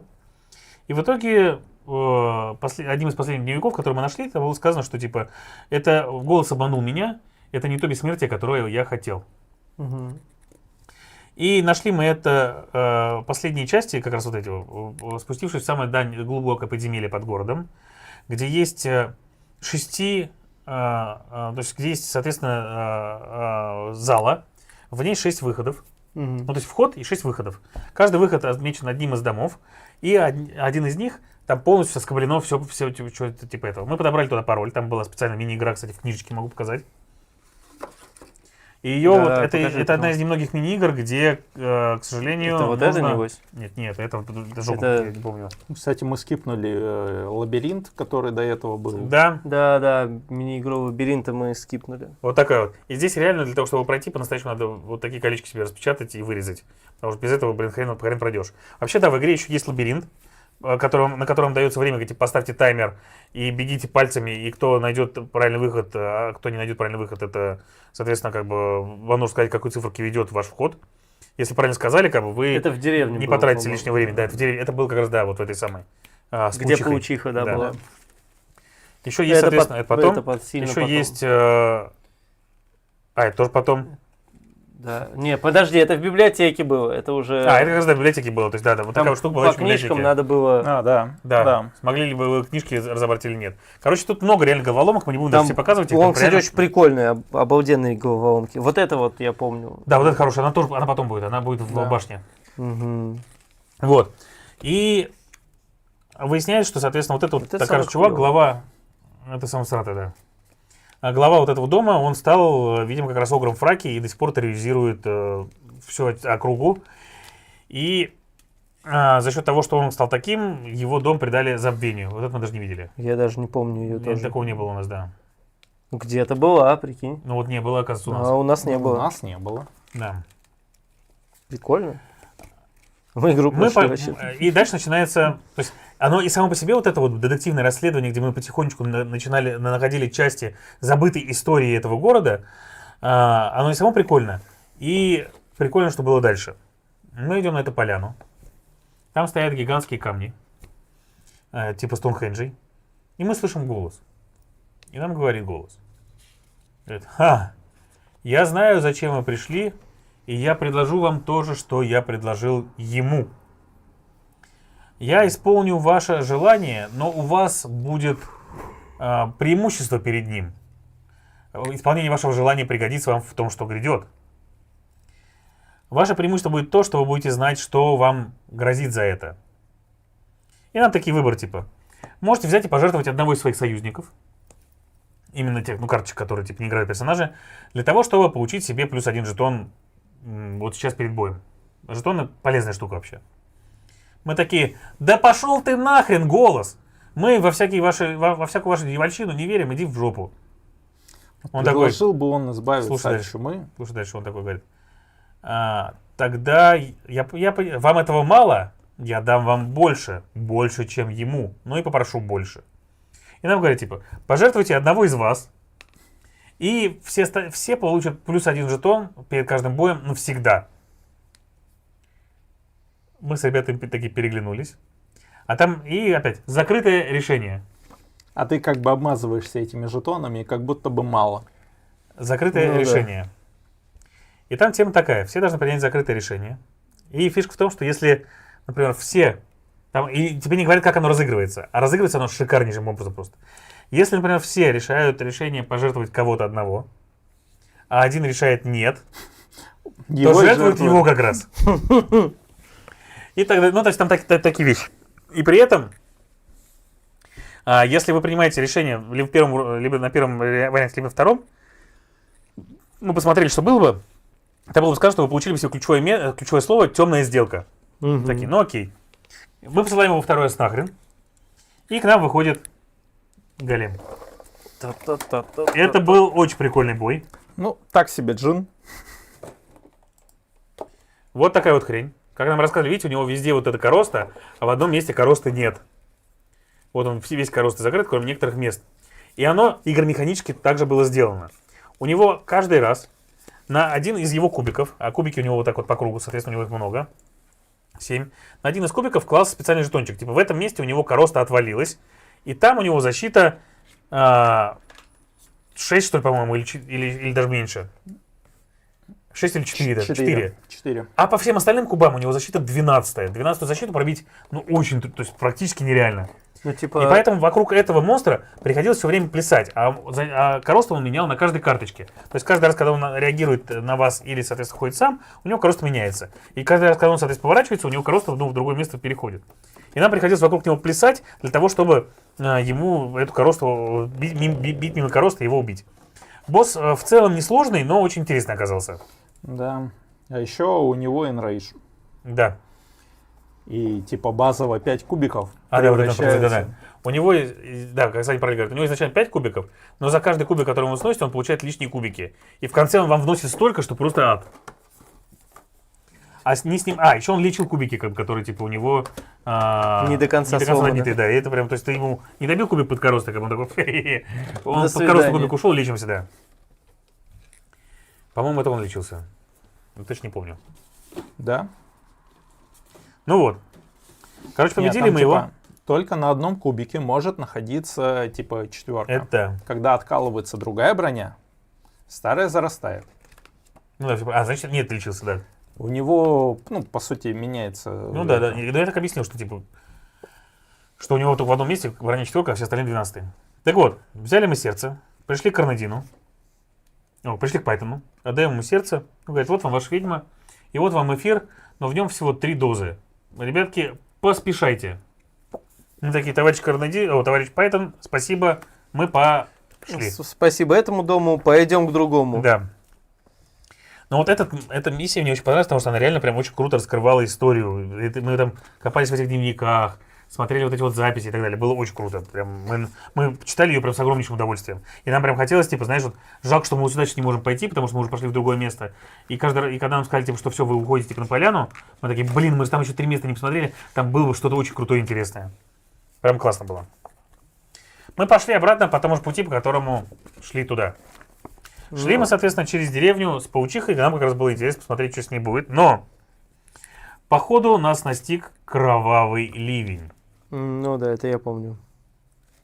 Мы шли, соответственно, и он долбил нас глюками и прожигал нашу кожу. В какой-то момент мы поняли, что кровавый ливень имеет физическое воплощение в виде огромного кровавого голема, который тупо идет прямо за нами. Через пещеру с паучихой мы пробежали, обрушили ее и вышли к деревне, которая бывшая была паучихой. И обнаружили там кучу мертвых тел. Вся деревня была вырезана, а посреди деревни стояла недобитая шаманка шрамов. И вождь. Нет, пока. Не, по-моему, он там один был. И мы когда... Ну, это нет, потом, она будет, да. Момент еще был в том, что мы каждый раз, когда мы типа, попадали под дождь, мы видели глюки. И глюки каждый раз нам показывали, как будто дверь вот в эту башню открыта, в ней куча трупов, и женщина с черными волосами под штормовым предупреждением, соответственно, что-то колдует. И в какой-то момент... Это все время разные делают что-то. И в какой-то момент нам говорят, типа, имейте в виду, вот что это нужно запомнить. Помнишь это, да, Дух? Это я помню, да, это обалдеть на самом деле. Потому что они тебе рассказывают первый глюк, там что-то происходит. Потом второй глюк, там еще что-то происходит. Потом третий глюк, там что-то происходит. Вспомни глюки. В конце миссии такой, камень лежал слева от трупа или Нет, справа там не во так втором было, глюке типа. на третьей Тебя- секунде. И ты тебя- такой, пу-пу-пу. Тебя перед глюками предупредили, типа, запоминайте все, что вы увидите. А потом, Понимаешь, соответственно, когда ты тебе выходишь к говорят, этой штуке... запоминай все, что вы увидите, ты акцентируешь внимание совершенно на других вещах. Да, И там тебе говорят, типа, из серии, типа, потому что... И у что, тебя типа, там, было типа- другого в видении по-настоящему, в отличном от реальности. И мы такие, типа... Да. Короче, если бы мы вспомнили, то у нас было бы немножко полегче. А так нет. Мы там типа 3 вспомнили, они Из 5, такие... да, типа. И они такие, если у вас что-то типа 6 или больше, мы такие, в смысле 6? Куда ты? Что, И, короче, издеваешься? мы приходим, и она завершает свой ритуал и поднимает мертвого шамана, мертвого батьку-вождя. И он прям совсем... Давай коробочку там, может, другой. И он теперь совсем хаос warrior, типа почти спаун уже, Ну, огромный, лапка. разросшийся, и вместе с ней начинают нас фигачить. Они вырезали деревню, поэтому из нее жителей мы не спасли. Вообще, в принципе, мы не так много жителей спасли из деревень и разных городов, как, в В принципе, мы начали. смысле? Ну, смотри, из Бастона мы спасли всего 15 человек. Из этой деревни мы не спасли, в принципе, никого. Технически мы спасаем деревни путем их уничтожения. Они могли мучиться дольше. Да, и нам за это дают героя. Да. Да. Мы теперь еще герои этой деревни видим. Вот такой вот. Но это был достаточно, ну, как бы, этот бой был достаточно обычный, я бы сказал так. То есть Ну, там, я вот там не знаю. особо сильно ничего такого не было. Ну, кроме вот этого ритуала, который нам глюками показывали, тут как бы спорный момент. Нет, тут понимаешь, какая штука? У Нарративная, тебя прикольная. бой может быть типа проходным. Типа тебе ничего нового не показали, и вот это вот все. А сам сценарий может быть прям вот прикол. Но тут и сценарий такой, знаешь, пока ты идешь по этому лесу, тебе, ну, Ну, филлер филлером, Пу-пу-пу. да. а потом в конце тебе такой, а филлер закончился, кстати, полчаса назад, а ты не читал, да? Какая жаль. Ну ладно. Да. Короче, чтобы больше они не воскресали и не возвращались, мы и шаманку сожгли, и мужика сожгли, и всю деревню нахрен сожгли. Да. Не надо было, кстати, их оставлять в живых, им все это не помогло. Вот так, 2 Мы и метки не превратились уже оставляли. в 4.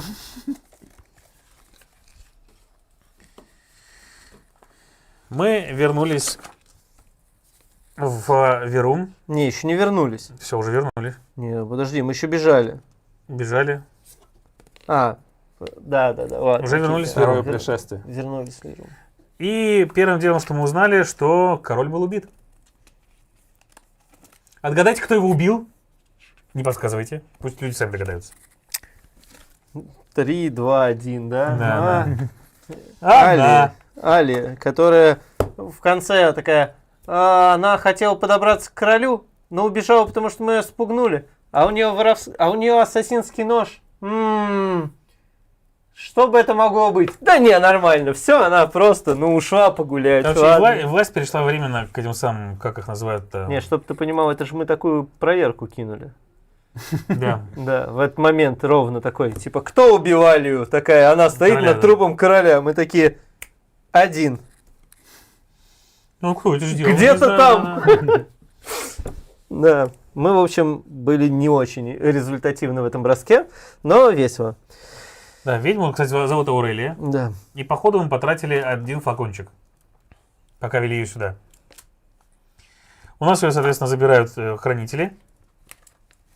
И говорят нам о том, что нам нужно собираться в путешествие. Нам собирают большое войско. И предлагают произнести вдохновляющие речи, набрать для этого войска провизии.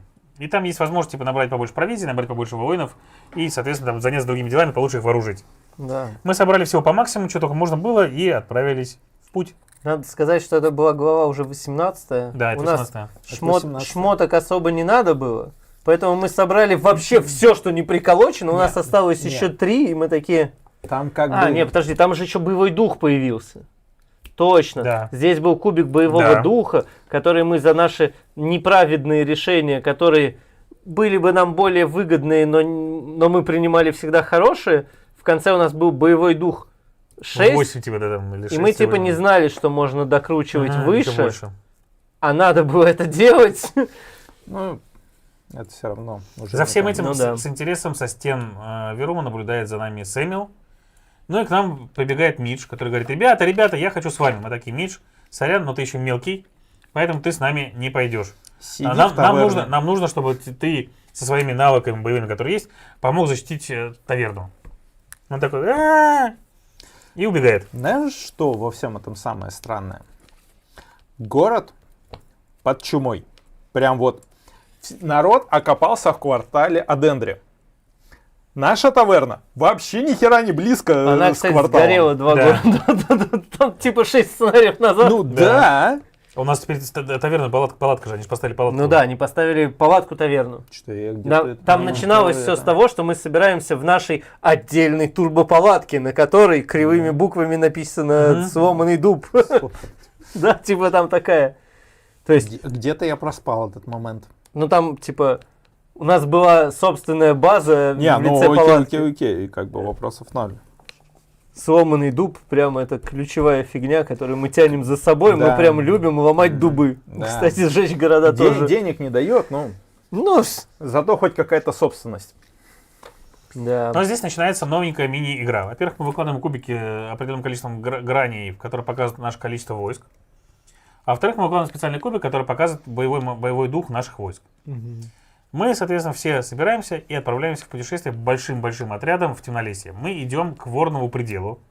Это старая заброшенная крепость давно, которая находится, в принципе, не так далеко от сердца темнолесья, но в ней никого не было 100 лет. При этом, когда мы туда отправляемся, нам наши добрые друзья-хранители говорят, типа, смотрите, ребят, вот здесь на карте, вот мы, вот Воронов предел, вот здесь город, вот здесь вот, мы такие, а что здесь криском помечено? Говорят, туда ни в коем случае не ходите, идите в жопу, нельзя, запрещено, приказ мертвого короля и наш одновременно, никаким образом туда не заходить. Мы такие, пойдем туда, правда? Ребята, мы же пойдем туда, правда? Мы такие, не, конечно, не пойдем, пойдем. Короче, там запретный город какой-то, как мы поняли, выяснили немножечко, в который никто не ходит. И выдвигаемся в темнолесье огромной армией. По ходу всего этого пути, то есть там идет, как бы опять мы типа пёхаем через лес по этим карточкам, и нас начинает преследовать червь. Мы прекрасно понимаем, подроже земли и так далее, и потому что он время от времени вылезает, который типа больше размерами, чем тот, которого мы видели около Бастона. Он постепенно отжирает у нас людей, а ночью нам нужно расходовать припасы и выбирать, как мы это делаем. При этом нам нужно выбирать так, чтобы и мораль вроде как оставалась, и чтобы люди не страдали.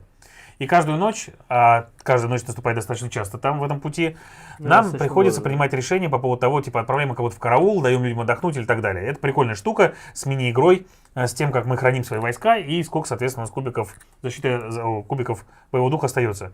И при этом, если до этого как бы у нас был такой типа серии, там типа вы, не дошли у вас люди, да и похрен в принципе, то в данном случае даже мы, в принципе, понимали, что оно все скажется, и нам нужно как можно больше людей сберечь. Угу. И это, кстати, прикольно, потому что вся прошлая игра была либо чуть-чуть почитай дидакте, и после этого у тебя тактическое решение прямо в моменте. А здесь тебе стратегический Еврос практически принесли на тексте. Типа, потому что у тебя... Это этих космических рейнджеров начинает напоминать. Ну да, то есть у тебя прям такой... Ну, может, не космические рейнджеры? Нет, там же как раз прикол на базе текстовых квестов, когда тебе нужно было менеджерить курорт на одной из планет. Это правда, да, похоже. Вообще, вайбы классные. Ой, блин, на космических рейнджеров переиграть. Да. Чисто ради квестов. Летать фигня вообще. Хотя, нет, в варпе было прикольно иногда. Там. Вот. Вторые фигня. Первый класс. Вот. Второй огонь.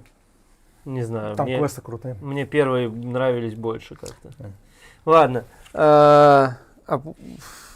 Мне сама идея понравилась тем, что ты все время типа балансируешь между типа по факту перетягиванием 3 канатов, но тебе как будто, не знаю, ну то есть базово вот это перемещение по карточкам на поле полная фигота. Ну, типа, сорян, но все миссии, у меня вот здесь каунтеры лежат. Да. И все миссии, да где вот, ты ходишь. 2 филлера добавлять. Да, ну, это я добавлю, да. Но типа... Не, 19-й огонь. Не, там боссы филлерные. Да. Боссы это полные фуфу, типа. А сами миссии... Просто вот здесь боссы огонь. Да. Да. Вот. А за счет того, что они к этому бессмысленному перемещению докрутили очень хороший сюжет, прям, ну, то есть... Даже помнишь, в какой-то момент мы типа выходим на утес и видим вот этот вот Воронов предел внизу. Ну, да. А потом оказывается, и нам говорят, что типа, ну спуститься напрямую не получится, вам надо по петляющей дорожке, а мы понимаем, что за нами червь ползет, а червь там реально очень хорошо нагнетали атмосферу тем червем, что он каждую ночь по факту все смелее и смелее становился, типа вылезал все больше и больше. И ты такой думаешь, блин, ну это уже 3-я ночь прошла, а нам уже на 3-й ночи сильно не понравилось, что происходит, а нам сейчас 3 хода назад, а это 1 ночь точно, а потом еще спускаться не один ход. И тут тебе еще на вершине этого утеса тебе говорят, что типа ведьмы начинают очухиваться, она убивает тебя там 3 человек, вы бьете ее эфесом по голове, успеваете, и вливаете ей в рот предпоследнюю склянку. Да, и ты такой типа, а каунтер это не 3, у нас еще тут есть. Пу-пу-пу. Да, то есть там прям нормально происходит весь накал страстей. Прям очень годно прикрутили к бессмысленной механике. Очень хороший, не знаю даже как это сказать, нарратив. Сопутствующий, да, Да, сопутствующее то есть- повествование, да. То есть тебе нашли чем развлечь в не самом лучшем Ну, геймдизайне. типа, как вот, знаешь, вот это вот, всегда есть в ролевых играх, да, вот эта штука, типа, вроде как путешествия, их все время проматывают, да, Да, типа, да, серии. да. А по-настоящему их нужно, как бы, ну, как бы они, это же важная часть, как так, путешествие у того же самого Бильбо, например, или Фрода, это большая часть его приключения, сам путь. Ну Так, да. он не менее важен в этом произведении, чем финал или чем результат. И вот здесь они тебе постарались сделать то же самое. То есть они тебе показали и путь, и сделали его, скажем так, нетривиальным и не очень скучным. Ну, то Потому есть- что другой кусок они сделали скучным. Да, кстати, о нем. Так вот, короче. В итоге мы с некоторыми потерями людей добираемся до Ворного предела. И выясняем, что сама крепость в не очень хорошем состоянии, но зато вокруг нее огромный кусок земли просолен до нельзя, так что темнолесье в него залезть не может. Но в тот момент, когда мы, соответственно, уже практически добежали до Ворного предела и начали запускать людей внутрь, появляется этот гигантский червь. Мы деремся с гигантским червем, который такой же, как был в, соответственно, второй миссии, только сильнее бьет, и у него больше жизней. У него только больше жизни и сильнее бьет. Да, А всё остальное стадия такое же, да. поведения те 6 же. черных кубов. Да, они ему ни разу не пригодились, по-моему. Ну, это уже И другое здесь дело. правда, надо было Ну, типа- спасать людей. И здесь еще была прикольная Тут штука с надо тем, что защищать солдат Да, и вот да. это вот там всё. была еще классная штука с тем, что в зависимости от того, сколько людей у нас уже выжило на данный момент, то есть выжил на данный момент, типа ему они вносили определенное количество кубиков. То есть они со стен по нему стреляли. Это было круто. Ну да, да, да. Заходим в Ворнов предел, победив червя, запираем с собой двери, осматриваем все помещения, это самое, ну, скажем так, крепость-то захеревшая немножечко. В ней есть подземный и проход. название прям из «Игры престолов». В ней есть подземный проход наружу. Мы понимаем, что это как раз будет наш выход, если все случится, как мы хотели. Начинаем строить, соответственно, осматриваемся, перевооружаем людей этими доспехами, оружием, которым там было, пересчитываем сухпайки, пересчитываем людей. Дожили не все. Следующая миссия начинается с того, что мы в Ворном пределе готовим оборону и костер для ведьм. Это потом. Ладно. Сейчас карта оттуда крутая. Нет. Нет, Засада будет, да. нет. Что вы рассказываете, блин? Вот осада. И вот она. Нет. Нет, Да. Вот смотри, вот сейчас мы червя побили, Ну. правильно? 19 Ну, глава. давай. Это осада. нет. Нет. А, нет? Это на выход из города. Да, Да. осада дальше Осада будет. дальше будет. Вот после этого. Погоди, что за на выход из города? Это мы... Подожди, зачем да. мы не в Ворном предел, мы зашли в город X, блин. Сейчас. Нас червь загнал в город X, блин. Не туда загнал нас, да, я сказал. Нет, все всё правильно. Куда он загнал нас? Мы... В город X нас заграла крыса. Да, Вот точно, как да. раз она Вот сейчас и сейчас будет. она будет загонять. Все нормально. Нет. Да. Да. Так, погоди секунду. Осада была с мы, Аурелией. мы выбегали из города X. Да, червь нас загнал в Воронов предел. Из Воронова предела мы вышли, и тень Бастона этого нас загнала в город X. Погоди, а когда особо было? Или крыса нас Тень загнала. Бастона. Тень Бастона, по-моему, нас загнала. А, нет, все нормально. Крыс. Крыса-матка, да. Все правильно. Чё? Да, 1-5. Все. Не, все правильно. Осада Все тут. правильно Осада рассказываю. дальше. Осада тут. В город X нас загнала крыса. Вот, а сейчас осада, все правильно. Нет, говорю. осада Нет, 20. осада вот. Да. Нет. Стоп, там сначала был город X, потом крыса, Да, потом да, осада. все верно. Город X, крыса. После этого мы добежали до следующего какого-то там еще Погоди крепости. секундочку. Ну, может, ты крепость Секундочку, я неправильно- название не назвал. Может, я крепость неправильно назвал? Сейчас, голова древнего змея, отступите, вы там этот... Соляной башни. Соляная Ты башня, да. неправильно назвал. Это не Воронов предел, это соляная башня. Воронов предел после города X. Типа, смотри, соляная башня. Вот здесь вот город X, здесь Воронов предел. Можно обойти вот так вот. Но мы ж не ищем легких путей. Так что все правильно. Не, вот книжку. У меня более полная книжка, чем у тебя. Да. Ну, аналогично, потому что здесь автоскипы и вот это вот всё. Да, там очень много всего теряется. Да, в соляную башню точно мы зашли. Да, мы зашли в соляную башню, нас туда загнала Короче, Загнал везде, где Черчилля, Воронов да. предел, меняем на соляную башню. Нет, Почти. честно говоря, для людей, которые не играли... Вообще пофиг. Да, это крепость номер 1 и крепость номер 2. Замени любое на другое Да. название.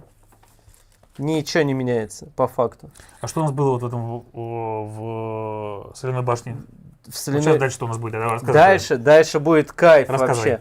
Это один из самых классных способов перемещения, который вообще был за все время. А, соляная башня, это и есть город X. Нет, Нет. мы после... Погодите секундочку.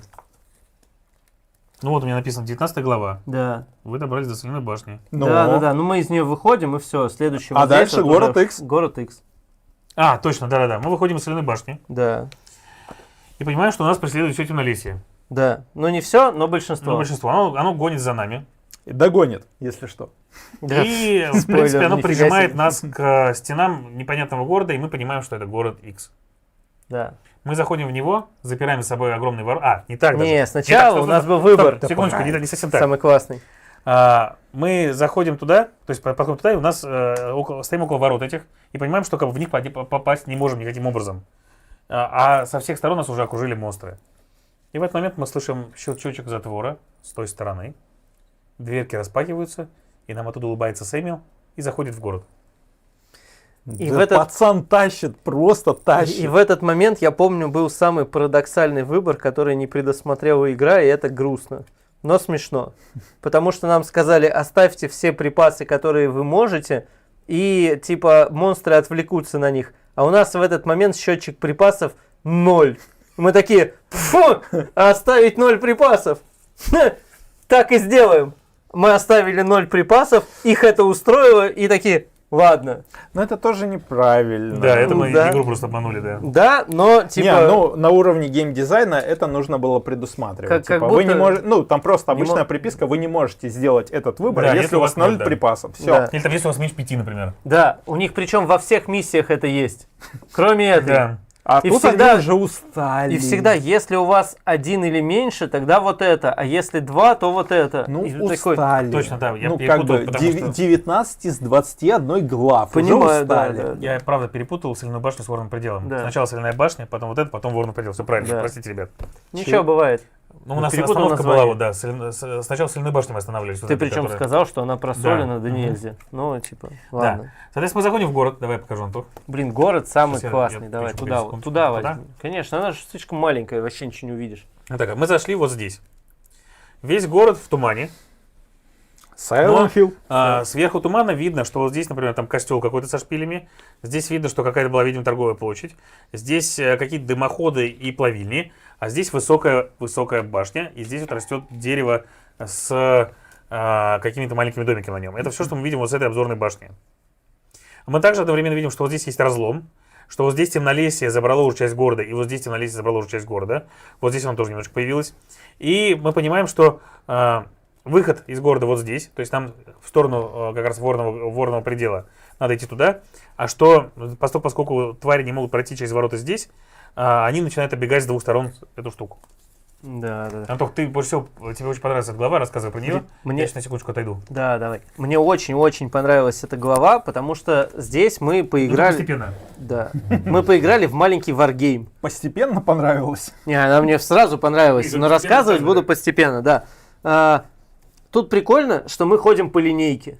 И мы эту линейку вольны сами прикладывать, как хотим. У нас вот есть 1 дюйм, и мы его накладываем на карту. И куда мы пошли, да, то есть куда-то такие взяли, оп, прямо пошли, налево, направо, вверх и так далее. И в какой-то момент, там, во-первых, у нас есть время, как и во всех почти миссиях, и там что-то случается, что-то происходит, и мы читаем странички из отдельного журнала или там в большой книге, но периодически мы встречаемся с какими-то препятствиями, и там такой, если вы воткнулись в это, то читай туда. Такой, ага. И вот. И это прикольно, потому что мы вначале не поняли, в какую сторону мы идем, и уткнулись случайно в разлом. Вот. Прочитали про него, и мы такие, ну мы же понимали, что мы идем, блин, не в разлом, никуда. А оказалось, что мы компас не в ту сторону повернули, уткнулись случайно в разлом, получилось, что мы реально в тумане заплутали, это было прикольно. Вот. Дальше с нами там ночами еще что-то происходит. И в этой же миссии можно было лутать окружающее пространство. И это было прикольно, потому что мы куда-нибудь приходим, врываемся, и там выбор тоже не совсем моральный, но там везде какие-то тени, замершие люди, какие-то Давай, рассказывай. Короче, в этом городе люди, которые как бы в нем жили, они лежат, но не истлели. Их тела как будто застыли во времени. То есть они как бы такие слегка иссохшие, но при этом не истлевшие. И нас постепенно преследовали какие-то тени, там руками прямо вот так к нам тянулись, как огромные волны. Да какие тени? Пожалуйста, штучку. Так вот. Мы же знаем этих теней. И самый важный момент в том, что типа все эти тени кругом, но в городе мы нашли специфические сферы, и нам показал Сэмин, как ими пользоваться. Он типа показал, типа, что тык-тык-тык, и она загорается. Ох, и тени, наша совесть. и тени расходятся. И у нас была возможность заходить в разные здания с людьми в том числе, и мы теряли людей при этом. Если плохо типа проходил. То есть у нас счетчик людей шел. И, соответственно, но кое-где мы находили эти шары, и их можно было то в тени бросить, то, соответственно, просто зажечь, чтобы что-то посмотреть и найти еще что-то и так далее. И момент был в том, что мы прошли через несколько точек интереса, здесь важных. И в городе нам приходилось останавливаться на ночь. Здесь опять был выбор типа из серии. Мы расселяем всех по домам, но тогда типа нам нужно, тогда собрать всех будет воедино, если на нас нападут, будет сложнее. А костер не горит? Да, костер не горит здесь, да. Здесь обычно костер не горел, и даже янтарные факелы не горели.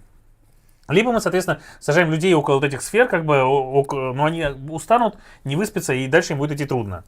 Зашли в этот костел. Слабаки. Там нашли, соответственно, витражи, на которых нарисовано было 3 существа, которым поклонялись эти товарищи, которые жили когда-то в этом городе давно-давно. И это, соответственно, был кузнец, монах и чувак, странно похожий на наших вот этих вот, как их там, хранителей. Что за нафиг? Ребят в плащах. Да. Залутали рыночную площадь там немножечко. И пришли к самому главному зданию. Этот огромный шпили, окруженный крепостной стеной, слегка разрушенный. Заглянули внутрь, а там ходит огромнейшая тварь просто. И здесь это было так круто, потому что нам на выбор было типа постараться типа ее отвлечь, постараться, соответственно, ее обойти. Отмахать. Пойти с ней драться или отправить на нее голема. Да, и мы такие... Если у вас есть голем, мы такие, голема отправить можно. Погнали! И там реально голем отмахал нам эту штуку просто. Да. А мы всю игру мариновали этого голема, и мы такие, твой выход, братан! Да. Это было очень круто. Это первый из 2 раз за игру. Да. Но это было прям реально, прям голем ее отмахал. И мы попали вот в эту, соответственно, их святую святых, в самый огромный замок, центральную часть города. А там, кстати, все дохлые. А там во всем городе все мертвые вообще. Не, причем здесь вот видно было... Ровно здесь они мертвые. Да. Причем было прикольно, что... вот здесь как раз все уже истлевшие, именно внутри в самом здании. Но момент был в том, что типа вокруг этой стены лежали горы вот этих вот мертвых людей, но не истлевших. И было понятно такое чувство, как будто типа они пытались пробраться тоже внутрь, но, соответственно, их туда не пускали. Да. Мы заходим внутрь, и там на самой вершине находим тело одного из вот этих вот как раз хранителей. Да. Конечно же, мы сняли ему капюшон. И тут лора навалило. Да, и там прям рассказали нам столько всего интересного. То есть мы исследовали все, что там было. Там кругом всякие механизмы, всякие колбы и так далее. У него в руках дневник, который нам удалось почитать. У него не человеческий череп. То есть он не человеческое существо. И не адендрий при этом. Спойлеры! А до этого типа не были спойлеры, да? Везде спойлеры. И, соответственно... Господи, это электростанция, я так хотел это сказать. Да. Они строили, то есть мы выяснили здесь, что они украли у Адендри что-то, что они называли источник жизни. И с помощью этого источника жизни бесконечно продлевали свои жизни личные. И им было, в принципе, все равно, что Адендри как бы пытались его вернуть, что для Адендри это было очень важно. Они говорят, что Адендри их за это прокляли, и за счет этого наслали на них вот это вот темнолесье. Турболес. При этом они занимались наукой очень усиленно здесь и научились строить порталы. И этот чувак остался здесь, потому что ему нужно было закрыть портал с этой стороны, а всех своих братьев он переправил в Верум через портал вместе с тем, что называется источник жизни, видимо. Поэтому он здесь портал с этой стороны закрыл, и ему здесь пришлось умереть. И он сказал, что как бы город ведет себя очень странно, люди, которые умирают, не тлеют, но, слава богу, источники, которые мы построили здесь, не дают темнолесью пробраться сюда, поэтому я здесь просто умру от старости и нерадости. А в итоге мы подумали, что, возможно, даже эти проволочные дороги прокладывали для того, чтобы повсюду пускать электричество, но это наша додумка уже личная. Божечки, у них все рассказывает о том, что это электростанция, Да. у них везде тянутся кабели от огромного, типа, от огромной силовой катушки. А нашли ядерное ядро, да? уходят в в этот- Адендре. Да, и почему мне до сих пор кажется, что поганая дегенеративная цивилизация ходит типа по разрушенным электрокабелям и такие, это проволочная дорога, но мы тупые. Ну, потому что так оно и есть. Да, После какого-то технологического бума идет обычно не слабая такая деградация. ну, это так Если круто. верить литературе и вот этой вот всей прелести. это так классно. Просто типа. вот можно посмотреть любой постапокалипсис, в какое-то дерьмище скатываются люди. Привет, да. Fallout. Да. Ну, классно же! Классно! Дэн Борисов говорит, что наконец-то лора наваливают поглобальнее. Да. А там как бы и до этого неплохо наваливали. Нет, Просто... это он имеет в виду, в смысле, я думаю, про весь стрим. Нет, знаю. он именно про игру. Мгм. Ну, мне кажется, что именно про игру, потому что ровно здесь тебе объясняет вообще, что, блядь, происходило. Да, Да, это тут очень много правда. объяснений. Ну, Но опять про- же, не до конца еще, потому что еще Да, не ну, знаешь, вообще две главы. еще больше. Ну, тут так же, как в той же самой экспедиции, ты такой всю игру такой, что происходит? Ну, как и в Horizon Zero, да, Ну, и тоже, да. А оно везде. Ну, к этому уже пора привыкнуть, что ближе Не, к это концу круто. Мне очень тебе нравится, когда тебя раскрывают все карты. раскрывают постепенно, это прям очень, очень круто, потому что ты задаешься вопросами, и мне очень нравится вот в этой игре, в том числе, что мы, то есть почти все вопросы, которые у нас были, они в игре тебе дают ответ. Так вот, То, что мы не прочитали, гипотеза. Аврора образуется заряженными частицами в верхних слоях атмосферы. так, Вывод неверно. Данные наблюдения не обнаруживают никакой связи с солнечной или магнитной активностью. Последнее вероятное объяснение с точки зрения естествознания. Происхождение Авроры остается неразгаданным. Аврора это походу... Аврора сияние Да. в небе. Не, ну типа тут через раз наваливают нам техногенного лора. Мгм. Ну типа Ну, потому что в дерьмище скатились в про средневековье. миссию. Дэн про миссию. Именно про миссию, да. Да, и типа с 18 главы начинает хоть что-то проясняться. Не, немножко дали в городе Адендре. Ну, вот чуть-чуть нет, в масках ну, накинули. Да, во маску фраке. накинули тоже, да. Ну, там все То есть равно нет, лор, немножечко мы, не может то. быть, просто не все вам рассказываем, потому что не все уже помним, потому что это было постепенно, но как бы лор постепенно раскрывается по ходу всей кампании, просто где-то меньше, а где-то прям сильно. Вон спрашивают, шрамы нас достали? Да, ну шрамы как шрамы, ну типа залетают проходные ребята просто на гопника, что-то там типа. Да, не, ну там забавно написано, что они сначала сами напали, мы им дали 3 недели, а потом они мстят типа за это. Ну, Ну, в смысле они сами напали? Мы вылезли Вообще на они Сашку деревню. искали. Мы вышли на деревню. А там как бы либо мы, либо они. Дорога-то одна. Ну да. Ну, все. Ну, в основном мы. Ну и дальше как-то так исторически сложилось. И, короче, таймер начал даже здесь уже подгонять немножечко, потому что мы много времени прошарахались по этому городу, и за нами прям сильно уже гнались тени, и поэтому мы из города свалились, в смысле. А там нас ждет как раз крыса опять, только еще больше, чем та, Снова. которая была.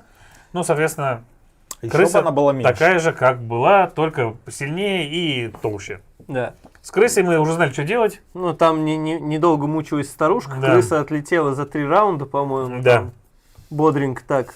И мы побежали в Воронов предел. И вот это тоже отвал башки. Это было И вот просто там как раз пушка. мы добрались до Воронова предела, пересчитали войска, которые были, вооружили их тем, что было в закромах Воронова предела. Ну, то есть вилками?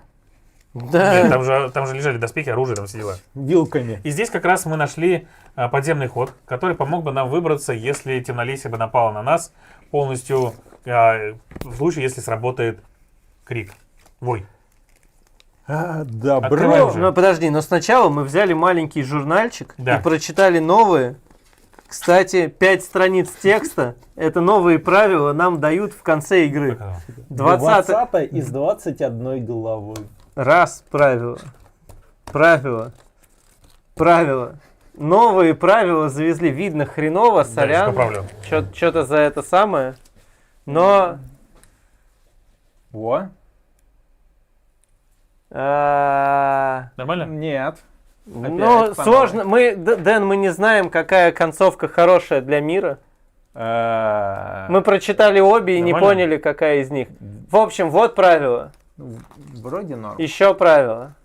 И еще правило. А самое важное, для чего я это покажу, для вот этой карты. И карта, Не, хорошую для мира, кстати, нет. наверное, нет. А мы подождите, Да. осталось 15 минут. Да. И вот карта новая, на ней видно стрелочки красненькие. И это карта осады. И И это карта еще Добро одна пожаловать в и это Kingdom еще одна Rush. мини-игра. У нас вот здесь строится, соответственно, Костер. для ведьм. Вот здесь у нас есть конюшня. Вот здесь арсенал. Здесь вот как раз туннель, через который мы можем выбираться, но через него также могут пробраться монстры и снаружи, то есть выбраться прямо в самом центре. Блокировать нам его нельзя, потому что по-другому мы просто не сбежим. У нас есть, соответственно, бастионы различные. У нас есть артиллерийская башня и смотровая башня. И половина этих локаций имеют свои правила специальные, которыми нам надо пользоваться. Ну, не половина. Ну хорошо, ну тут Ну, смотри, арсенал, Костер. смотровая башня. И костер, плевать, костер... кубики накидывает. ну, он. Не, костер Он, это кажется, самое важное, нет, да. Нет, костер это цель, и вокруг этой цели у тебя выстроена механика. правда. Все. На этом цель костра закончена. А все остальные механики это арсенал, смотровая башня и артиллерийская башня. Все. Ну да. А в конечном разе ничего не было? Конечно, ничего не ни было. хрена Всё, не окей. было. Ага. Все. Просто Есть проходная. ровно 3 Окей. локации. Ну, нет, со своим правилом 4 локации. Костер же тоже как бы со своим правилом. Это да. Ну просто... Переключи камеру, что там, Да. вроде народ понял. Вот, почти. Почти угадал. Успел на стрим, ты успел на Нормально. конец стрима, Саш.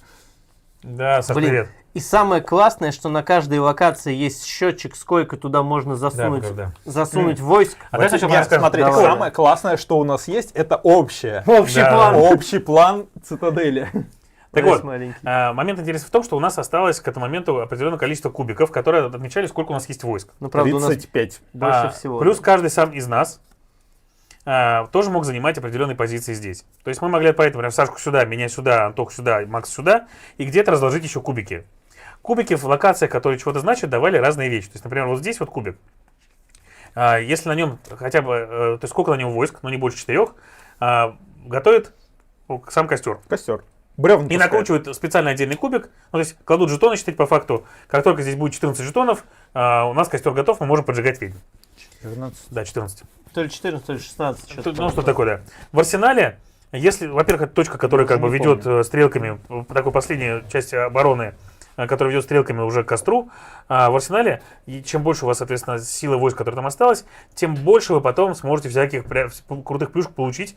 Вы будете бросать кубик, и за счет этого получать шары огненные, артиллерии дополнительные и так далее, которые вам будут использоваться в проверках, вы сможете Ну их да. использовать для того, чтобы помогать. Артиллерийская башня. Чем больше у вас кубик Это здесь, имба. тем больше он поможет вам в любой другой локации, но один раз за волну. И смотровая башня, она позволяет вам понять, откуда придут войска, откуда придут оппоненты в следующий раз. И в итоге каждый раунд этого боя, а волн было несколько, выглядит следующим образом. Вы сначала из смотровой башни, если у вас там есть войска, понимаете, откуда идут враги. После этого расставляете кубики из себя на разных частях. А потом, соответственно, пытаетесь отбиться от того, что грядет. И отбиваетесь вы, проходя проверки, при очень большой сложности иной раз, и сложность все время увеличивалась. А при этом момент был интересно сделан с тем, что если, например, вот здесь вот вы стоите, а вот здесь нет, или здесь уже, например, захватили как бы, да, эту часть. Не То- так. Во-первых, нужно сначала стартовать со сложности. То, что у нас здесь не может быть Ну, это я сказал, да, что здесь у тебя на кубик написано, сколько максимум войск. не только на кубиках, включая нас. Да. Вот это вот ключевое. Да, потому что у А нас мы, бесконечная. да. Ну, не И бесконечная, но много. Ну да. При этом мы здесь сами теряли жизни еще тоже. Да. Ну то, что момент мы в том, что, теряем типа, жизни, смотри, например, пофигу. Саша стоит вот здесь. Наши кубы здесь решают. Саша стоит вот здесь. И он не проходит проверку против того, что, соответственно, случилось. Во-первых, если с ним были какие-то войска, мы потеряем часть войск. А во-вторых, Саша сам отступает до следующей волны и уходит просто с карты. А во-вторых, сюда кладется красный куб, который обозначает, что эта позиция захвачена. Если придут сюда, если здесь никого не стояло, они сразу передвигают сюда, при этом с плюс 2 силами, то есть плюс 1 силой за каждую стрелочку. Сложность проверки увеличивается. И если они, соответственно, потом стекаются к вам все вместе, вот где-нибудь и хватает вас здесь, это будет очень много стрелочек, которые дадут вам очень большую проверку для силы, это будет очень сложно.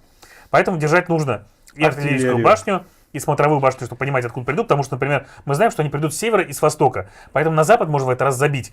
Но мы, например, также можем знать, что, например, они придут с севера, с запада, и теоретически И что, типа, мы слышали шум в туннеле. Да. И вот чем лучше мы, соответственно, чем больше мы войск имеем здесь, тем больше вероятность того, что мы узнаем, откуда они идут, и нам таким образом надо защищать. Но при этом каждый раунд, то есть важный момент здесь был в том, что даже если вы проходите проверку успешно, вы все равно теряете немного войск, потому что война, то есть идет массовое нападение темнолесья на ваш Воронов предел, и вы все равно теряете войска, то есть люди гибнут.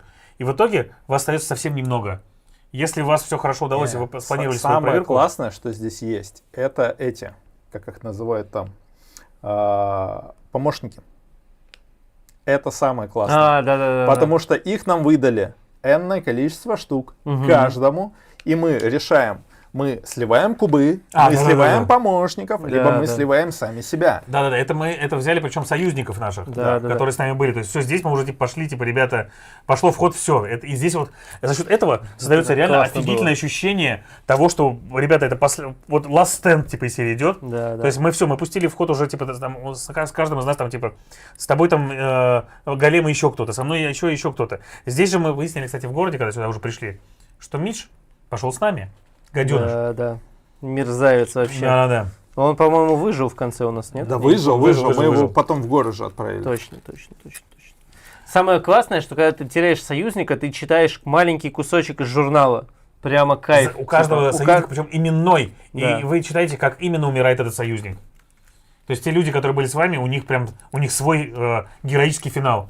Там, у кого-то прям героический, у кого-то менее героический, как бы, да, кто-то там просто, если на случайности умирает и так далее. Но, тем не менее, это очень круто. Видишь, Так вот. оказывается, есть персонаж, который видит будущее, и у него можно узнать, куда дальше пойти. У нас проще. А у нас птицы не было, поэтому мы не видим будущее. У нас слабоумие и отвага. По-другому не назвать нашу компашку. Мы в целом Да. пыряй, что пыряются. Ну и вот. И здесь идет, и эта глава, она не то, что прям сильно нарративная, но она настолько эмоциональная, что прям вот это реально ты сидишь и думаешь, блин, какой крутой предфинал кампании. Нет, ты прям такой в один момент такой, сдаем первую линию обороны. Да, такие типа, согласны, сдаем, да. Это прям реально такая битва за Хильмову падь. Прям очень крутая. Да.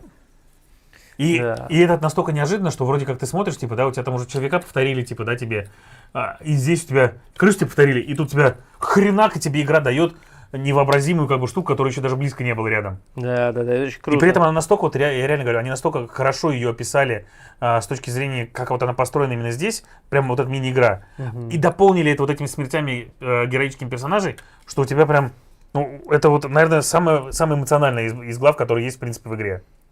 А в конце боя вы, соответственно, поджигаете ведьму. Она издает вопль. Нет. Стоп. Технически да, но нет. В конце этой штуки. Еще важный момент в том, что когда мы бежали из города Х сюда, мы потратили последнюю склянку на ведьму. Да. И здесь, соответственно, под конец боя... Пришлось бить ее ногами, по сути. Под конец боя мы видим, что типа просто полк солдат, который был около около костра, разлетается вместе с бревнами из костра в разные стороны, и ведьма выходит в свою полную силу. Все вот это мы зря страдали. Она парит над землей. Вокруг нее парят тела наших мертвых солдат. Да, ведьма была классная. И она пользуется ими как снарядами. Щитом, снарядами. Чем она только и не пользуется. Вернее, для чего она только не использует. Бьет она больно. Парящие мертвецы. Вот тела парят в воздухе над полем боя. Ведьма использует их как оружие. Парящие мертвецы являются приспешниками, но не атакуют. На них влияют карты стадии ведьмы. У них 7 защиты, у нее 12 защиты. То есть это такая очень-очень, сука, крепкая ведьма. Защита-то у нее потом все равно нападает снижается. там, да. Это вот все. Это первый выстрел 12. У нее от этих, по-моему, от мертвецов зависит защита. Не, ну там типа, когда они кончаются, да. Мощный кинетический щит ослабляет. Уменьшается на 2. За каждый кубик уменьшается 2. Да. Ну да, то есть первый куб ее ломаешь по 12 защите. Да, нам повезло, что я в нее Первый, стрельнул, как бы, и сломал ей куб сразу. Ну да. Ну, потому что у тебя там игнор брони, всякая Да. эта херня. И 2 гарантированных Да. это. Вначале ведьма, страж, лекарь, лучница. Лекарь пожертвовал и заменили его на птицу. И лучницу на Графиню. графиню. А что с графикой? А, ну в смысле, я понял, да, на стражу. Не, у нас на самолет. проще, у нас Чё у нас? танк масок. Да, маска, изгой, Изгой, лучница и и прист. прист. Да. Но вначале Ну, был не маска, этот а самый медведь. медведя, да. Урсуса Убили. грохнули. Так вот, Мы, кстати, Ну, эту соответственно- головоломочку пропустили. Но ну как это не будто и столь ладно. важно, да. Там была еще головоломочка, где надо было шестеренки Да, чтобы попасть как раз в эту башню. Могли Да. не попасть, кстати. Да, ну, наверное, могли. Ну, Но кстати, это не точно. ну это не точно. Так вот, ведьма, соответственно, в полной красе выходит, разбрасывает даже солдат и полная кабзда. Но с ведьмой мы справились. Да. Мгм. Несмотря на рак кубов. Да. Ну, кстати, там Да, очень да, плохо да. было все. Боже. Ну, там, чтобы понимать, я беру на атаку 6 черных кубов, добавляю к ним еще примерно 3 красных, ну, то есть, типа, 9 кубов в атаке, это дофига. Ну, то есть, можно прям вот с высокой долей вероятности шотнуть кубик. Я на эту атаку трачу 8 реролов. И не попадаю, кстати, по-моему. А Да. нет, попадаю, да. Попадаю. Мы там через... А на один, по-моему, что-то типа того. И это просто, это такой ад. У нас там через раз броски были, конечно, лучше не бросать. Вот. Так вот, грохнули мы, короче, ведьму. И она реально издала этот вопль. Мгм. В тот момент, когда она его издала, мы понимаем, что темнолесье все просто полностью как бы кидается сюда. Мы понимаем, что как бы оставшиеся солдаты, которых там несколько осталось, их как бы уже не спасти. Даем дёру через туннель. Соответственно, туннель за собой обрушиваем. С нами убегает Мич, мы ему говорим: нет, Мич, дальше ты с нами точно не пойдешь. Да. И тут вот, на мой взгляд, это, конечно, какое-то очень дебильное решение было. Мы такие типа: иди-ка ты обратно в Верун. Ну, как бы ты же маленький Через- мальчик, тебя в лесу как бы Через с тобой всю всё будет жопу, нормально. Да-да. которая тут вокруг Да-да-да. творится. И расскажи о том, что здесь произошло, на случай, если как бы, мы не выберемся. Все будет в порядке. за камнем отлежался. Вот. А сами побежали в Сердце Тьмы. Сердце Тьмы — это нарративно достаточно небольшой такой, да. по ходу 2 странички. Да. сюжет. Там рассказывают про то, как мы пробираемся через Сердце Тьмы, и это полная лиан-пещера, в которой плохо проходит свет, в которой очень спертый воздух, дышать там очень трудно, мы разрубаем эти лианы, и в итоге выходим в саму, соответственно, пещеру. Ну да. И там мы видим огромного Адендри, в сердце которого, ну не в сердце которого, в груди которого находится огромный янтарь. В янтаре какая-то сущность, а рядом с нами стоит Сэмюэл. И, наконец-то, Сэмюэл решает с нами поговорить. Да. Тут готовы, да? И тут нам наваливают лора просто типа... Оказывается, что когда-то великий древний Адендри, бывший царь Адендри, когда люди украли у него, соответственно, вот этот источник жизни, решил заключить темную сделку с некой сущностью для того, чтобы отомстить людям. Но, как вы видели, темные сделки с некими сущностями хорошо не заканчиваются. И этот Адендри был погребен, соответственно, под землей в этой пещере и стал источником вот этих вот лиан, лос и темнолесья в принципе. И Сэмюэл нам говорит, а здесь давай-ка лучше читать уже. Тут сложно. Сэмюэл нам что только не говорил. Не, во-первых, как бы, да, во-первых, мы, заходя туда, вспоминаем клятву, когда каждый раз, когда мы идем туда, на нас темнолесье накидывает глюков и пытается остановить нас, чтобы мы туда не прошли, но мы вспоминаем клятву, которую мы давали и как мы ее давали. И здесь такой приятный момент, когда нам рассказывают про то, как мы помним, что мы подходили туда, и слова Да, клятвы да, даже да. есть самой. И мы там читаем эту клятву. Сегодня ты займешь свое место, сегодня ты встанешь в строй, первый и последний строй, строй из славных мертвецов. Ни один из них не вышел из строя, станешь ли ты первым? Это прям здесь- разочек, а есть еще другая, Здесь кстати. такой интересный момент, что типа, что мы идем через эту пещеру, и нас постепенно игра готовит, то есть она не игра, а мы понимаем, что типа мы отсюда не выберемся в принципе. То есть что пещера как бы это наш последний путь. Слушай, ну то, что мы обречены, было понятно уже давно, потому что мы с чумой. Так или иначе, мы умрем. Ну так может быть, знаешь, у меня была мысль какая, что чума типа, нам же говорит, что чума идет от сердца тьмы. Если мы его уничтожим, то может быть чума кончится. Ну, понимаешь, какая штука? Всех зачумленных грохнут, и она кончится. Ну, Все так. логично. И вторая клятва еще чуть-чуть. Мы не дрогнем, мы встанем в строй, мы ответим на зов, мы умрем, но не сдадимся. И смерть запомнит наше имя, мы верные клятвы. Такие дела. Ну и, короче, Сэмюэл нам говорит, ребята, говорит, мне будет очень интересно узнать, что вы выберете, потому что сейчас перед вами стоит тот выбор, к которому я вас готовил с самого начала. Мы такие, что? Как готовил? Говорит, вы же прекрасно понимаете, что я не Сэмюэл. А мы такие, пу-пу-пу, нет. Он такой, просто я принял это обличие для того, чтобы вам было проще меня воспринимать. Мы такие, ничего себе не проще. Говорит, я вел вас сюда с самого начала, а теперь станет выбор перед вами, и мне будет очень интересно, какой выбор вы сделаете. А выбор простой. Сдохни или умри. И Да. мы задаем ему кучу вопросов в то время, пока как бы еще вот это гигантское существо постепенно пробуждается. Он говорит мне, что у вас есть выбор, возможность освободить меня. Я вот там вот в груди у этого большого чувака, разбейте кристалл, и я я спасу этот мир от темнолесия и чумы. Да. Мы такие...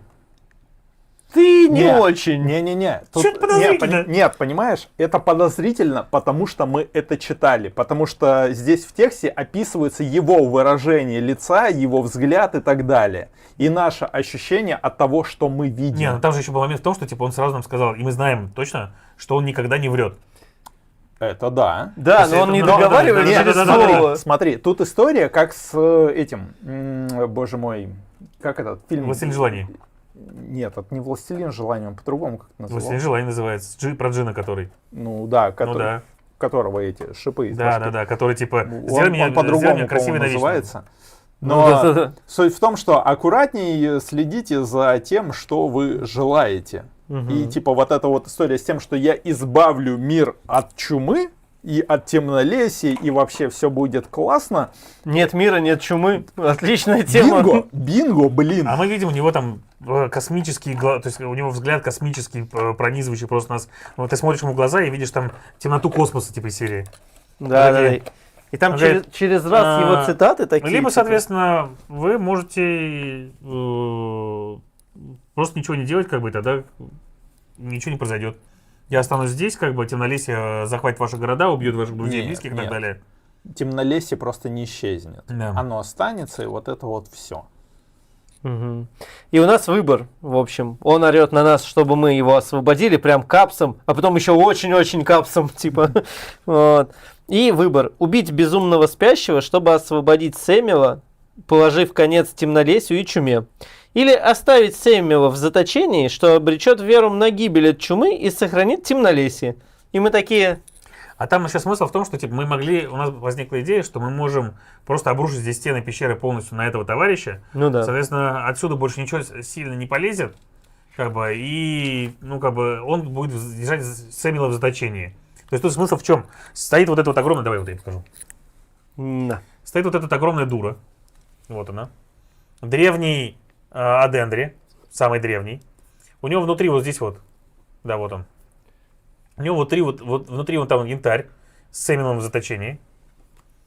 Кругом, соответственно, это пещера. Там стволы деревьев поддерживают ее свод кое-как. И, соответственно, можно просто ее завалить и надеяться на лучшее.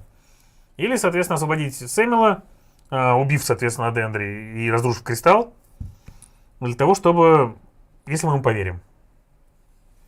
Напишите, пожалуйста, вот кто нас смотрит, сейчас я не знаю, там много народу или немного, поверили бы вы или нет. Нас 30 человек смотрит, ну нормально, здесь, ВКонтакте еще. еще. В ВКшечке человек 10. 5, да, всего. Напишите, вот там интересно просто, ребят, что вы думаете по этому поводу. Поверили бы вы Сэмюэлу или нет? Да, даем время, Не, как просто некоторые. по факту он как мудак. Он нам вслед говорит: ребят, я вас тащил сюда. Чтобы вы меня освободили. Да. Я вам подкидывал всякую срань по пути. Особо никак не помогал. Мы превозмогали как могли. Он такой: ну я же вас дотащил. Ну, в общем... Вот пока 2. И тут момент, как раз вспоминается того, что нам сказали во Фракии. что Да, мы так и не догадываемся даже, кто нас дергает за ниточки, Ну и да. что выбор у нас будет тьма или смерть. И мы А еще такие... в этот момент очень интересно сделано то, что типа там по этому туннелю уже начинает пробираться твари темнолесья, Да. и он их останавливает, типа, чтобы нам выиграть время немножко. И мы понимаем, что, соответственно, темнолесье, как бы, ну, это явно не он. И еще вспоминаем момент с тенями, которые были, которые дрались, в которые темнолесье не полезло.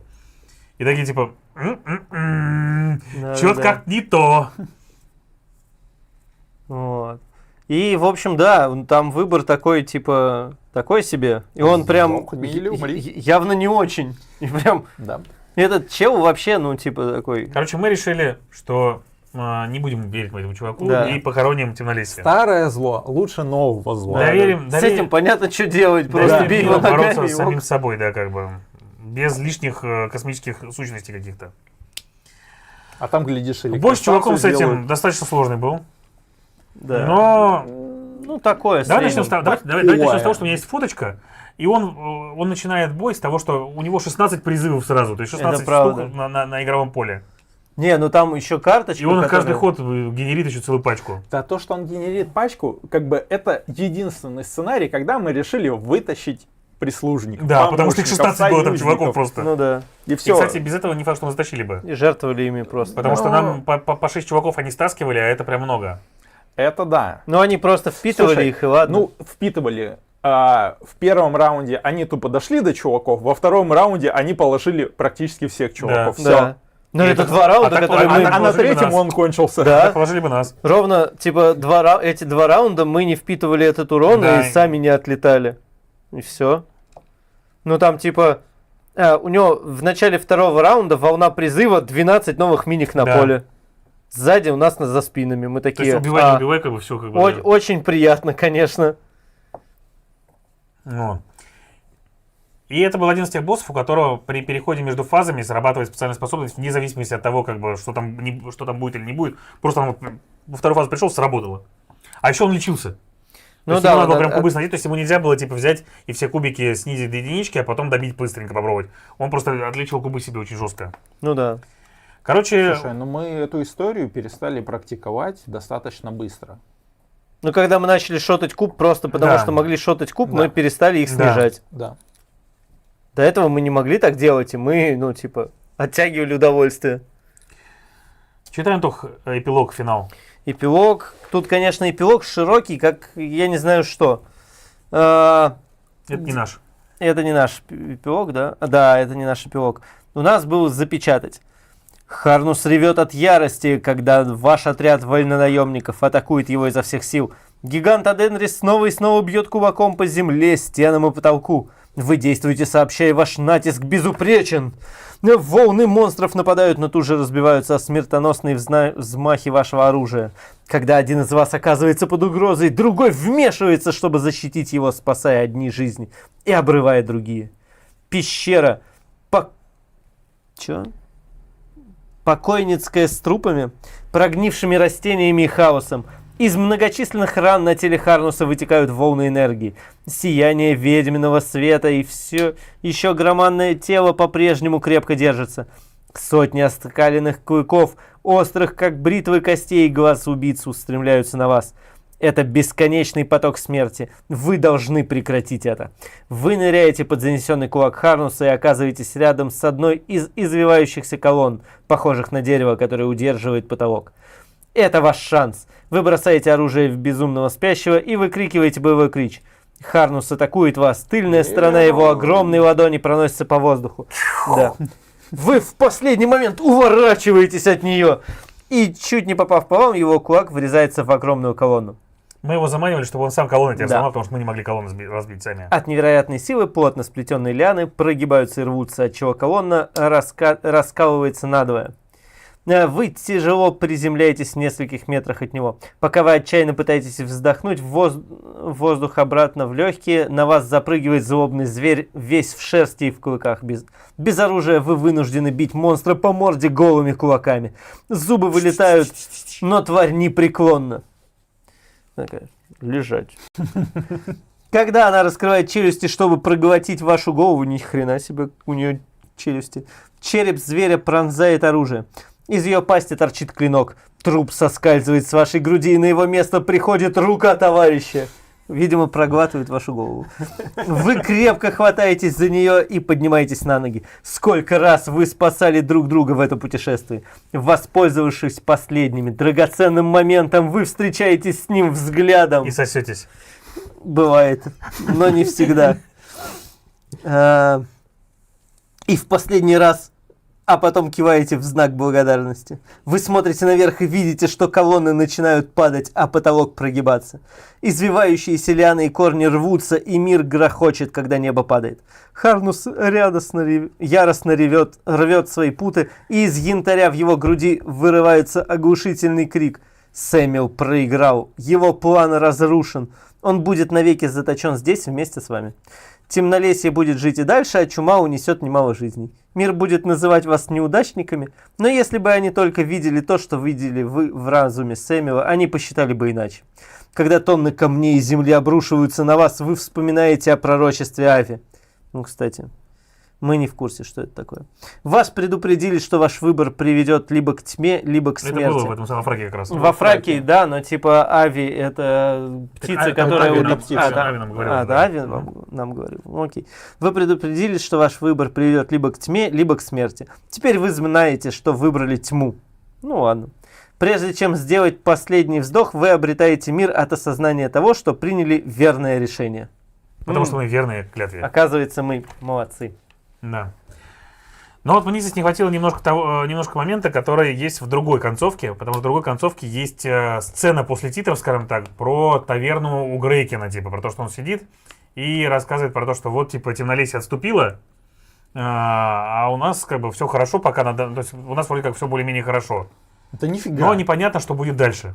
То есть, как бы, вот концовки здесь они... Не, ну понимаешь, там, типа...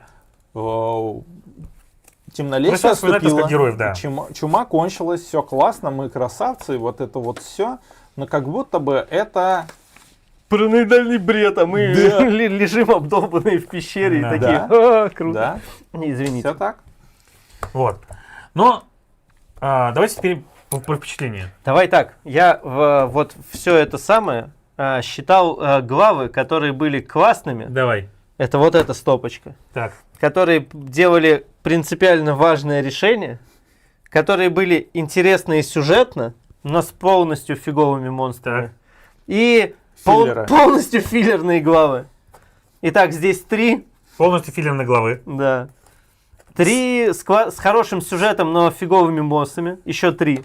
Одна с супер поворотом каким-то. Да, да. Но это где темная сделка. Там Ага, прям итого отвал. да. 7, осталось 17. Нет, 14. 7, 8, 9, 10, 11, 12, 13. 13. 14 должно быть. 14 Ну, последнюю я не А, стал ну, окей. вообще ничего с ней окей. делать. Последняя потому нам что в любом она случае должна быть, да. просто... Ну, там типа босс ничего, потому что он технически Да. интересный. Вот еще бы мы с петухами играли. Ну, да. Вот. Я не знаю, как оценить последнюю главу, потому что она просто развязка. Ну да. Ну, типа, вам накидывают Не, ну, уже босс там ничего всего. был, босс там ничего был, босс да. ничего был, да. Ну, такой, типа. Не, ну если бы они сделали, скажем так, она могла быть всратой, она не всратая. Но она не всратая, да. Она прям нормальная глава. То есть, она не супер поворотная какая-то. Да. Потому что там уже все ведет к концу. Хотя допрашивать Нет, хотя Сэмюэла было интересно. узнать, что да. Сэмюэл, как бы, блин, это не то, что мы думали, мы же только здесь это узнали Ну, как да. раз. Ну, еще одну белую карточку мы сюда положим, Да. потому что гениального что-то не произошло в этот момент. Потому что здесь уже решение... Хотя принять решение заточить или этот в целом как-то влияет вроде. Да. Но они два одинаковых по фиговости решения, и Ну, ты это такой как типа... это, как в Mass Effect. У тебя просто разноцветные концовки. Нет, знаешь, да, я но просто «Железную тему» типа... сейчас читал сейчас, да, недавно. Просто темная сделка после этого меняла все остальные главы. Да. И прям типа ты потом всегда предатель, типа. Ну, то есть там реально там очень часто тебя спрашивали, типа, есть ли у тебя темная сделка или нет. И мы не смотрели, что там есть, потому что там далеко уходили повествования. Но выглядит так, как будто что тебя там темнолесье тащило за собой прямо как бы. Ну, может быть, стоило. Ну, наверное, надо было почитать При это. втором прохождении. Да. Нет, второго прохождения тут точно не будет. Вот. Но в целом, вот у тебя как впечатление от игры? Да кайф вообще, просто типа даже филлерные главы. На некоторых было не очень интересно, будем честными. Но в целом там повествование ничего. Но оно делает, ничего. Ну да. Типа, Главы с хождением по лесам, по карточкам, я бы выкинул в целом, наверное. Их можно было сделать все то же самое в повествовании, и ничего бы не изменилось. Я бы сделал просто в 2 раза меньше. Но с другой Ну, стороны, они просто, мне кажется, напечатали колоду карты, поэтому сделали 4, а не 2 главы под это дело. Вот и все. Ну, может. Ну, можно было сделать меньше колоду карт. Да. Тебе как, Сань? Мне хорошо. Ну, кроме того момента, что мне не нравится местная прогрессия персонажей. Ну, то есть Я понимаю, что ты говоришь, она да. прям вообще, она максимально убогая. Ну, как по мне. Ну, то есть персонажи качаются только за счет шмота. Не то, что за счет Нет. шмота. Вот смотри, у тебя типа открывается 2 скилла на 5, 2 на 10, 2 на 15. Ну да. Все, вот вся твоя прокачка персонажа. Ну да. Дальше начинается типа шмот. Последняя нормальная шмотка у нас была когда? 17-18 глава. Ну, как бы дальше уже ты просто ушел в путешествие, и там уже негде набирать. Там нечего. Помни Аридию. Ты каждый раз получал шмотку и кайфовал, потому что, блин, это круто. А здесь ты такой, ты свой лук получил еще раньше. Ты там чуть ли не на 15 уровне он был, да. В 15 главе ты получил лук и с ним до Но с конца. луком вообще было плохо всю игру. Я лук всего менял 2 раза, по-моему, за игру. Ну да. Или Ты 3. такой, На ведьме у тебя просто 2 колоды, и ты их все равно пользуешься только одной. Какая разница, типа? И там одинаковая прогрессия у каждых. Потом, что еще меня Не, но здесь я вижу в этом Но- только единственный момент, как бы единственное объяснение, которое у этого есть, это то, что это мрачная фэнтези, и мы здесь по факту простые смертные. Это То есть да. мы не какие-то Нет, эпические герои, нет, типа, и смотри. вот ты, знаешь, как бы вот здесь прошел, типа, в ходе игры у нас проходит, У типа, меня все было там 4 три- скилла, которыми я никогда не у пользовался. меня 2. 3-4 месяца, но мне просто не хотелось им пользоваться, мне не нравились. Я свою колоду не менял в принципе. Окей, хорошо. Я добавил берсерка. И один раз засунул себе чейн-атаку. Все. Не, ну я с тобой согласен, Я что... менял чейн-атаку на дэш, и все. Ну, как бы у меня либо дэш, либо чейн-атака. Все, я когда понимаю, что как бы, ну, чейн-атака мне нафиг не уперлась, мне проще дэш, потому что мне нужна мобильность, чтобы я каждый раз подлетал, спокойно втаскивал, потому что я могу больно втащить. Все, нафиг мне чейн-атака, когда есть она у Антоха, и он просто залетает такой, минус 4. Ну и хорошо. Ну да, дальше Не, уже. я о чем ты говоришь, я с тобой абсолютно согласен. Очень хочется, то есть всегда, когда идешь в прогрессию в персонажах, когда у тебя игра этого не длинная, хватает. долгая, Да, да. ее хочется, потому что тебе хочется, чтобы у тебя в рамках твоего геймплея за 20 партий происходили какие-то изменения. Но по факту, наверное, в нашей вот партии как бы больше всего происходило изменение у меня, но только во второй половине кампании. Когда я уже немножко оброс шмотками, и я смог как раз там хоть как-то крутить. Но по факту оно типа было типа там в течение там 5 глав, а потом у меня осталось оно таким, какой-то себе набрал, и я все это дело просто крутил каждый раз. Вот. Да. Оно у тебя осталось в последних 5 главах, а я примерно с 5 главы не менял колоду. Ну окей, хорошо. Вот Берсерк туда как зашел, просто потому что это x2 на дамаг. Ну все, тут как бы без вариков. Ну И да. все. Но мне технически игра очень понравилась, мне очень понравилась механика с кубами. Не, кубы класс. Ну, Взрывные вот кубы механика всегда с приятно. кубиками. Механика с кубами на это жадность, зло, это прям кайф. потому что после местной механики ты в другие кубометы играешь очень странно. Ты такой бросаешь, такой, 2 пустышки, я промазал. Да, Блин, да. нет, здесь так-то не работает. Не, ну она классная. В целом, механика вот с прокруткой вот этих карт тоже хорошенькая. Да, да, это приятно очень. Это интересно. Мне было более интересно. Боссы, я сказал бы так, что интересных боссов здесь больше гораздо, чем неинтересных.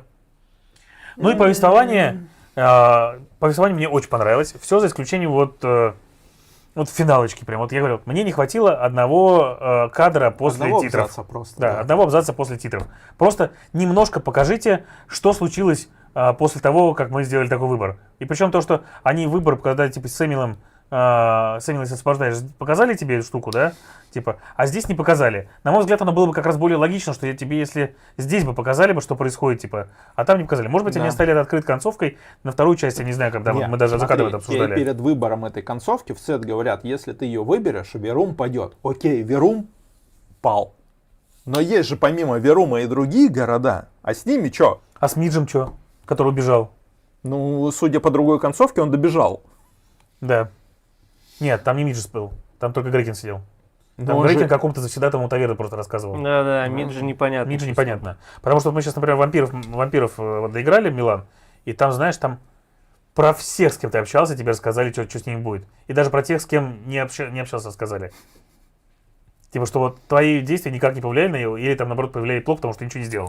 То есть такое вот. Вот это мне очень нравилось, это в Fallout, И мне очень хотелось бы, чтобы это тоже оказалось. Тем более, опять же, ключевые слова некоторые остались. Ну да. Но вот, блин, и вот знаешь, что странно? Я вообще не знаю, некоторые мы В получили. последней главе не было под ключевое слово под темную сделку. Ну да, не было. Что, а мне кажется, как раз в последней главе оно должно было как-то сказаться. Да. Ну да, это правда. Но в целом у меня Я отличный... не понял, в чем смысл нашей концовки. Что там у нас просто, типа, нет так в этом концовки? смысл вашей концовки. Ну, как бы, окей, мы что в одной концовке умираем, что в другой концовке умираем. Только в одной да. концовке мы умираем, и нам показывают такое эдакое послесловие, а в другой концовке мы умираем, и нам Причем не показывают ни в хрена. той концовке, когда мы вроде как выпускаем невозможное вселенское зло, нам показывают, что в Веруме типа все нормально.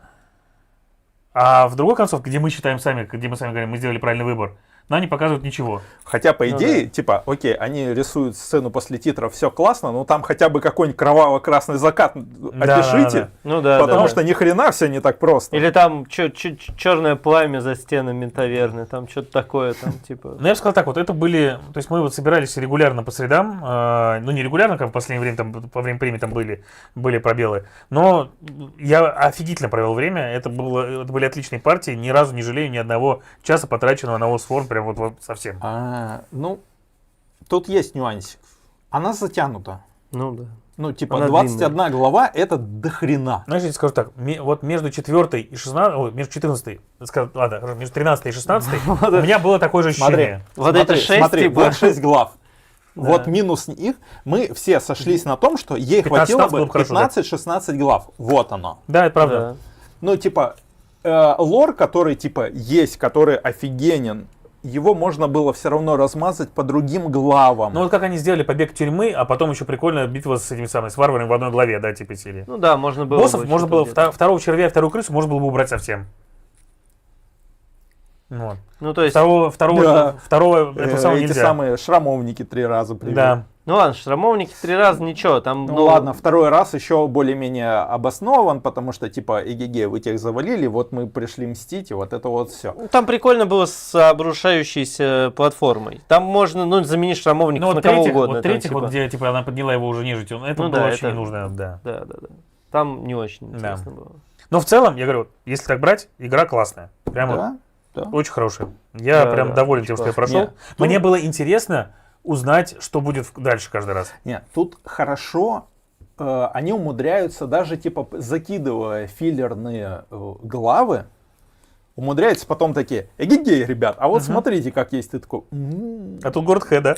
Да, знаешь, прикольная тема еще с тем, что классно было. начиная где-то главы с... То есть, вот как мы узнали про Сердце тьмы, у меня были некоторые ощущения, когда вот ты проходишь какую-то главу, она тебя к нему ближе не приближает. У меня было даже вот это ощущение того, что типа, блин, ребят, ну вот я 4 часа потратил, а не приблизился к тому, что мне хотелось узнать, что там будет. Ну да. И вот это было, и причем оно было с крутыми главами даже в том числе. То есть главой с огненной ведьмой, была хорошая глава, интересная была. Но я такой типа, блин, ничего не узнал, как бы, да. С Фраки шикарный город, здорово сделанный, обе главы классные, но я опять такой типа, блин, ну я опять ничего не узнал, типа, в первой главе во Фраке. Хотя первая глава Фраки была тоже крутая. Вот, во второй такой, типа, мы получили ведьму, ладно, мы уже ближе к делу. Но потом мы идем обратно, и опять глава, типа, где мы деремся с этими шрамовниками на обратной дороге, и такой, типа, блин, ну ладно. Но в целом, игра мне прям зашла, и вот в том году мы начали когда еще играть, я от одного слова не отказываюсь, игра огонь. Не, игра очень классная, да. Тут А вас, ребята, интересно будет узнать, напишите там в комментариях где-нибудь еще, где сможете, интересен ли вам такой формат рассказов про игры, про их сюжеты и про то, что у них они есть. могли бы это сделать на стене, но Дуров так стену и не вернул.